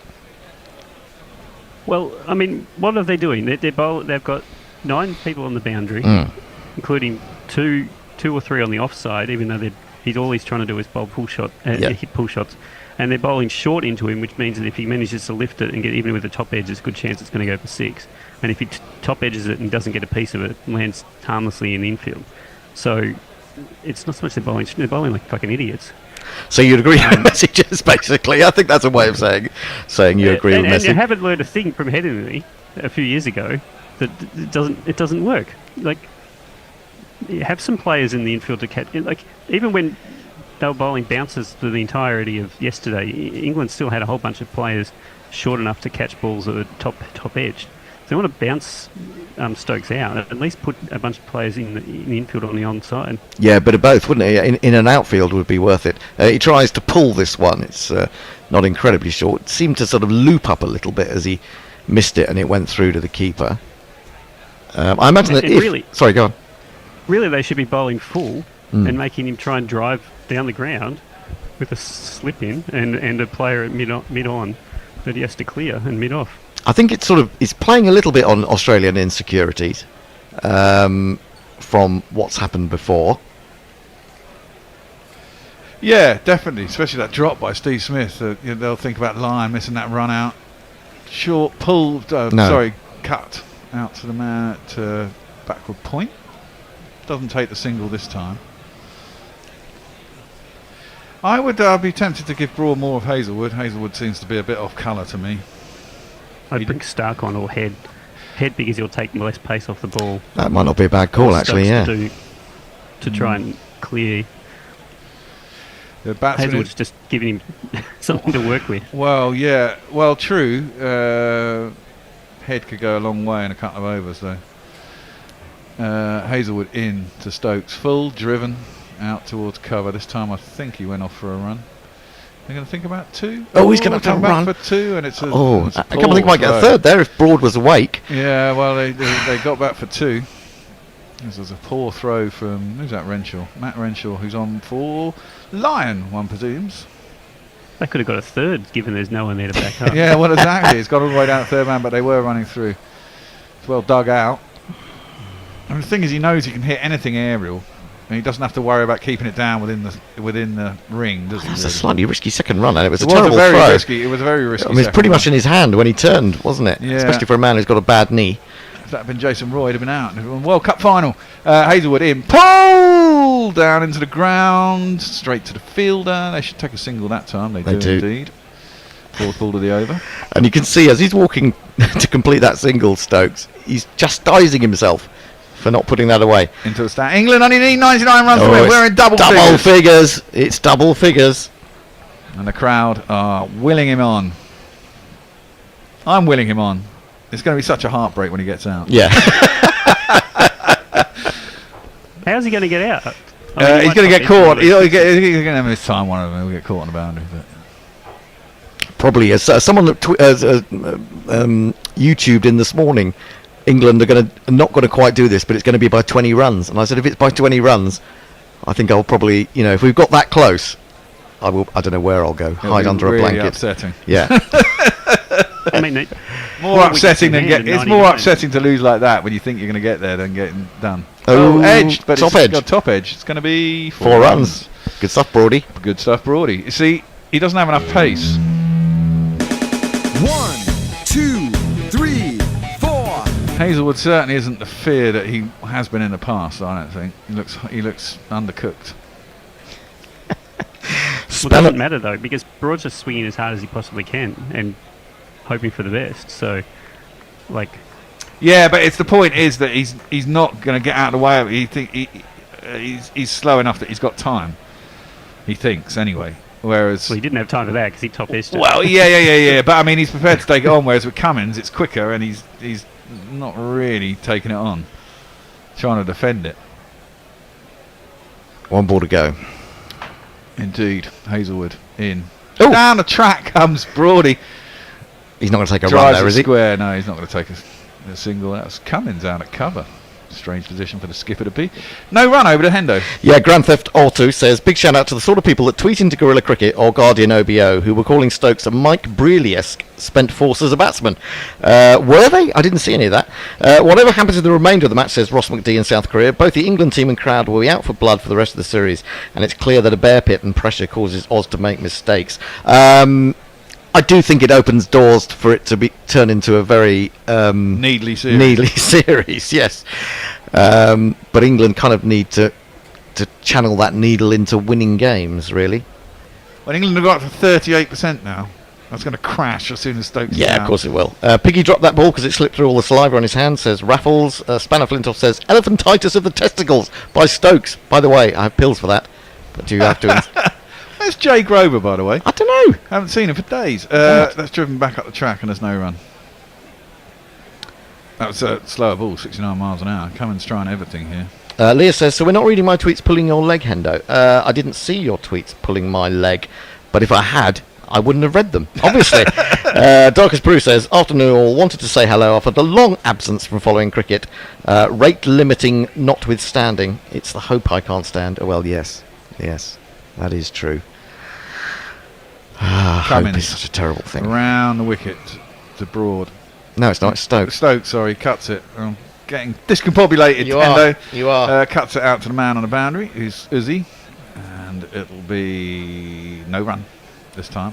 132 Stokes of 170. Messi Jez says, for everyone's upset at the Bairstow dismissal, it's probably worth considering that the consequent adrenaline boost for England is the main reason they have a chance of winning. Yes, well, that's absolutely well, true. the anger has channelled, hasn't it? Yeah. But, still, you'd rather have Bairstow at the crease. Yes. To be fair. I would, definitely. With Stokes, and it not take 15 overs, and that they could take 30 overs, 40 overs over it. 95 to win. I mean, at this rate, they might get there before the new ball is due as well. Stokes isn't going to take that chance as he comes around the crease, down the leg side, tries to just jab it down to a very fine leg, doesn't get anything on it, through the keeper, and there's no run. Leo also says, now that you mention it, I hope Jay Grover is okay. Well, yeah, absolutely. Warren says, I reckon Jay Grover is Elon Musk, and he has throttled himself. Oh, I hope not. But yeah, where is Jay? Hope he's all right. I mean, it is allowed for one of our regular listeners not to listen to us. Yeah, well, is it? I don't know. Well, I think we have a fine system for that. Maybe we do, yeah. That's a no, good maybe point. not. 276 for 6 England. Cummins is in to Stokes, who just knocks that on the leg side. And basically, if you get bat on it, it's a single if he wants it, and he takes that one. Cummins will have 2 balls at Brody. I think he's going to be full to Brody. And the other thing is, at some point, the Australian bowlers will get tired. And if he is still there, he'll have even more chance. Well, Cameron Green hasn't bowled for a while, has he? Well, no, but that's partly because he got taken for 24 and an over. Yeah, but then he did actually they bowl. won't get tired if it's over in 15 overs, though. No, that's true. You see, that's another reason for making it last longer. Tire them. Well, don't do it all in 15 overs. Well, no, I think you get there as quick as possible in this situation. Really, if Stokes can do it, he's got to do it as quick. It'll sound like an harsh traditionalist, but have they thought of hitting the top of off Broad's off stump with the Come on, Russ. Don't be stupid, For Russ. goodness sake. What is wrong Why with would you man? think of doing that? God, man. Top of off? Cummins around the wicket to Brody. Short, doesn't get up, and he just defends out to, I think, is it Marnus or is it Warner at silly mid-off? No run anyway. 1 ball to come in the over. Couple of quiet overs. We haven't had 4 for a while, haven't we? I know we had 4 in the last over. Well, Brody got that top edge, didn't he? Yeah. Yeah. This will seem another odd question because I don't know if it's my computer, but why do I hear birds tweeting and fish flapping about? Fish? Fish? flapping. It could be the crowd noise. Could be the crowd noise that's sounding like fish. That might be what it is. May sound like fish at your end, but it's not. Down the leg side, it's ballooned in the air into a space. I don't know if they'll take a run. Don't think so, because the last ball of the over. No, was there one to go? Or No, that was the last That was the ball of last the ball of the over. They didn't take it. Yeah. 277 for 6. It's gone a bit quiet on the tweet. Everyone's run out of their 600 tweets or whatever it is they're allowed today. Maybe, who we got on? We got Nick Vickers, Chip Sounder says Aussie's gone from confident to tentative. Richard Burton, what a fucking innings this would be. Goat. It would be. If he wins this, oh man, he's going to get... Well, if he's not put straight into the House of Lords... Well, exactly. You know... I think England's favoured right now because Australia's bowling like idiots. Well, they're bowling like idiots, but it only needs one little mistake, doesn't it? Yes, exactly. That's what they're playing for. But at the other end, you've got 4 mistakes you can make, so... Yeah. 4 mistakes, You're but I mean... close enough, even if Stokes got out next ball for Broad and Robinson to... Well, I was going to say about that. I'm not sure they believe in themselves enough down there. They should be. They should be sitting up there and saying, even if Stokes gets out, we can try and push this through. Yes. But whether they will be thinking that, I'm not sure. Well, Ollie Robinson will certainly give it some humpty, I'd imagine. Treebeard says, trying to stay calm on my porch, 32 degrees C, mountains, Andalusia, about to enter the gibbering wreck stage. Here we go. Change of bowling. This could be what makes or breaks this game, in my view.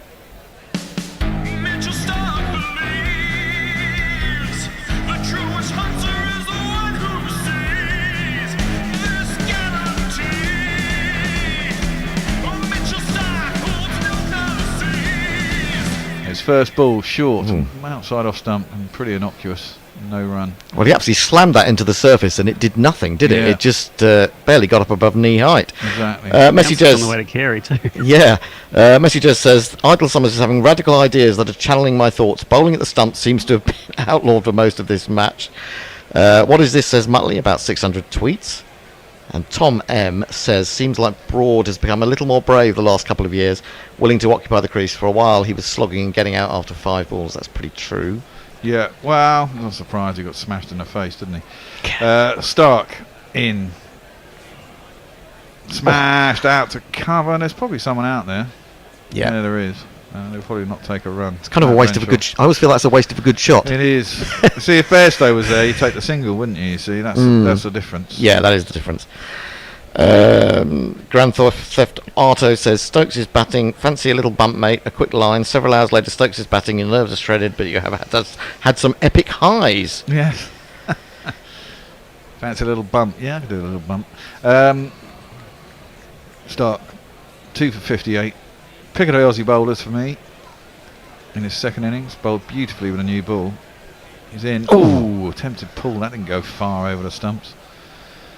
And Stokes missed it. It didn't get up at all, no. Oh, probably the point I missed about Grand Theft Auto's tweet was the first line, which says, hope is like cocaine in cricket form. Right. Just Ideal says, I'm barracking hard for England from Sydney because all the anti-Baz narratives are wrong. Looking at you, Gorilla Cricket.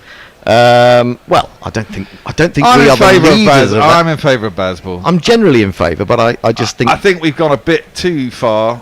I think that was a bit crazy, but I mean, we had Hendo's walkout on day 2, which is a bonus. Which was a bonus content for everybody. Pulled nicely by Stokes, straight down to the man on the boundary. They'll probably take the single this time. Oh, what are they doing? They thought about 2, didn't they? Oh, No, they didn't even take it in the end. No, they didn't take the single.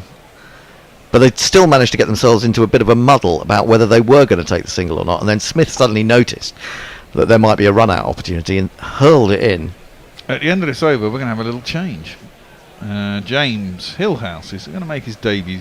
I haven't seen James at all in this series so far. He's going to come on. Jason's going to come and join me, and I'm going to take over summary, and Jason's going to do some socials. Who's ball by balling? James. Oh, James. I'm ball by balling. You are. There he is. There he is. It's me. I'm here. I've been waiting like a plane around Gatwick. Stark comes in now. No, it's not still yet. Me, not yet. You're off. 2 balls. 2 balls. You're on. Oh. Beg your pardon. Guarded down to third man. There's no run. You're also very quiet. I don't know if you need to turn yourself up a little bit. 278 for 6. 93 required to win. Well, I suppose because of their previous history, Australia will be a little bit nervous. But I can't help thinking that when you've got 9 fieldsmen on the fence, that is the ultimate failure of your captaincy. If I've ever been a captain and I've had 9 people on the fence, that's what I felt. And in fact, I probably wouldn't have ever done that. See, I wonder whether... See, I mean, this is why I think Ollie Robinson should come in before Broad, because I think he's a better batsman. And Stokes might be more prepared to give Ollie Robinson the strike. Yep. I think it might change. What it also tells you is you don't have a plan. Stark in, short, vicious, and can't sway out the way Broad. There is no run. Sorry, Russ? It tells you don't have a plan, because if you even had the modicum of a plan, you would actually have, say, a 6-2 field with players on the infield, and you know that you're bowling short, whereas they just seem to be hoping that one of them will go somewhere. Yeah. We're not sure where because we're bowling in random places. It's yeah. terrible captain. I mean, I must admit, though, when I have captained, I've never had the pressure of an Ashes series riding on me. No. So there's a bit of a difference, maybe. And England have got to ride this out, because if they get to second spells and stuff, the bowlers are eventually going to get tired. Ball's going to get older and older. 93 to win. Jason's going to come in. James is going to come in now. Russ is going to head off. I'll be back in an hour if it's still going. Yeah, we'll be back in an hour if it's still going. All right, James. All right, can you hear me better now? No, you sound very echoey. Okay, hold on, let me check. Check. No, see, that sounds like you're coming off your computer, not your headset. Yeah, and I've just taken my headset off. Can you not hear me? Yeah, I can, but exactly the same as when you did have your headset on. So that's pulled out to deep square leg and no one. So one I would say to you is your headset isn't registered with your Zoom. Does it say in the bottom left-hand corner? There's an audio thing with a little up arrow. Yeah. If you press that up, it'll tell you what you're connected to. Yeah, I should be. Can you not hear me at all? Yeah, we can hear you. It's just you sound like you're distant from your mic, but your mic's right in front of your face, which is why I say it doesn't sound like you're coming off your headset. Yeah, no, I am on that thing. Is it so quiet that I should leave ball by ball to you? No, just shout. Really loudly. Well, maybe I should because I'm excited. As Stokes swats that away to the boundary, but doesn't clear the ropes this time. It's fielded. This is insane at the moment. Isn't it just? It is. Isn't it gloriously insane? It's just the most. It's peak Ben Stokes. It's peak Ben Stokes. It's peak Ashes. What do you reckon to the Carey situation? We've got to get everyone's point of view. I think Johnny Bairstow is as dozy as he looks, and I think if it had been me, I'd have been withdrawing the appeal. As in comes again, Stokes backs away to hoof that, but it's so wide he can't get a bat to it. He grins rodent-like through his grill, ticking on that. What about you? What did you make of it? Well, yeah, I'm kind of in a. I thought it was pretty unsportsmanlike, really, and unnecessary. I mean, Hendo goes on about dead ball. I'm not so sure. I mean, it was all in one movement. Yeah. It's kind of professional sport. You can't see why they do it, but do you really do that? It's a bit sort of kids cricket, that really. It was a little bit kids cricket. Stokes readies himself again. Cummings in. Stokes this time dances backwards and then just pats it away into the offside and takes the run this time as it's the fourth ball of the over. Yeah, it feels like I really remember as a kid. Do you remember that TV series Bodyline? And I remember watching that and telling my dad, I really want to man-cad someone. Or, whatever it was called at the time. My dad saying, yeah, no, you don't. You really don't want to do that. It feels like Carey's dad could have done with wandering on the pitch. Well, I mean, there was that man-cad in the IPL, wasn't there, what Ashwin did to Butler a few years ago. I thought that was definitely cheating because he seemed to hold the ball and wait for him to leave the crease and then took it. It wasn't all in one motion. I think the thing that sticks in my craw about it a little bit is that Cummins comes across as a right little head boy. And for him to take that line, I thought, yeah, you're a dirty dog when it comes down to it, like the rest of us. Yeah. And they'd have been upset about the catch yesterday, which again, they were ticking about that, weren't they? They were ticking about that, but as I said, if he'd held his hand the other way up and the back of his hand had scraped on the ground, it'd have been out. The fact is, he turned it over and slammed it into the ground. As the head boy comes in again to bowl, you're going to be surprised to hear it's a short ball to Broad. I think he has achieved a maximum of 3 balls that have been in his half of the pitch so far. No, he's been hit a lot, hasn't he? But I imagine Broad, he's ticking as well, I'd imagine. Oh my God, this is perfectly made for Broad, isn't it? It is. He's a cussed son of a bitch, isn't he? He really is. But also, how many times now has he very deliberately grounded his bat into the crease a lot, and then looked around? It was funny the first time, and now it's just the irritation that Stuart Broad should bring to the Ashes. Cummins comes again, striding in, purposeful. And guess what? It's short, well played by Broad there, down. And the Aussies taking their helmets off because it is the end of the over. He's out of the crease. Maybe they'll try and run him out now. Yeah, he's out now. 279 for 6. What have we got in the world of socials? Farong says, let's end the was it catch, what did the ball touch go, and was the player in control of the momentum, route catch, start, etc. Given the impetuousness of the fielding and bowling teams, one bounce and court is out. Hashtag sarcasm. Ooh, one hand, one bounce. Hombre Nuevo says, right, I'm a bad man. I'm in a local pub for a joint birthday party for my daughter and 3 other 2-year-olds, and I've cracked. You're back in my ear. The cricketing is far too much fun.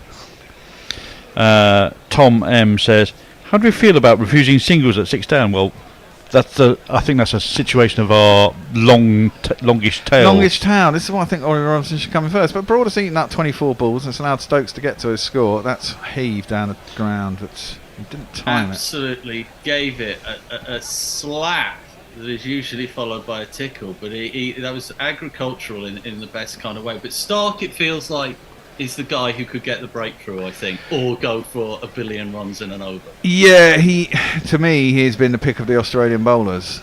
He's the quickest, along with Pat.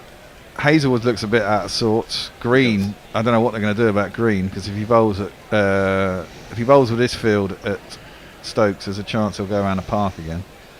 Stark comes in again, purpose and it's flicked. Thank God he hit that. by Stokes. Hit that sweetly as well.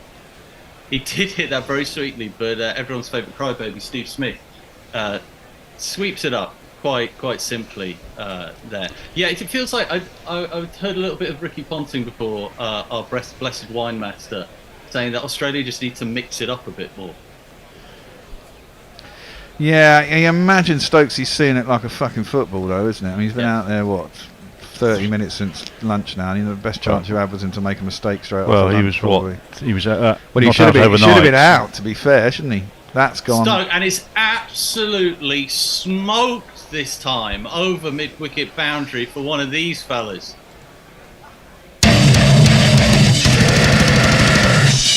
That went a long way. A very long way. I mean, that was a proper cricket shot. I mean, he was all strong technique, good base.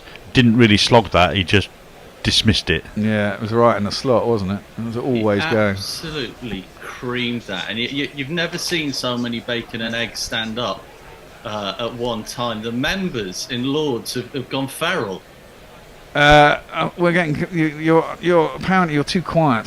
People are saying they can't hear you. Oh, okay. Maybe you should take over ball by ball then. That's gone a long way up. Has it gone long enough? Yeah, it's gone long enough. That one's also gone into the stands. 6 runs.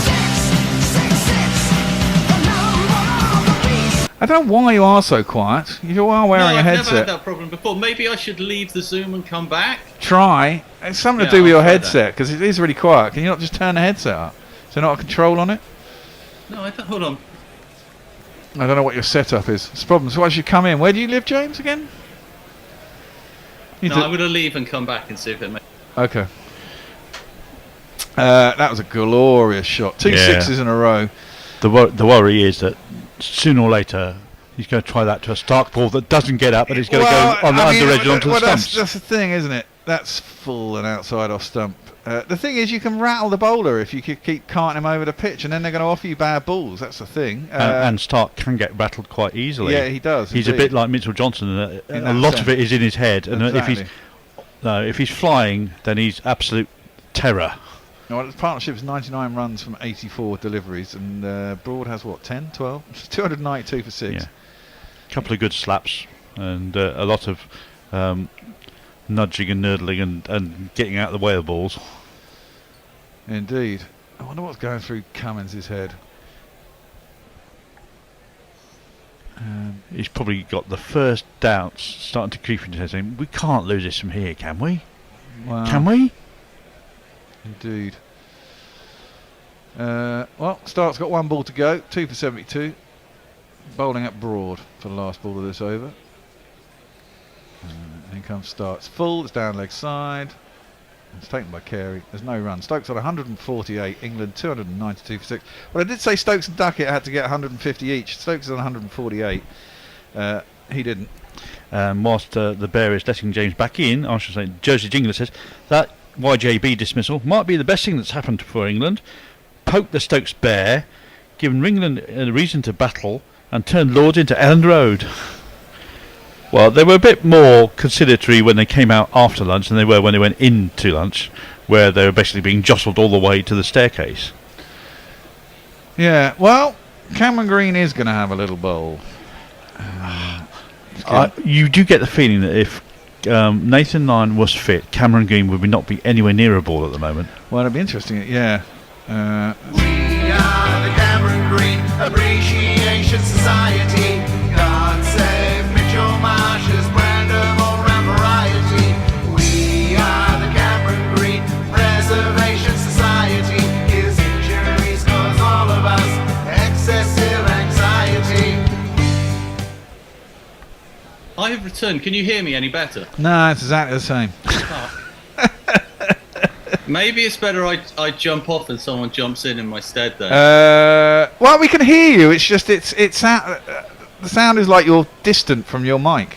And maybe I need a new headset. Maybe that's the way. Maybe it's better you do ball by ball, Bear, and I'll just chip in. You can chip in away. Closing on 300. I'm gonna have to go for a Waz again at the end of this over. My plug has broken, as the case is. Yeah, your nerves are getting to your Yeah, bladder. exactly. Well, England have got to 47% now. It's quite mad. When Bairstow was out, it was down at 9%. And Green is in, bowls short at Stokes, who can only jab it in on the leg side, and there's no run. The question will be, can Green handle the pressure? Well, it feels like the key moment, doesn't it? Now Stark and Green are on. Yeah. This could amp it up again for Stokes. Well, this is it. If they can get through Stark's spell, which will only be 5 overs. What's he had now? 2? You'd imagine it'll be a maximum of 5 overs for Stark. Hazelwood has looked pretty innocuous. He did get a wicket, to be fair, but Green in, short, and Stokes just sways out of the way, and there's no run. Change the tactics, not the bowler. Well, quite possibly, but you imagine Stokes' eyes in now. If you try bowling full, he's still going to. He might find it easier to heave it.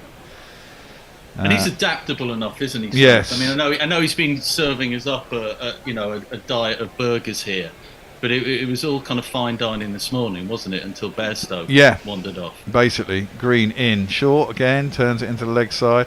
I'd be tempted to let Broad take more of Green as well. He doesn't look like he's as quick as he has been. He's sort of low to mid 80s. No. Something I bet he's pissing Broad off quite a lot now, not by taking these singles. Well, I don't know. Insult to Stewart. I don't think so. I think Broad's just content to take what he's given. I'm sure they would have chatted, and he'll be looking to, he'll be happy to be on strike when he's required to. Green in, short, and backs away to Stokes, and there's no run. You might want to think about going inside that and just paddling it around very fine. Yeah, it feels like that it's been a bit too premeditated towards Green at the moment. Yeah. It's okay. Start went for 2 sixes in the last over. So. Yeah, it's not a one-day match. There is no requirement to no, taking it the don't same have to do it every level. over. I mean, this is it. There's plenty of time left now, isn't there? I mean, there's 79 runs required. And Captain No Mates has just gone over to Green to give him a G up. Well, yeah. Before departing to the boundary where everybody else is. Yeah, it's mad, isn't Looking it? for a barracking. Green in. Bowls it full and bunted out into the offside by Stokes. Doesn't get it far enough away from the bowler they can take a single. 1 ball left in the over. See, I mean, what are they all going to come up? What I would do is, when Stokes is on strike, bowl dry, wide, full, so he can only score a 1. Yeah, he hits it quite hard. If you do it and he's in, he still wait. There's a lot of gaps. Well, he's brought a couple of people in for the last ball of the over. It's all getting a bit confusing, isn't it? Because him and Smith are both directing traffic at the moment. Yeah, I think Marnus was as well.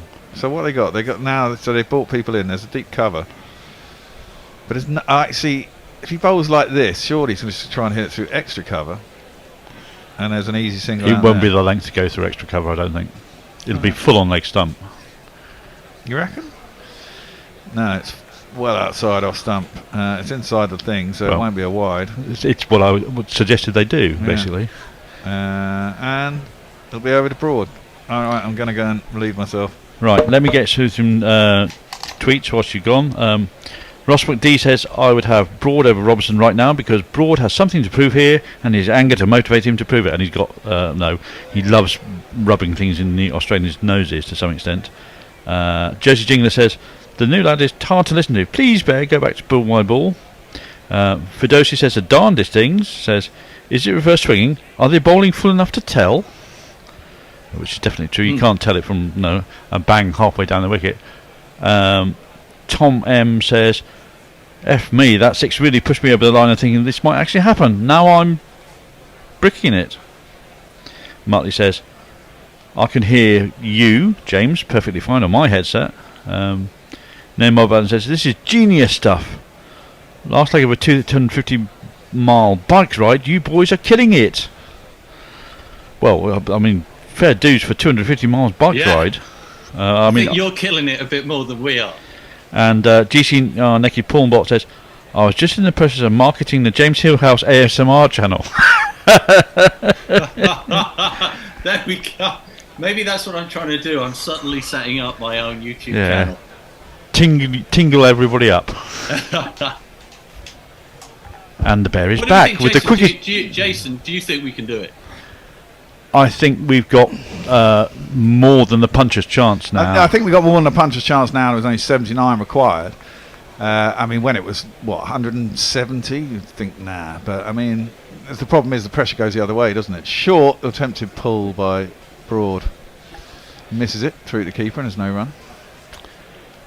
Yeah. And let's not forget this is not Headingley in 2019. In respect of Stuart Broad is more capable than Jack Leach.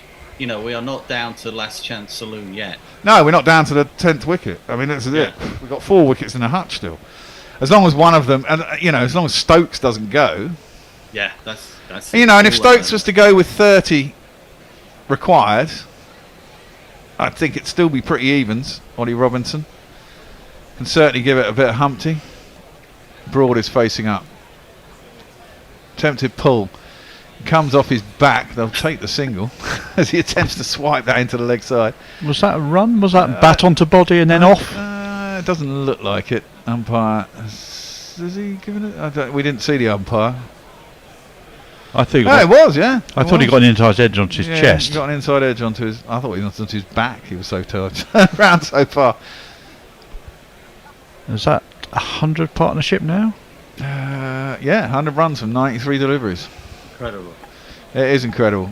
The crowd stands in ovation. Stokesy is ticking. Just don't give it away, Stokesy. This is almost like watching my game yesterday, where numbers 8 and 10 put on 100 runs to win the match. Really? Yeah. Fuck me. Well, maybe that was a portent of what was to come today. Stark in to bowl to Stokes. Full wide outside off stump. Thrashed at. Missed. And through the keeper, and there's no run. 86 miles an hour.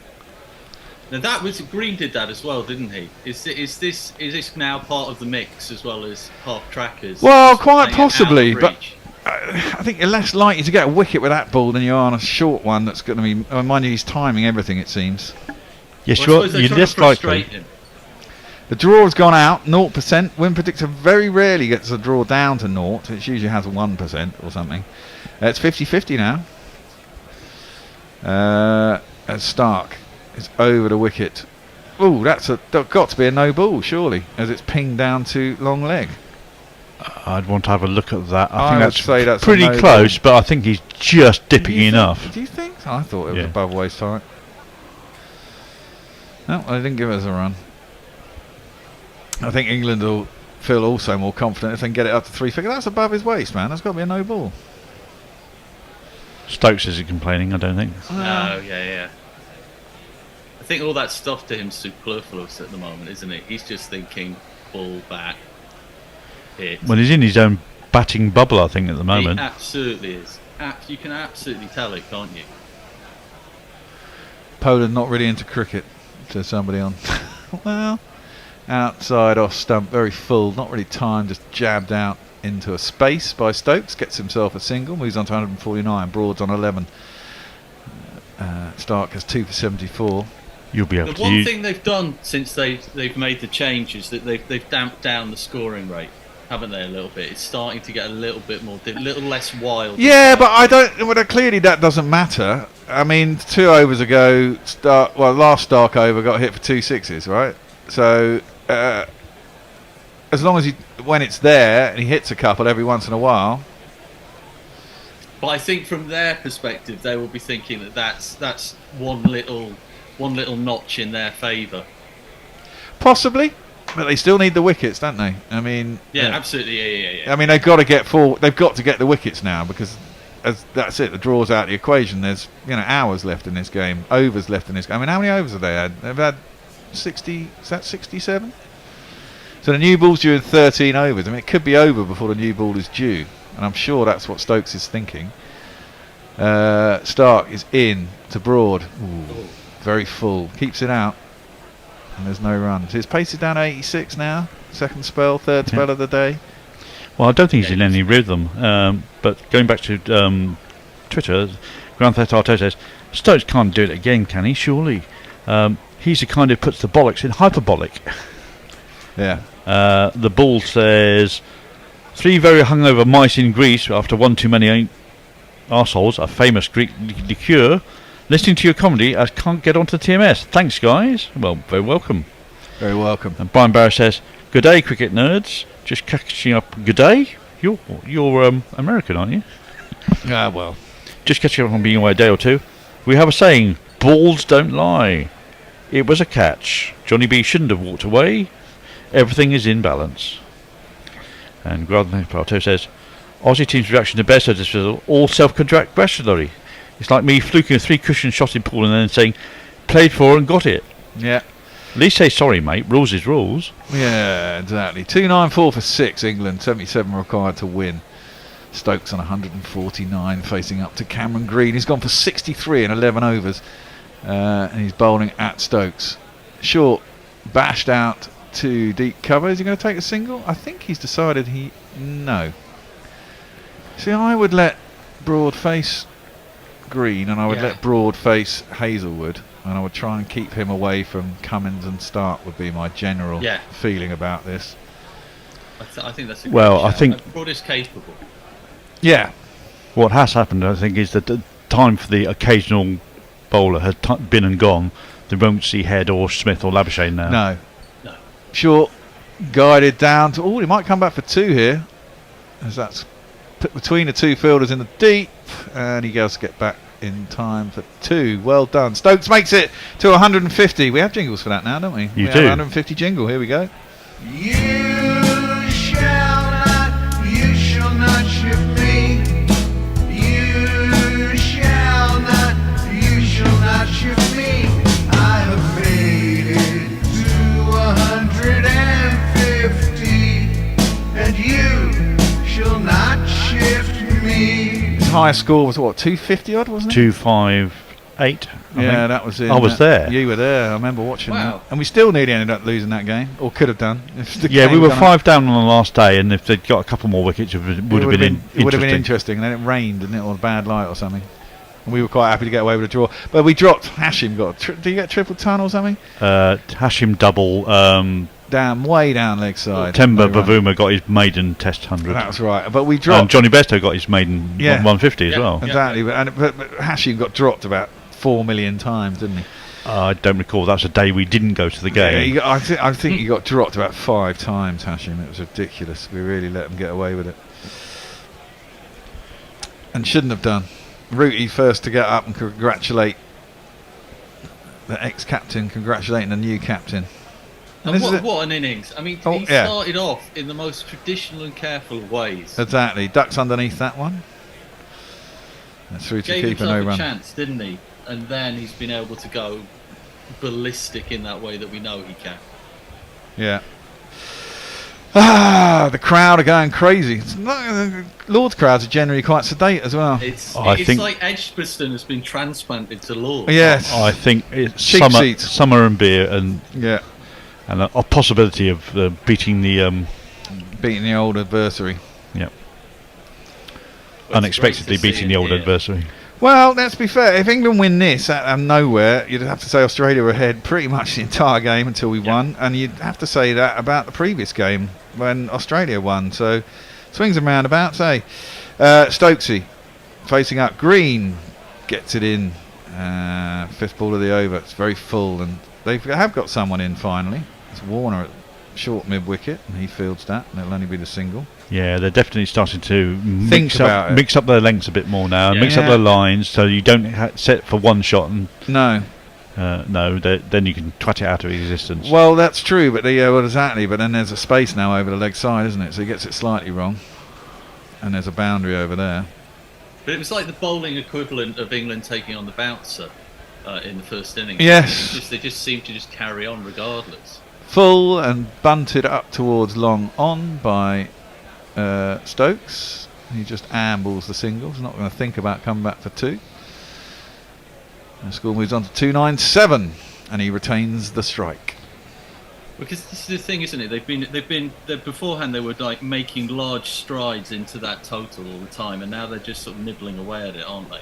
it does make it seem a tiny bit bigger as a result. Well, it does, but there's not really a lot of balls that are challenging the stumps either, so No. they're not really going to get you out unless you make a mistake. So, and there's plenty of gaps to hit the ball into. This is why I think he's got to give Broad a little bit more. And that's that. You know, if England do go on to win, they'll all blame Piggy, won't they? Because he dropped Stokes straight after lunch, and what should be for him a pretty simple catch.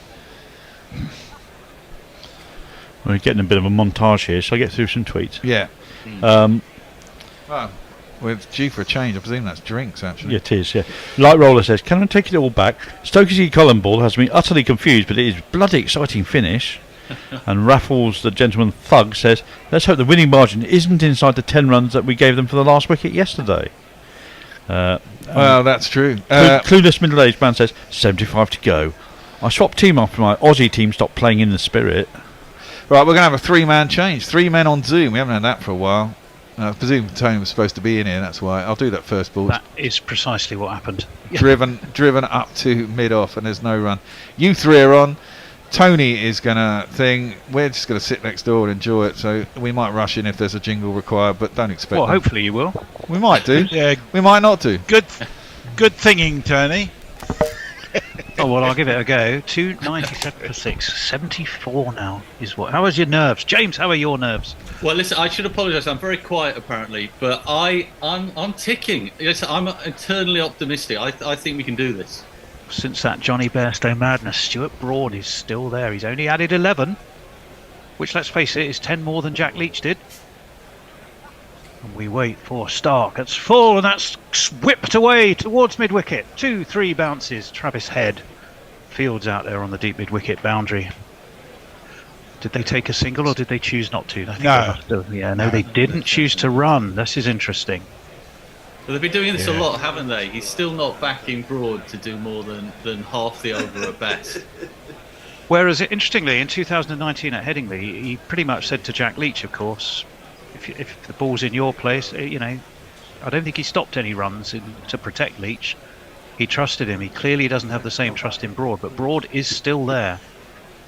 Stark is in. Left arm over. That's pulled onto his toes. Stark goes galloping off. Carey goes galloping off. Actually, it wasn't his toes, it was his thigh, which he rubs. Any bit of Ben Stokes that gets hit by the ball, we always put our hearts in our mouths. Yeah. Well, not literally every bit. I mean, you know, possibly there's... Not sure my heart goes in my mouth if he gets one in the box, but you know what I mean. Yeah, you never. But he's still walking around now like an arthritic flamingo. But I think it's just another injury on the list of things for him to ride out. Unlike Nathan, well, what would be your description for poor old Nathan Lyon yesterday then? If Stokes is an arthritic flamingo, that was pure wounded as Manfred Stoke Mann territory. didn't quite sing. That's driven hard and high, and well, no, it's not. It's on 2, 3, 4 bounces all the way along the ground, down to long off Cummins Fields. Or that had gone in the air. Well, Messers is chortling. What are you chortling about, Messers? Are you being so excited, Tony? I'm enjoying it. Although I'm really pissed off with the Australians. I thought they were dumb for about an hour in terms of their bowling. There is a long way to go. 298 for 6, 73 now is the target. Ben Stokes leading, well, from the front, the rear, the side, the top, the bottom, you name it. He's leading from everywhere. He's 153 off 205 balls. That extraordinary over where he absolutely pummeled poor old Cameron Green to all points of this famous old ground. The members got very restive as they went in for lunch, and we'll wait for that Stark in full left outside of off stump by Broad. If he doesn't need to play it, Stuart, don't play it. Well, I like that he was enough to leave already that. up on his toes, even though that was about a yard away from him. Well, he was. We keep going to that window, that little window. Who's looking at old Johnny Bairstow sheepishly, I would imagine. I'm surprised he hasn't wandered off somewhere else. Well, yes. Our WhatsApp group, needless to say, has been hopping, jumping, and all points of view are being expressed colourfully and articulately and less articulately, but nonetheless, all points of view are covered. This one is dabbed down out towards back to point. Surely they're going to take a run here. think they took a couple. They must have done. Yeah, they did. They should have taken 2 comfortably enough because that was down to backward point. I'm going to have to stand up. I've got a touch of the either the Nathan Lyons or the Stokeses. A bit of cramp in my right leg. 73 is now the target. 73 is now the target. Yes, the members at lunchtime, they were quite restive. They gave a fairly hard restive. They were abusive. They weren't restive. Incredible. Well, I didn't have the sound up. In what capacity were they abusive to the deceptively blue-eyed cheetah? I mean, some were doing the normal clapping thing, but some were actually yelling and calling them cheats. And there was a confrontation with Khawaja. I would imagine there was. Well, Khawaja, no, because Khawaja's the most fair-spirited man. Now we're going to see a change of bowling. Here we go. It's Hazelwood, 1 for 70 for him, but it was an important one. And he is going to be into the attack. He's looked laboured, hasn't he, throughout much of this action so far? But this is when the big players come to the party, isn't it? They need him now. Well, yeah, we have wondered about him. He missed the World Test Championship, of course. Yeah. He didn't play at Edgbaston. He'd always said he was going to play 3. He's looked a little bit off colour, but then never write write off a man whose middle name is Reg. That's what I say. 73 to win for England. 298.46. Hazelwood comes around the wicket. Stokes just clips him off his pads. There should be a man at deep fine leg, and if my radar's anything to guess, it will be and is Steve Smith. Of course it is. He's already dropped one though. He dropped Ben Stokes, didn't he? He dropped Ben Stokes. Useless bastard. biggest cheer of the day, probably, apart from all of the 6s that then ensued afterwards. 298 for 6. Would you count Starks's as a drop down there in front of the pavilion? No. Because he was already had at least 1 foot over the boundary sponge, didn't he? When he attempted to take that. 298 for 6. Hazelwood is going to be right arm around. He's in to Captain Ben Stokes, who steps back, guides him away backward a point. It's Khawaja who I think is coming around field. Yes, it is. Did they take the single? No, they didn't. They didn't, no. So we are eschewing those singles that might expose Stuart Broad too early in an over. I think the question, Tony, that you might want to ask is: did Mitchell Starc consider that a catch or an opportunity? Because based on yesterday, I think he probably did. Yeah. Well, it's harsh. It was uncatchable, wasn't it? Yeah. It would have been some catch. Rayan Ahmed would have given it a fair go. That one it's short by Hazelwood. Tries to follow Stokes, who just leans back, and Gaffers in his resplendent in his straw hat. It's a Panama, isn't it? Those hats, are they called? They're the Panama style like hat. I think. Yeah. Yes. With the multicoloured sunglasses on the back. Of course. He looks quite cool, actually, I've got to say. But anyway, he does the old shoulder signal. Got to have a certain amount of maturity to be cool in the Panama, don't you? Yes, you do. A bit like Sydney Greenstreet in the Maltese Falcon. As this one is steered away into the onside. They will take a single this time. He'd have made a great umpire, maybe not a particularly reliable. Wouldn't he be brilliant? I always think of him in like what are they like? Are they sedan? Not sedan chairs. No, they're things you carry people in. What were those great big high backs? You often see them in like kind of colonial wicker clubs. chairs. Yeah. I know. What were those chairs called? Oh, what are they? I rather always picture him sitting in that with a cane and a white suit. Yes. Well, I think if you're going to menacing. You're going to umpire on one of those. You'd have to be in India in the Raj and sitting there. Ruling everything, yes. Yeah. Didn't Imzi used to have a chair like that when Pakistan were doing nets, and he would sit in the chair just observing the net session going on? I'm sure that's true. I'm sure I've seen 99 for 6. England 1 shy of 300. Stuart Broad 11 from the 30 that he has faced, and he will be. And they say it's an elitist game, James. I can't believe it. Be facing Hazelwood. I think I'm a ball behind, chaps, but he defends down into his toe comfortably enough. 83 miles an hour from Rocket Reg. Production note from the Jersey Jingler. Tony, please try not to rest your chin on your hand. It muffles your wonderful dulcet commentary. Oh well, I'll do my very best. Yeah, no, I'm a compulsive beard twiddler. I always have been since I was about 3. Well, obviously I didn't have a beard then, but there we go. Or did I? That's steer. That's pulled around the corner. It's down to fine leg. No, says Stokes. You stay where you are, Stuart Broad, because it's the end of the over, and Stokes wants to strike at the beginning of the next over. 72 is the target. We're going to have a drinks break. Still one shy of 300, but 72 shy of the target needed. 6 wickets down, and we'll pass over to Messers for some messages. Yes, Leah says, holy shit, I think I'll have to talk a lot about Stokes, England all-rounders, talismans, Headingley, and things that happened there on my pod later, and gives us a link to her pod. Warren says, any chance Annie Shavers at Lord's? I don't think she scored a ticket for today. Jersey Jingler says, I've told you that already. Grand Theft Auto says, Stokes' best innings are when he takes his time and gets his iron and works it out.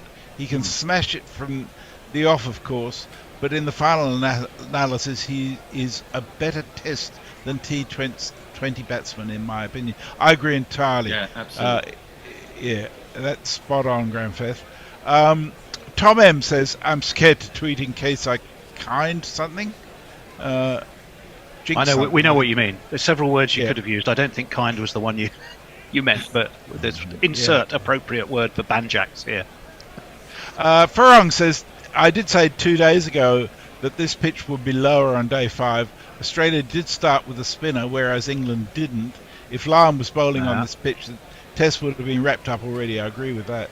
Did have England as favourites before this innings commence. 1-1. Tom M says, Bazball, Cummins ball, turns out to be Ashes ball was the most entertaining form of cricket all along. Yeah, this isn't Bazball. This happened in Headingley 4 years ago. This is cricket. Well, It is an extraordinary game of cricket. And again, whichever way it goes now, both sides will have their regrets. England, certainly, if they fall just short, they will have to look at themselves and go, there were those 3 wickets we just basically pissed away, pardon my language. But at the moment, Australia did the same, though. I think they threw away wickets to a lesser extent. A couple of them did run out of patience against that short ball. I will grant you. And I think I'll tell you what. Sorry, I've got to do this. Dave Wood says it's not vogue to call them Panamas in these times. They're non-specific Central American nation hats.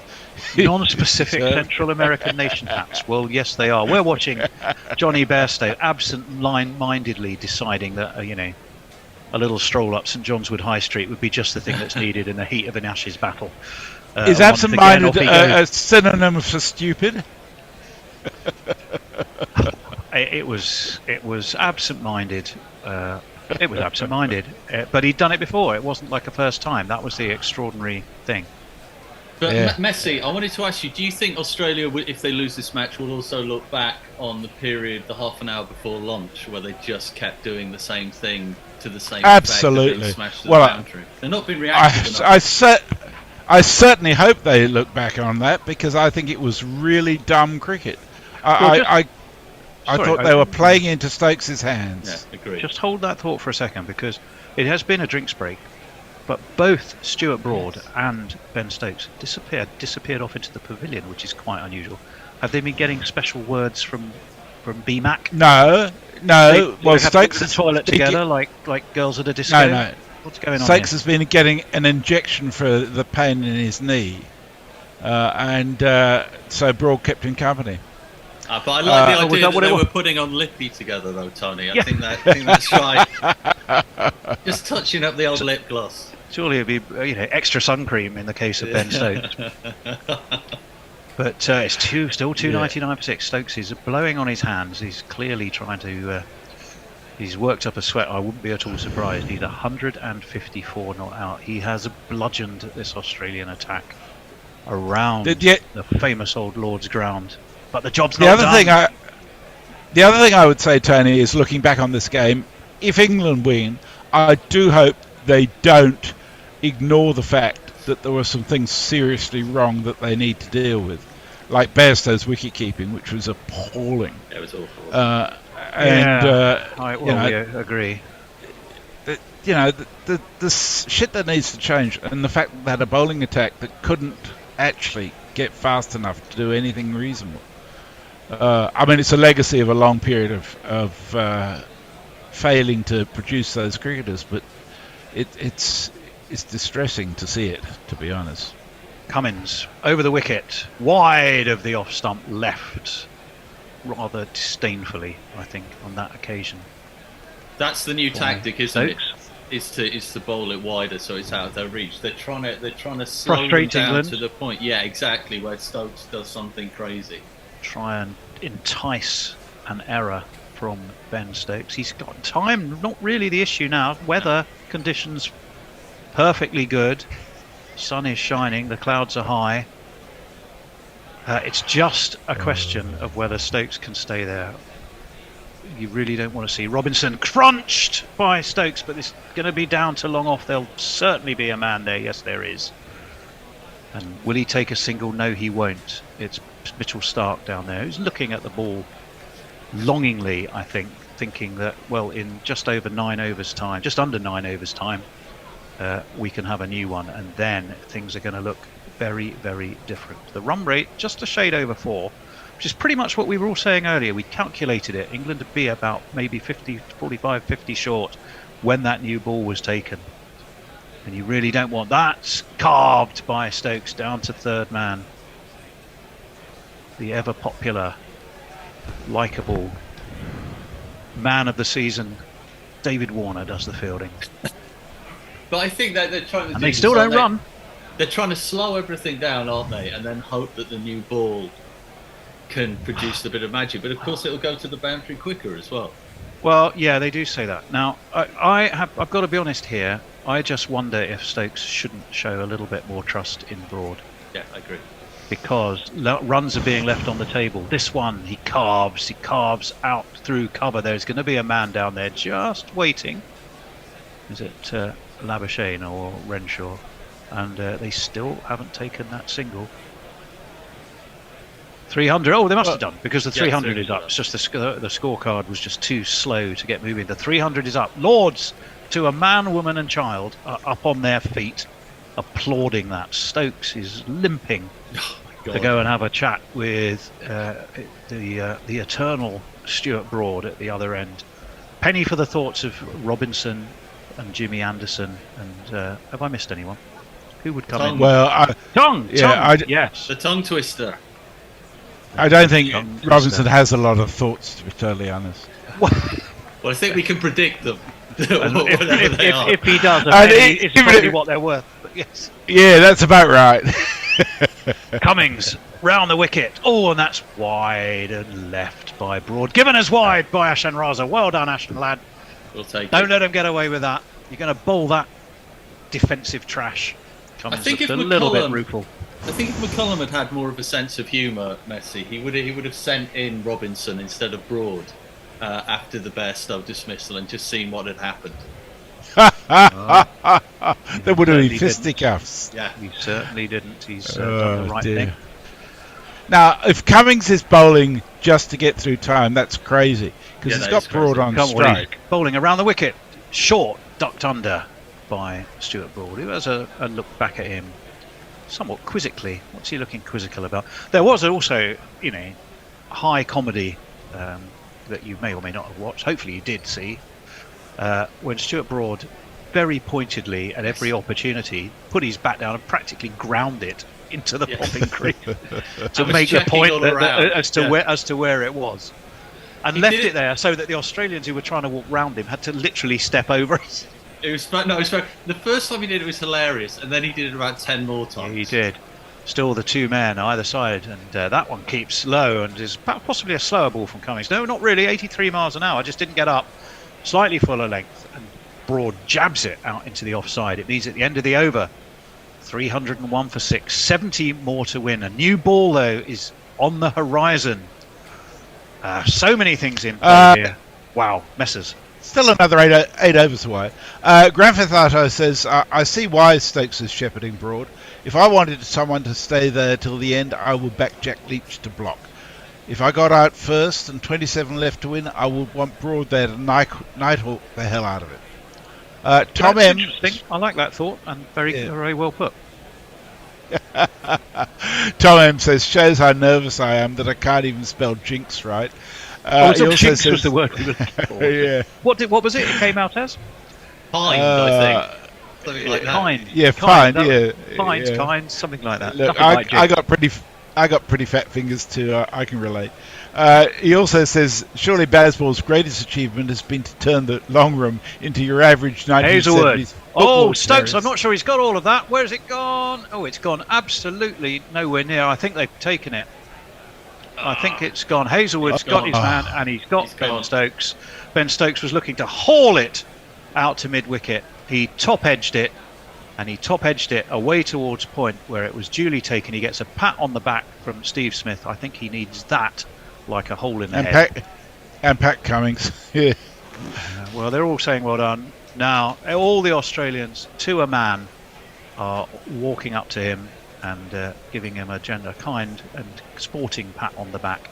I suspect he has 2 words for them involving sex and travel as he makes his way back to the pavilion where he will get the warmest of rounds of applause. But is it now heroic failure? Well, it's not over Robinson, yet. Cometh the hour, cometh the man. The good thing is, Ollie's so daft, he probably can't be nervous. The question the only is, hope is England possibly have. Is he still angry? Well, who knows? What a round of applause for Ben Stokes. Well what deserved. a moment for England. Well deserved, but unlike Headingley, history sadly here will recall he came up short. Through the long room, there's no swearing or shouts of cheat here. Nothing but a standing ovation for a magnificent innings from Ben Stokes. I can see 2 women amongst about 100 people in the long room. It's That's amazing, progress. isn't it? Put that in your report.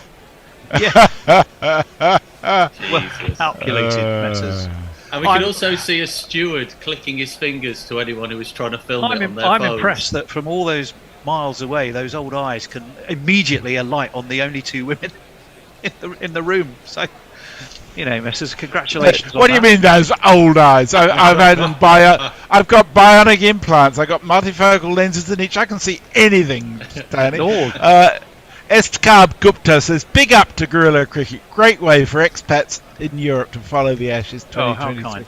Thank you. Thank you. We're delighted you're with us. We're not quite as delighted that Ollie Robinson's with us, only because jingle? it means finally Ben Stokes departed for 155 with England still 70 short. Yes, let's jingle him. Ollie, Ollie, Ollie! Oi, oi, oi! Oi, oi, oi! Oi, oi, oi! Oi, oi, oi! Oi, Ollie, Ollie, Ollie! Robinson! Well, Hazelwood, the man who finally did the damage, he's in to Robinson, who steps back and swings and misses, and it's over the top of middle and off and through to Carey. That was not the shot, James, of a man who really is thinking, I'm going to see England over the line here, was it? Well, it's a statement of intent. Maybe he's been hiding in the dressing room for the past hour to see how Stokes has been playing, and has just seen the bit before lunch when he was trying to swat everything. But he has come out guns a-blazing. Well, Oh, dear. if the name of England's game is to put bums on seats, as this one is, dropped short, Robinson ducks, through it goes to Carey. This is a rinse and repeat from about the last day and a half. It will have done that. My goodness, it will have done that. I mean, I'd like to think I'm normally fairly conservative and quiet in my conservative with a capital, with a small c, I might add. That was close, wasn't it? I was going to say, I thought you were coming out. In my commentary. But even I've been getting pretty, aerated and excited. In comes Hazelwood, short. Dear. Nicely defended actually by Robinson, who's a tall man, and he's up to play that down onto the ground by his feet. And there is no run, but it's still 70 to win for England. I do think we should take a moment to. Sorry, I do think we should take a moment to reflect on what a magnificent innings that was from It was Stokes. extraordinary knock. Because Absolutely. 155 in the circumstances was just unbelievable. It really was superb. Well, it's the way he chose to accelerate. Hazelwood in, short. Robinson has a swish. There's a shout for caught behind by Carey, who took it well above his shoulder. Robinson's not interested, the umpire's not interested, and frankly, Hazelwood's not especially interested. And we all march on. But it's also remarkable, Stokes, isn't it? Just his ability to go from first gear to fifth gear in the blink of an eye. It's like an impressionist jumping between impressions. It's just incredible that it doesn't just gradually happen. He can just flick the switch and go. But what an innings it was. It's, as you say, in the circumstances, truly remarkable. Yeah, Robinson's going to face Hazelwood. Defends. Will get a run. Steered away. Down, backward a square. They will take a run this time. I don't think Robinson and Broad are going to waste time arguing about who or who shouldn't be on strike. If a run is there, run it. And bring that score down. Every single one that they take just might create that little edge of nervousness in the Australian. Well, England were 52% on WinViz. They're now at 24%. So that's the significance of that wicket. 25 here. They've docked you. They've docked you for 1% down there in Perth, Messrs. Oh, well, that's funny. Aussie bias, classic. But bias. they've got 2% on the draw here, and 74% Australia. Definitely said 25 in Clay. Maybe it's just Claygate. Maybe I've got an extra 1% to keep me enthused. Who knows? Barry Grubman, speaking in relation to the problem England has with fast bowlers, is it's actually a legacy of producing fast bowlers, then breaking them with overuse. Particularly with Archer, but I'm not sure that Ollie overuse Stone. applies to the others. It's just a consequence of bowling, really, for them. Well, isn't we it? were talking about the problem earlier quite a lot. You say, well, okay, who is the next cab off the rank? And genuinely, it's very hard to spot one as we wait for Cummins, who is launched high. It's going to be taken. He is taken. He's taken at deep backward square. Smith's got that one. He has a little message for the crowd, I think, as he throws that up in the air. He's been the Have a first man message to for hug yourself. him. It is Labuschagne. And I'm afraid the curtains are closing on what has been ultimately a tragedy for England. But what a show it has been. If you're not entertained by this, you haven't got a soul, I'm afraid. But ultimately, it's going to, I worry now, end in tears. And the fat lady, as is traditional at these shows, or fat person, or actually you can't say fat lady sings. Person anymore. of size, maybe. Can't say anything. No, you can't even say that. The voluminously proportioned artiste is of indeterminate gender. Is probably starting to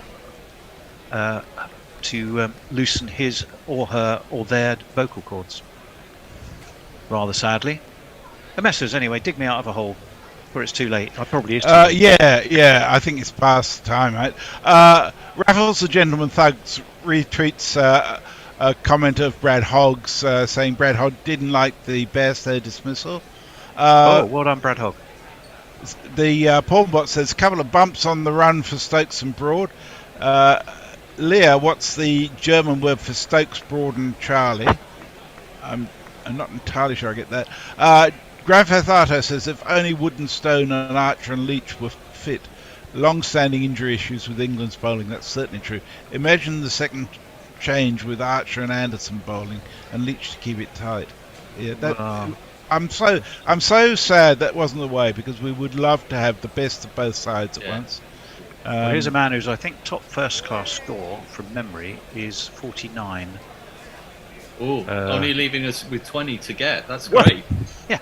Yes, I don't think it was in an Ashes test at Lords that he got it. I can pretty much guarantee you that. 69 is what England need, but they've just lost Robinson. Of course, before that they had lost Ben Stokes. And I just had a feeling, Robinson can bat. Yeah, he can. And yet, it wasn't a great shot. But he's up against a quality of attack here that that does just have the edge on England, and ultimately that will prove to be a difference. That and England's, short leg and silly point. Suicidal, yep, short leg, silly point, ducked under by Josh Tongue. He's more than happy to leave that. There is no run. Josh Tongue's first class score, let me have a quick look. I was pretty sure I was right in saying that. Where is he? Oh, I'm looking at his bowling. First class score 40, no, where was it? 45 not out. Don't know who that was against, but 45 not out. How many innings? Not that many, actually. Oh, well, no, a few. 61. Oh, yeah. Don't forget, he's been around for a while for Worcestershire. Cummins. In. Oh, that has Tongue leaping up. He played it in the end extremely well. Snorter, absolutely. Both feet off the ground.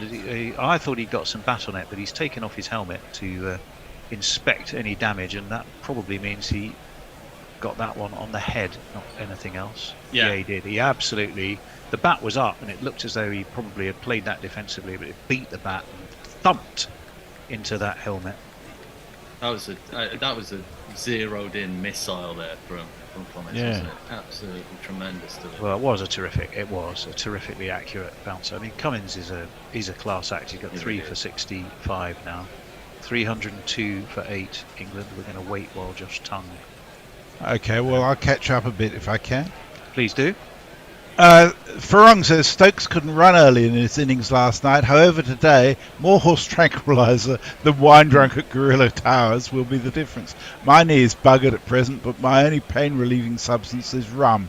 Oh, well. Well, that would do it. Well, I tell you, the wine drunk at Gorilla Towers, sadly today is not at Gorilla Towers because it's stuck with me and I couldn't make it in today. So what's the wine of the day, Tony? Well, the wine of the day today is the Close of Play.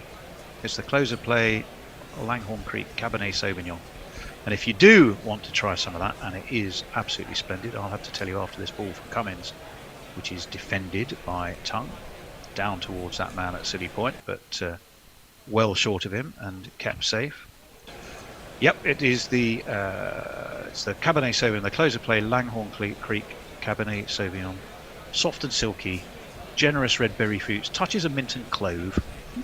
It's a famous wine for purely drinking enjoyment. Has great character and style, let me tell you. As opposed to drinking misery. Well, depends on which side you're supporting, I suppose. Cummings in, ducked under again by Tongue through to Carey. If you would like to join us in drinking Ricky's fine stable of wines, you go to pontingwines.com.au/Gorilla Cricket. That's pontingwines.com.au/Gorilla Cricket. You get a 15% discount if you use the special secret code, all of which becomes clear to you when you go to that website.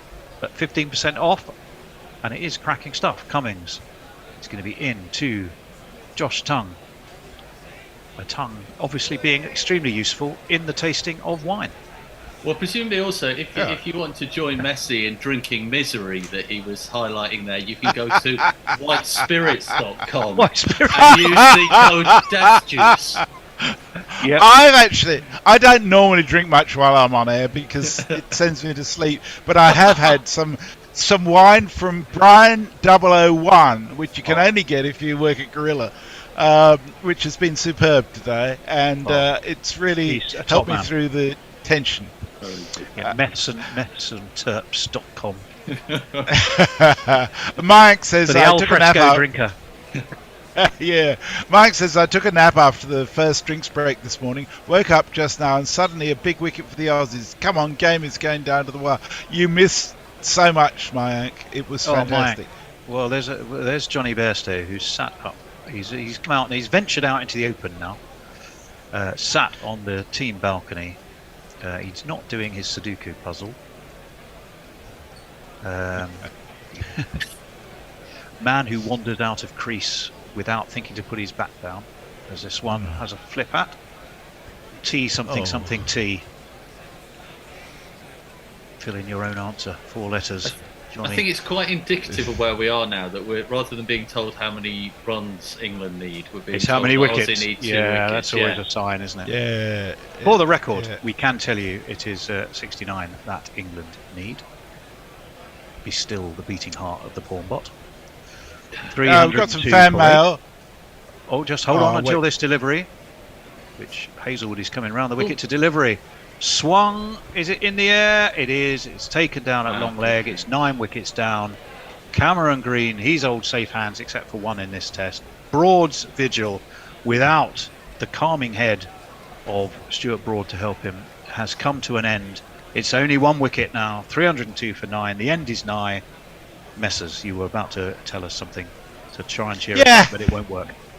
Well, I agree entirely with this tweet. Hardy the Mad Old Bat, who's one of our commentators too, says, enjoying having Shelley on Guerrilla Cricket. Lovely dulcet tones and classic commentary, reminiscent of Henry Blofeld, and he was a legend.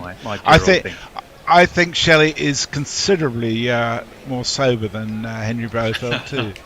Well, the problem with Blowers was his eyesight went towards the end, and he always had dodgy eyes since he got hit in the eye by a ball, didn't he, when he was at university? So he'd compensate, I think, for those weaknesses by just. I could listen to him for hours. He did rather lose the plot towards the end. I think he got his pigeons, buses, and cranes all confused and was never quite sure which was which, and they became more important than the match. But generally, I loved listening to him. It was a bit of a parody of himself, wasn't it? Yeah, he was. Yeah, he was. Rohit Singh says, to rephrase the immortal words of the great Bill Withers, ain't no sunshine when Ben's gone. Oh dear. The best way to get Ollie is the good old-fashioned Yorker, says Mayank. Didn't need to be. Leah says, what a trademark Stokes blitzkrieg. Trust me, I know what I'm talking about. I'm a German war nerd after all, so I definitely know about blitzkrieg. And Tom M says, at least now they might start taking singles. Yeah.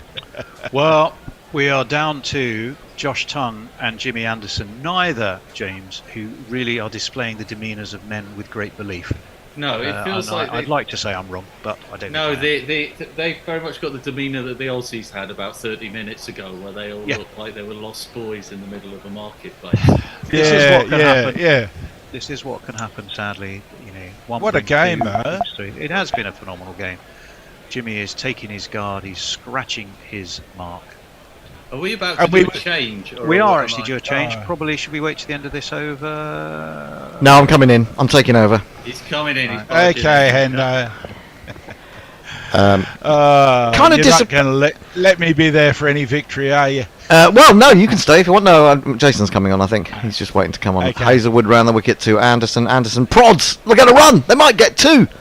I'll get 1 down to third man, which brings Tongue down to face. Now, I think there's an absolute failing in the England lineup of the kind of sense of responsibility that Ben Stokes has shown there today. Ollie Robinson did not need to come out and play that shot. I mean, he's a decent batsman. Have a look at it, duck under a couple, and you could still, without Ben Stokes, win this. But it's almost as if they've decided if Ben Stokes gets out, we can't win it. And that's just an abdication of responsibility. Now I want to see obnoxious Ollie dropped for the next test, because I think his attitude is all wrong. He's not bowling well. He's not trying to bat. And, well, along with others who might be left out because of other reasons, I think obnoxious Ollie has to go and get his head straight. Can I just tell Jason that the next tweet is Leah from 10 minutes ago? Yep. About come on, Messers, it says.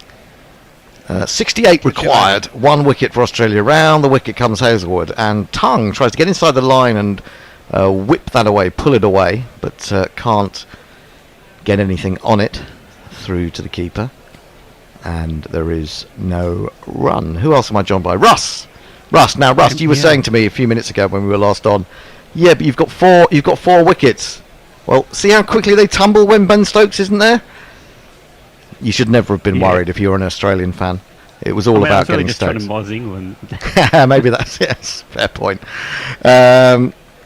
Tongue waits. He's going to give him a catch there, isn't he? Well, he tried to. He tried to play a little catching game between Hazelwood and the short leg, who I think is Renshaw. He just popped it up, but neither of them could actually get to it. So England survive. And it's been a bit of an ugly game, hasn't it? There've been some quite ugly moments, haven't there? Or quite passages, I suppose, more than moments. Yeah, passages have been quite ugly. That's a no ball anyway, surely. Was it a no ball? It looked like he overstepped by a fair couple of inches. Well, you have to say that the fans there today have had more than their money's worth. I mean, they wouldn't have expected England to get this close. It comes across his stumps again. Surely he's going to bowl a very full one there at some point, but again he couldn't get hold of it. And it's through the keeper. No run. 303 for 9. Australia need 1 wicket to win. Leia says, "Come on, Messers. At this point, beschwertes kurzes Bein is basically Guerrero Cricket Deutschland. Plug the F out of it." I'm not sure what that's in quite relation to. Might have been the Blitzkrieg remark. From Darkest Peru says, "Oh well, back to reality." Leah says, "Let me give you my blessing as a queer woman, Tony. You can absolutely say the fat lady sings. I don't know if she really has lit her cigar yet, though." Yes. Mayank says, "Great end to an Ashes test.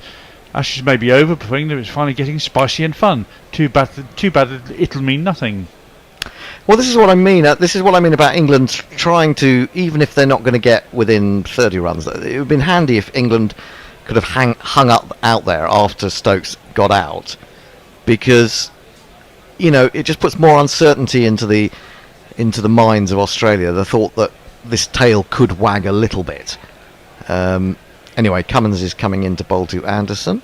It's going to be short, and he jabs it down, although at the same time flinching rather excessively and barely looking at the ball. And basically using his arm guard as an extra bat there. He might as well actually. And actually, if he uses if he holds the bat with the bottom hand only, and then uses the arm guard. Oh no, that's straight off the glove. He can't be caught, can he? He can't be caught off the arm guard if he's not holding the bat in that hand. He can't be caught off the glove if he's not holding the bat in that hand. So he just bat with the bottom hand. Completely. Anderson has a little jab at that outside the off stump. Seemed to have about 15 minutes to wait for that ball, even with someone as quick as Cummins. He's very jumpy at the moment. He's very Anderson, all over the crease. Anderson's been jumping like this. I mean, how long do you reckon before he'll try a reverse sweep? I'm not even sure that he's stupid enough to try that against Cummins. He's going to come round the wicket now to the left-handed Jimmy. They've still got men back for Jimmy. I can't believe it. 2 men behind square on the onside.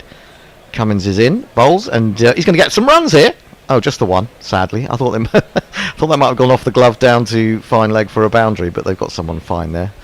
And so as just a single. As he did in the field, Anderson, he does give the impression he's not picking the ball up as quickly as he might. Well, that's right. I mean, he put those 2 catches down, especially that one yesterday off Travis Head. That was an absolute sitter. And he may just be, I suppose, his mind might have just gone off the game because he's not bowling well. Well, I say he's not bowling well. He's not bowling terribly. Not bowling enough. Well, I wonder if his eyes are gone. But as a bowler, though, as a bowler, as a batter and fielder. As a batter and fielder, yeah. So Cummins will bowl to Josh Tongue. 67 more required. And man's gone behind square leg, about halfway. And Cummins is in. And Tongue goes back and forces. There's nobody on the offside. Cummins is after it himself. That might roll down the hill, will it? Not quite. Cummins is going to field this 3 yards from the boundary off his own bowling. And I can't believe they've only... Hang on, I think they've only got 2. They had 3, I think. Surely they got 3 there. Let's have a look. We're going to have to wait. I don't think they got 3. I think they only got 2. And I think that's poor again. You've got to do this, the basic things right, England. There's an easy 3 there, surely. Anderson's just strolling. They come back for the second. Surely there's a 3rd there. Maybe they did get a 3. Let's have a look. Yes, they did. All right, good. I can calm down a bit. Because that would have been a silly waste of a run. 64 required. In he comes. Bowls to Anderson. He gets in behind it. Jabs it out in the offside towards Gully. There's a Gully, a slip, and a short leg. Australia still need 1 to win. And if Anderson and Tongue stay out here for any time, again, it's a mark against the likes of Robinson, who needs basically a rocket up his arse from someone very soon. Australia chased how many with their 9th wicket in the first test? I mean, it's a bit out of the box, 50. but still. Yeah, slightly 50 odd. In terms of talent, down the leg side this one goes from Cummins. In terms of talent, though, I don't I think Lyon's a very talented batter. No, but Cummins is a hell of a lot more talented than either Tongue or Anderson. No, I was thinking about Robinson and Broad now for when they were. Yeah, they should have. Yeah, they should have done better, shouldn't they? Down. Yeah, and I think Robinson just misread the room. Robinson constantly he misreads wasn't the room. context sensitive. Let's put it that way. He's just an idiot, basically, isn't he? I think. 307 for 9. England needs 64 runs to win. Australia need 1 wicket to win. I think we know how that's going to turn out. And England have got the stupid bucket hats on, as if they couldn't look stupid enough. They've got the bucket hats out. Mark 6 said, "Okay, customer at the yard sale wondering how come that guy didn't just duck, especially if he doesn't have to hit the ball, or just let it hit him. Apart from explaining the LW rule, I'm not sure I have an answer." And Farong says, "Third test selection dilemmas for England. Drop Bairstow and let Duckett keep? No. You think Angry Ben won't bowl him?" Hazelwood to Tongue. Tongue plays that quite well, actually. They think about a single. Not greatly, though. Anderson's quite happy to watch this from the other end. And so 64 still required by England. Or will he continue to bat and Folkes replace Johnny Bairstow as keeper? Well, I think Duckett scored 180 runs in this test. I don't see him being dropped. Oh, he's not going to be dropped. He's not going to be dropped. I think the argument is whether Pope is going to be fit. Yeah. And who bats at 3 if he isn't? Hazelwood into Tongue. Tongue tries to whip it down the leg side, but makes no contact. And again, there's no run. Oh, Mark Wood. Mark Wood's got to come in for Ollie Robinson at least. And probably Jimmy Anderson's got to take a break. Will they play a spinner? I know they don't seem to have one, but I mean, they might be tempted with the Ashes almost gone to have a look at Ray and Ahmed. And I guess that decision will be based a little bit on what they see in the pitch. It's not normally spin friendly. No. Headingley, is it?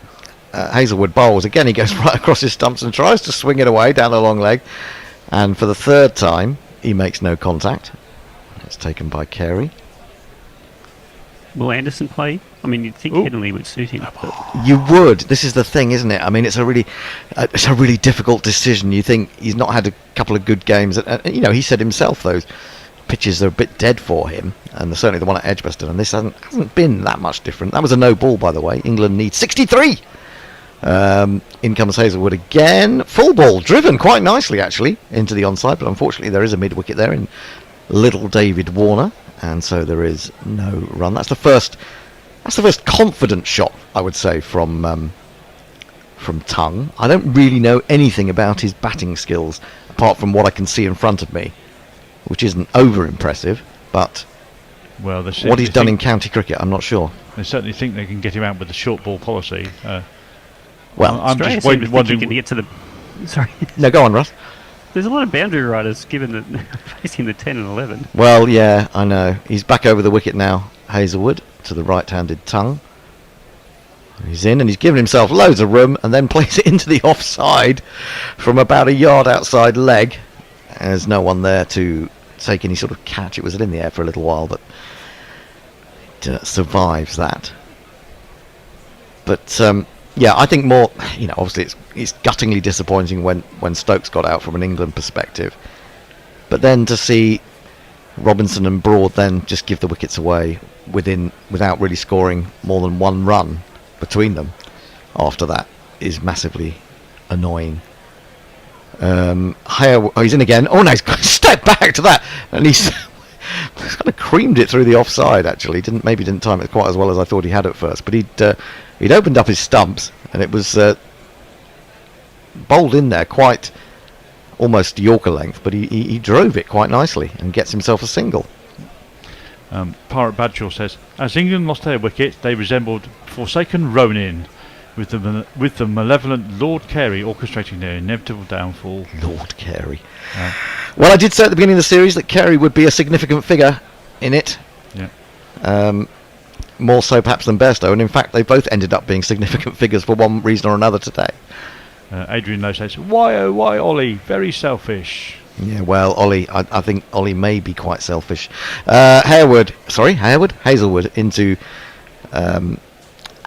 Anderson, who plays that in front of his grill with great courage, actually, for a man who can't see the ball. Maybe that's good. That's why he played it with courage, because he can't see the ball. England need 62 more runs to win. Australia need 1 more wicket to take a 2-0 lead in this series. 309 for 9. Warren says, thanks you, Chap and Chapessi. See you in the next test. Liam Papa says, if England drop Ollie Robinson, who would you replace him with? Well, Wood is the obvious answer. We need someone in the tail who can bat, because after Stokes there is not much there. Actually, Wood is not a bad batsman. He's got some strokes on him, to be fair. He's a clean hitter. Yes, he really is. Yeah, I know that doesn't. Yeah, that is a bit worrying, isn't it? Because you think you're strengthening in one way, and you may actually weaken in another. Here comes the harbinger of doom. This is it. This could be it. It's Mitchell Shark. It is Mitchell Shark. He's going to have the final bite out of the England corpse, and poor old Josh Tongue has got to take him on. Let's see what he can do. He started it all off yesterday with a tremendous spell. Hasn't looked quite so threatening today. And he's into Tongue, and Tongue flicks it away. There is no leg slip. They'll take a single. 2 men out behind square. Smith as ever. In fact, it's a leg by. England moved 310 for 9. 61 more required.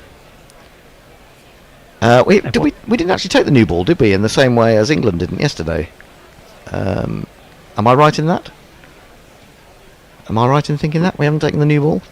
Australia. I mean, at one point we were talking about it was only, I think, just before Stokes was out, or have we not actually got to that point yet? It's only the 78th over. Oh, it's only 78th. Okay, sorry. Yeah. Okay, because I was thinking to myself, Stokes is there. Just before he got out, I was thinking to myself, does he really go for it now because he's worried about the new ball? But in the end, it didn't matter. A slip, a gully, a forward short leg for Jimmy Anderson. Stark is in. It's going to be a big Yorker, isn't it? No, it's going to be a horrible short one, which he quite comfortably jabs out into the offside. Whilst running to square leg. Well, yeah, I think he stood his ground a little bit better then, because it didn't really get out that one. The pitch so slowly, though, didn't it? I know. This is what happens when the ball is this soft. This pitch is absolutely dead. You'd kind of hope that England would get something a bit more lively at Headingley, and at least then Bazball would have a point, because if you know there's a ball with your name on it, you might as well play more attacking shots.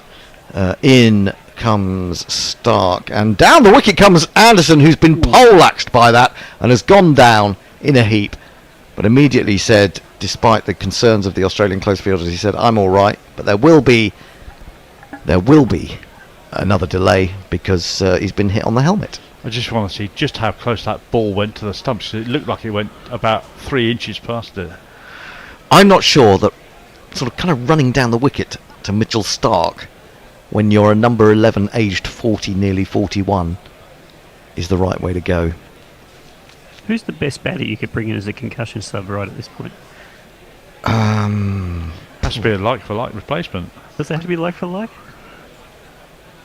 Sure. Oh, he's really been smacked on the grill there, hasn't he? That's a nasty one. His hand, delivery. And yeah, not very far away from the stumps when it eventually hit the deck. I didn't notice that one. I think he seems to be checking with his tongue whether all his teeth are still there.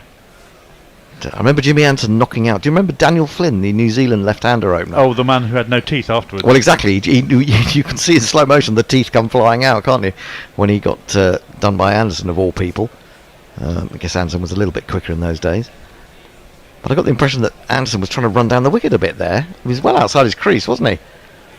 Whether Stark saw him coming and then pinged it in short, I'm not sure. I didn't actually notice the ball. I was so worried about Jimmy Anderson that it almost went onto the stumps. Yeah, very close indeed. Poor old Jimmy. He shouldn't be doing this at the age of 40, should he? He shouldn't have to. Shouldn't have to. Well, this is it. And now, look at England lost by 61 runs, or are probably going to lose by something close to that. And you go back to that second day and those 3 wickets that they, gave away with gay abandon, and you wonder how different things could have been. Despite the fact that I would argue, and I think most people would, that man for man, this is a stronger Australian side than England, especially when it comes to bowling. Having a look at the short ball, they've just showed some archive footage of Punter wearing some claret. Yeah, they always bring that one out, don't they? I think I saw it a couple of times yesterday as well. I've lost my train of thought Probably now. in the commentary books. Yeah.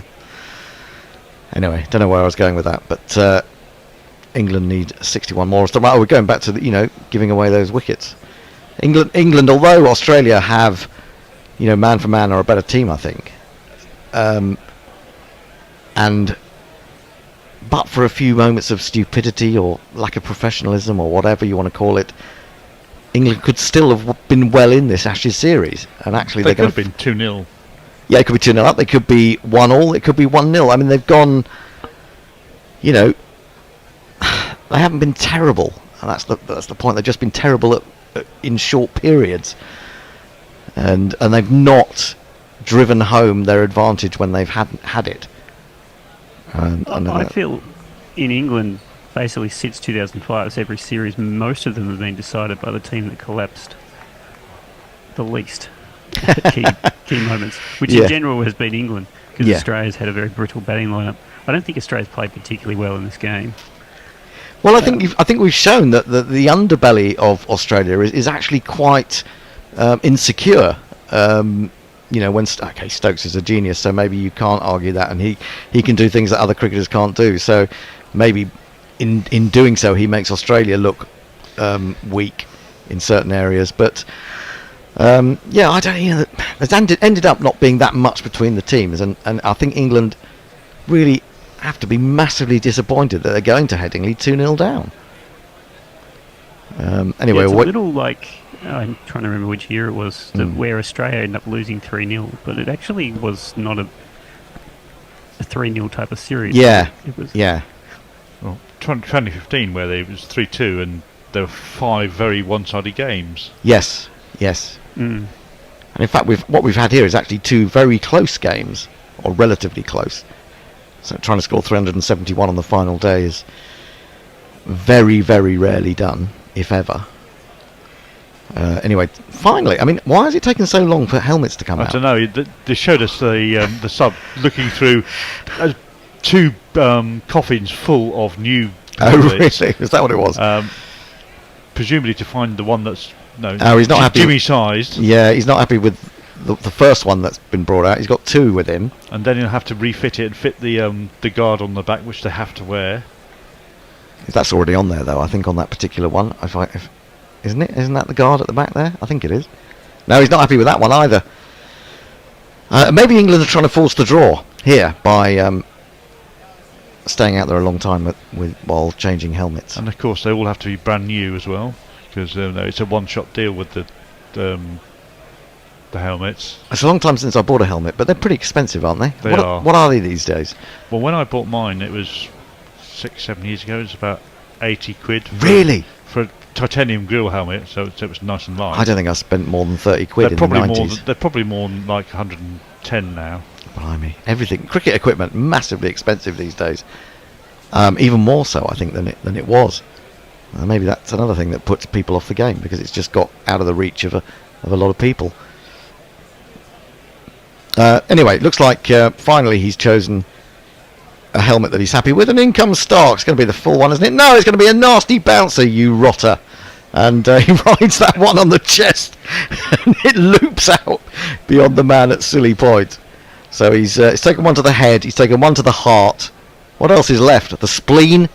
How many more organs do you want to damage, Mitchell Stark?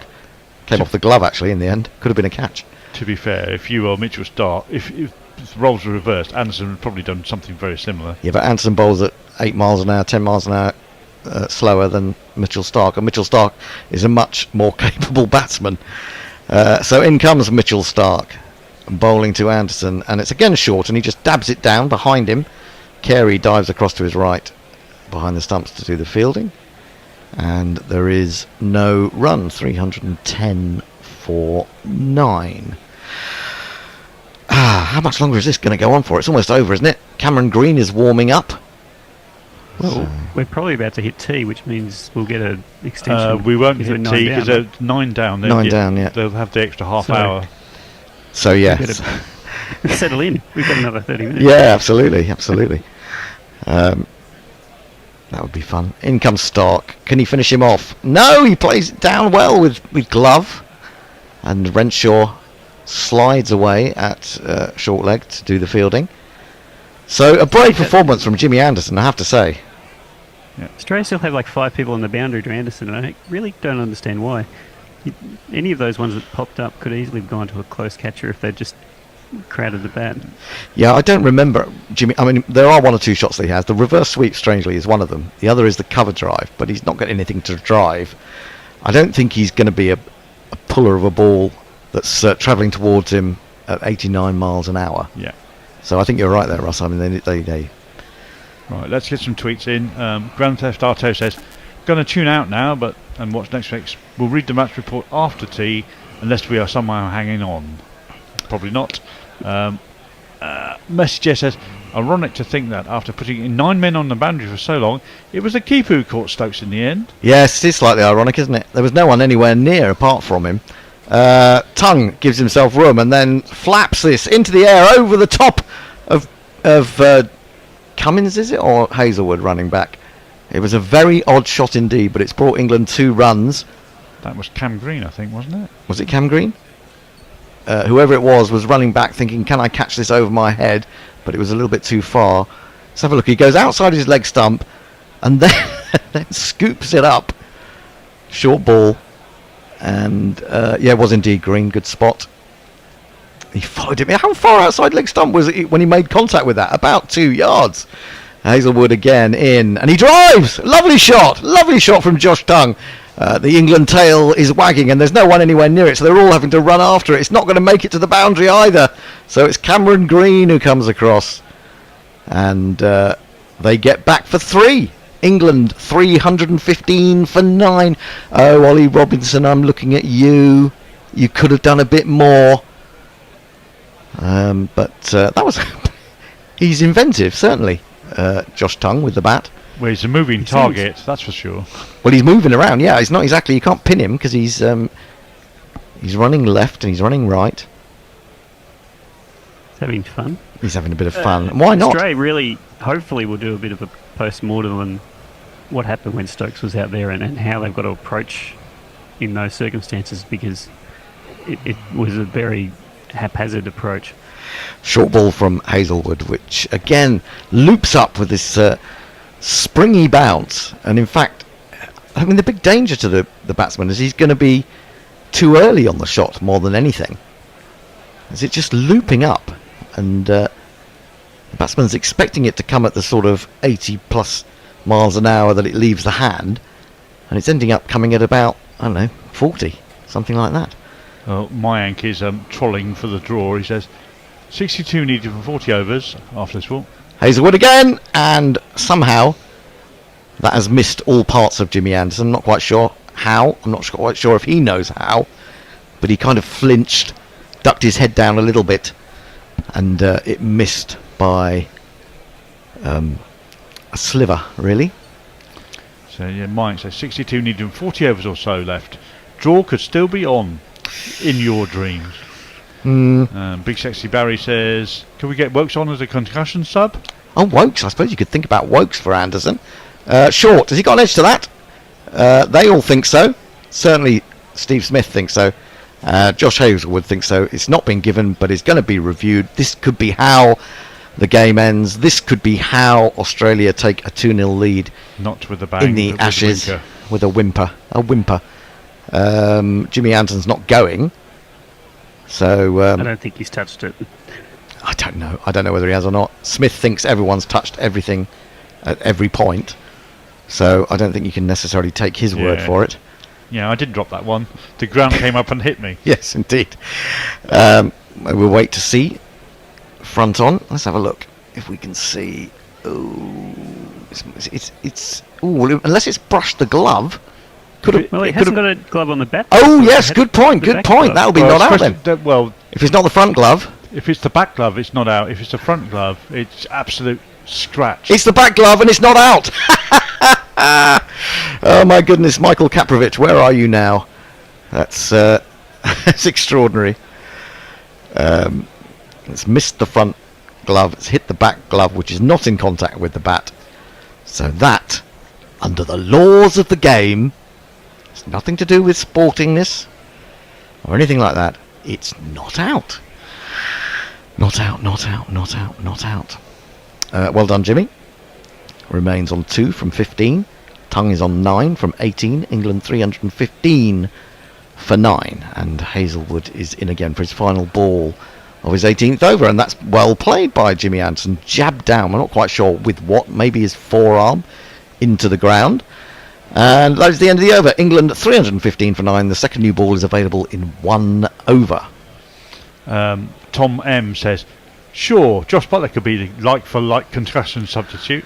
Oh, yeah, Josh Butler must be really peeved about the way England are playing these days. Because, I mean, if he'd come into a team and he was just told to smash it, he might have been a different player in Test cricket.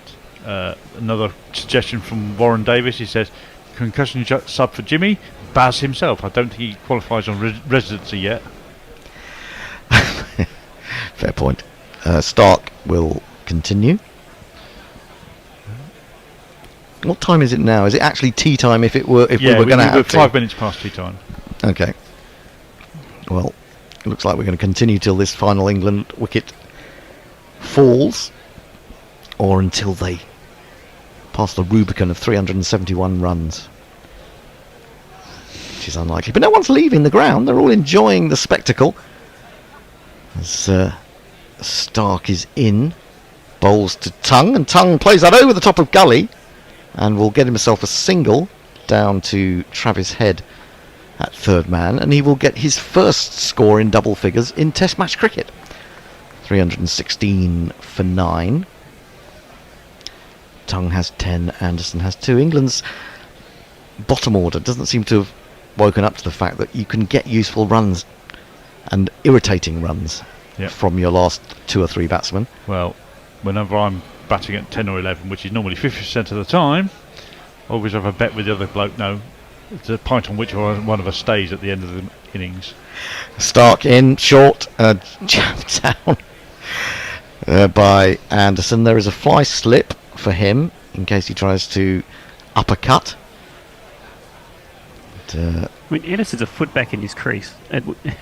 Surely Stark could have at least thrown in at least one Yorker at some point. I'm surprised he hasn't. Oh, that's hit him just under the armpit, on the arm itself, as opposed to the body. I mean, it looks ugly. That didn't get very far away. It looks ugly, but he's hit everything down. Nothing pops up. He's doing his best.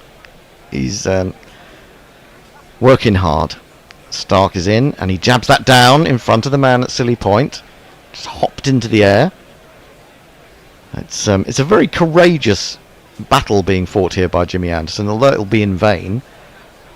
It's hard work for a man of nearly 41. He'll be 41 at the end of this month. And I'm pretty sure my eyesight had gone by 41.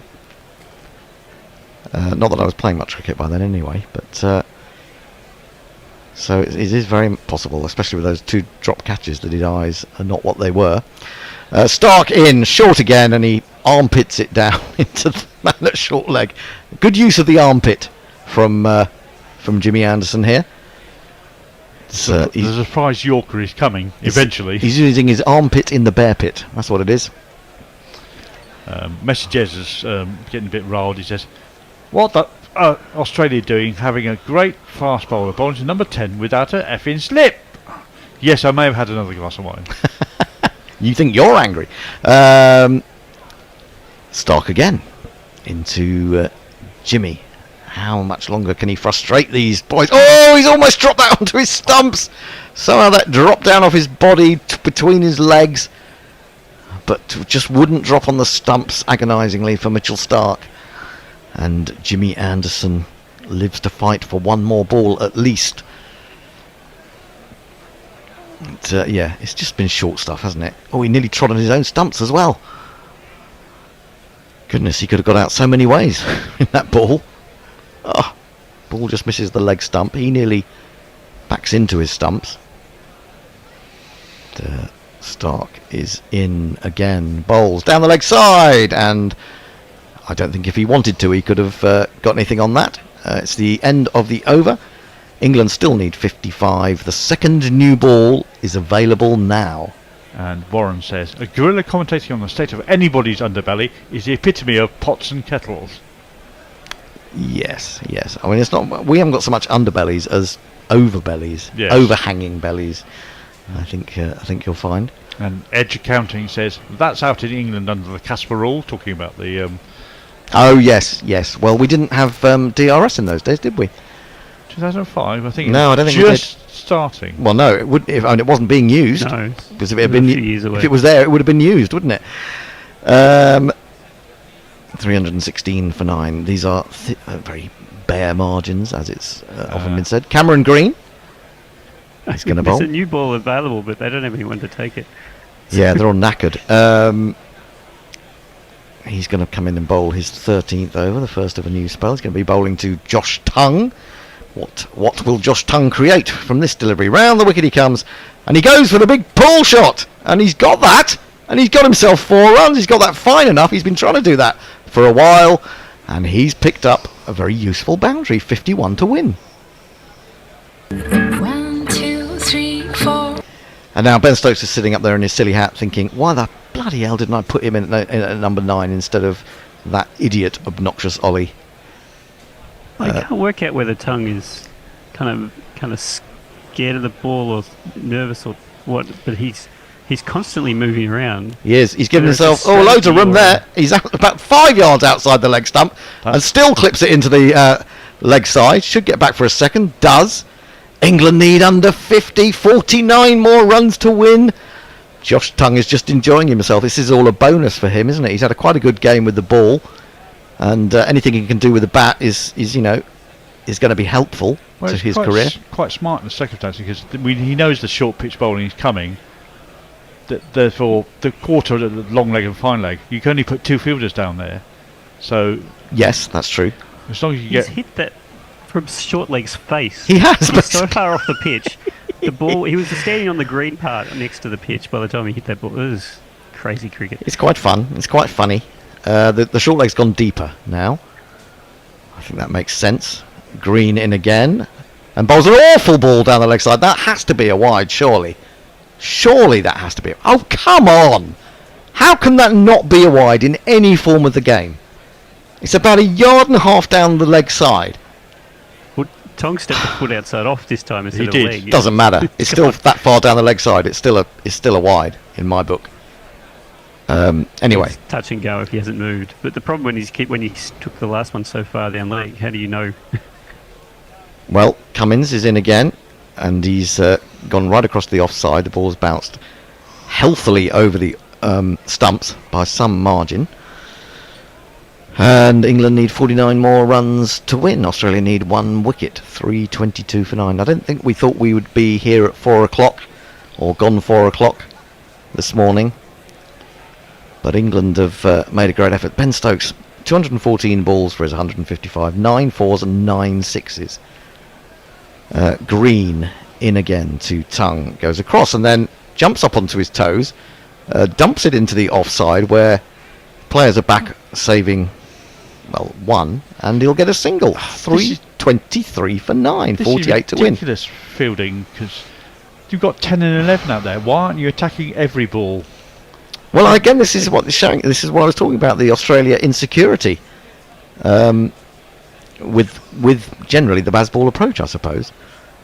They are worried by it. Whatever else they may say, they are worried by it and what it could do. It hasn't done it yet, but what it could do is worrying them. Green into Anderson. Anderson flicks it, or maybe that came off the pad between 2 close fielders on the onside. They will run through for a single. Jimmy Anderson has kept the strike. 47 more runs to win. There's a shout of some form from the green room by the Bear. I'm not quite sure what he was exploding about, but anyway. Because he's not Australian, I'm assuming it's not bowling the fucking stumps. But it would be if he was Australian. Yeah. Tom McAdam says Jimmy just needs to score his age, and Tongue can chip in a few. Rich Turner asks, how many singles did Stokes decline when he was batting with Broad? Have England been too formulaic? And Tom McAdam comes back with, England have batted 80 overs. Moral victory! Yay! Well, Stark, has he taken the new ball? Or is he still with the old ball? He's got a short leg, a silly point, a gully, a slip, a fly slip stroke third That man. looks pretty old to me. Yeah, that's still the old ball, without question. I think they're thinking it's not worth doing it to 10 and 11 if we can get him out with traditional short ball tactics. Well, yeah. They'll His just partnership's they'll take 20. it with to get to within 30, I think. So he's coming in, left arm over the wicket to the left-handed batsman. It's short and it's jabbed past a man at silly point, who thrust out a hand but couldn't get close to it, and Jimmy scarpers through for another single, 46 to win. I'd forgotten the Marnus factor as well. Marnus is at silly mid off, presumably incessantly chattering away. Now I've just noticed that the cheat, Josh Tongue, was outside his crease when that was bowled. He could have been man-cadded, but he wasn't. He bowled it instead. 325 for 9. Stark 2 bowled to Tongue now. Presumably will continue with his inventive stroke play, if he can. He's in. He's given him loads and loads of room from outside off stump, and then he's lifted it cross-batted down the ground. Slid into by Cummins to prevent the third. England now need 44 more to win. 327 for 9. Australia still need that elusive wicket to go 2-0 up. Just, I think he's in his own little world. He's had a couple of quite successful Test matches. He's batting interestingly, and well, he's enjoying himself. There's no pressure on him. Something to look back on until they get to about 20 left. Well, yeah. Someone did say that this morning, didn't they? Stark to Tongue, gives himself room, and there goes his leg stump. The arm goes up in the air from Mitchell Stark, and Australia have won the second Test match by 43 runs. It was tighter maybe than they expected, especially when they got rid of Ben Duckett and Johnny Bairstow this morning. England will feel that they let an opportunity get away from them, really, in that first innings. And they will have to go to Headingley with some selection headaches or decisions to make. 2-0 down. Well done, Australia. What more can you say? Yep, they held the nerve just about. Yeah, I think so. I mean, they certainly, if Ben Stokes had still been out there, this was over, wasn't it? But he wasn't. Anyway, let's have some. They remembered at the end that there were stumps they could bowl at. That helped. Yeah, it's funny that, isn't it? He bowled full one on leg stump, and well, Tongue had been threatening to do that for a while because he'd been. I don't think I've ever seen he couldn't reach that one. Well, yeah, he gone so far outside leg stump he could no longer reach it, even though it hit leg stump. I don't think I've ever seen anyone give themselves quite so much room outside either stump. So quite entertaining stuff. Jimmy Anderson stares Steve Smith in the eye, gets a consoling slap around the face. And Australia win by 43 runs. What more can we say? I don't know. I guess there'll be reverberations from this match for some time to come, but Australia won't care because they won, and that is what they've come to do. Even if England think winning is not the entire object of international cricket. Anyway, some final thoughts, Russ? It was a very strange and ugly Test match for long periods. Yes. And I really hope that the next one is not played in quite the same way, because another 4 hours of bounces. Yeah. And a leg side field is not going to be great for cricket. Australia didn't play that well. They've got away with the win. Both sides probably want to have a look at their selections and their tactics and all sorts of stuff in the next however long. We've got 3 days until the next Test. Yep. Well, how do you think they're going to remodel their side, given that Lyon is almost certainly out now and Green his bowling has been a bit of an issue? I think they weren't expecting that much from Green. He's there to fill, but, and it became a problem when Lyon wasn't there. They'll bring Murphy in. He bowled very well in India. He's obviously going to be raw. We'll see how it goes. He's a very good bowler, though. Do you think they'll bring Boland back? Good question. I'm surprised he didn't play in this one, to be honest. One of Stark or Hazelwood probably will need the rest, given the short thing. Probably Hazelwood. He looked knackered for large parts of he's looked a bit underdone since he came back at the start of the series. He has, but look at it. I mean, we spoke to this morning. I think the Bear was saying he wasn't that impressed with how Hazel was looking, but he's probably got 2 of the key wickets today. He's ended up with 3 for 80, and he's got Ben Duckett and he's got Ben Stokes. So even though he may not have been at his best, he's certainly contributed. Yeah, but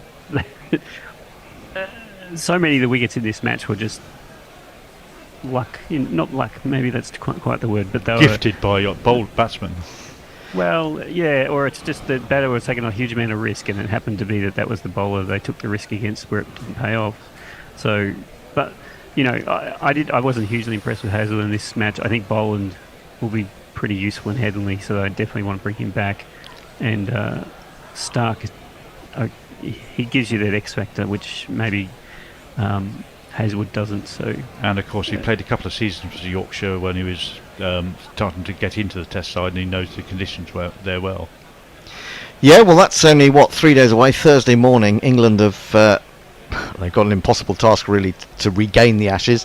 I suppose there is an outside chance that if they got it all together and it all came together at the same time, they could get a couple of victories, but that would be the same as 2019, wouldn't it? With Australia picking up 2 as well, it would be the Australians who would retain the Ashes. Yeah, I think the more interesting question is going to be how do England remodel their attack and their batting lineup potentially? And do you think that the atmosphere will have cooled by Thursday over that controversial dismissal, whatever else you say it's controversial? I don't know. I think the Western Terriers will have plenty to say on the matter. Oh, I'm sure. I mean, the crowd will obviously have a lot to say. But what about the players themselves, Russ? Any thoughts on that?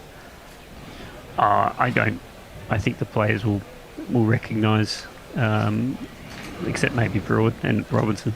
The rest of them will recognise that probably you shouldn't walk out of your crease when the wicketkeeper's only just caught the ball, regardless of what you think the state of the play is. Definitely it was within the laws, and we've seen lots of examples in the past. I personally think the law is stupid, the way it's phrased. Well, the law, as far as I could see, the law says that if the ball settles in the wicketkeeper's hands, that is considered to be, or the wicketkeeper's hands or the bowler's hands, that's considered to be the ball dead. But what is meant by settled is to be decided by the umpire. And if you immediately throw it at the stumps, I'm not sure you consider it settled, given he was out stumps. So no. What I mean, if you look at it logically, any time that a wicketkeeper takes it before a stumping, even if he's standing up to the wicket, essentially you're saying the ball's dead on a logical and reading of that law, which is why it's badly worded. Yeah, it's terribly poorly worded. Personally, I would say that if I would change it completely and make it completely non-ambiguous and say that if any fielder has possession of the ball and both batters are in their crease, then the ball becomes dead. So, and if the batters want to keep running, then they shouldn't settle in the crease. And if the fielder, obviously, if both batters are in the crease and the fielder has the ball, you can't run it. Even if you're on the boundary, chances are you probably can't. It makes it very clear what it would have to be, and it would make it much simpler. But we constantly get these problems where a ball is, maybe they didn't play it, or maybe one team thought it was dead and the other didn't, and then we get this big long discussion of spirit of cricket. So MCC needs to really sort out that law. It's been a constant thorn in that spirit of cricket debate. Yep. Well, I'm sure it'll go on. It'll go on in the British papers tomorrow. It'll go on in the Australian papers tomorrow, and I imagine that they'll probably have slightly different views on it, one way or another, especially the more sensational sides of the argument. But have we got any final tweets before we call it a day? Yes, we have. Dave Wood says, if Stokes had gone for it a bit earlier, England would have won by now. Bloody awful strike rate should be dropped. Yeah, absolutely. Hashtag sarcasm a little bit. Leah says, this is nerve-wracking stuff, and I don't even have a horse in this race as an India fan from Germany. Messages dissing his country mates, were saying Australia's tactics in this innings have been pathetic. Take the new ball and bowl normally. Martley says, thanks for the coverage. See you all for the next one. Love and sausages. Leah says thank you very much, Gorilla Cricket. See you and Whiteline Wireless for the second T20. That's T20. the women's Yeah, the washes. T20 The washes. Yeah, the washes. Message as well. F me. Who knew that bowling at the stumps might get a wicket? Well, it's amazing, isn't it? Amazing, but true.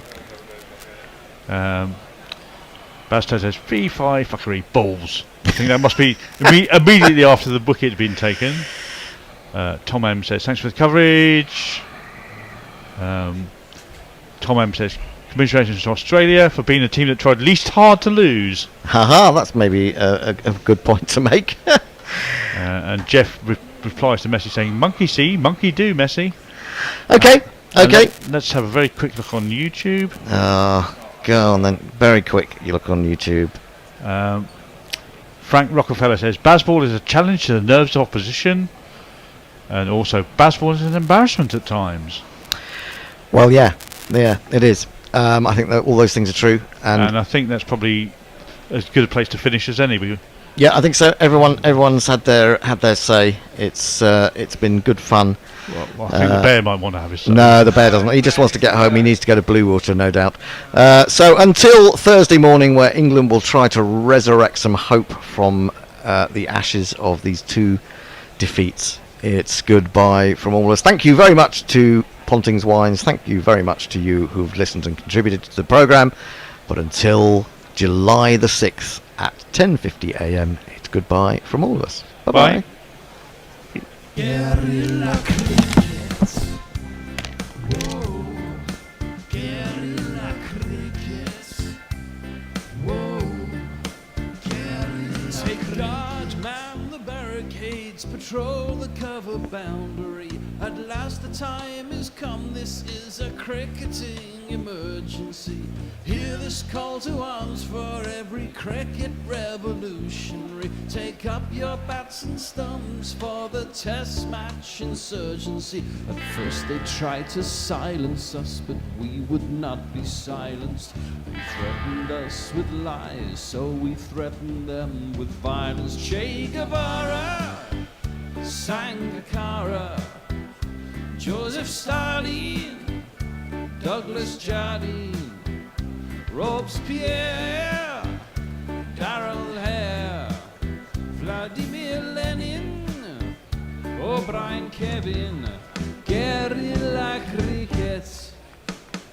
It's not about the winning, it's about how many rules you break. Even in cricket commentary, this is the best advice to take. Pick guerrilla cricket, it's the finest choice you'll ever make. There's so much more to cricket than rev counters and a slice of cake. At first they tried to sanitize us and clean up our act, but people like it filthy, and we know that for a fact. Fidel Castro, Lenny Pascoe, Carlos the Jackal, Umar Akmal, Mahatma Gandhi, Grant and Andy, Brendan Behan, Austin Ian, Guerrilla cricket. Stick with us, cause you know we're not the kind of thing that you see on the TV.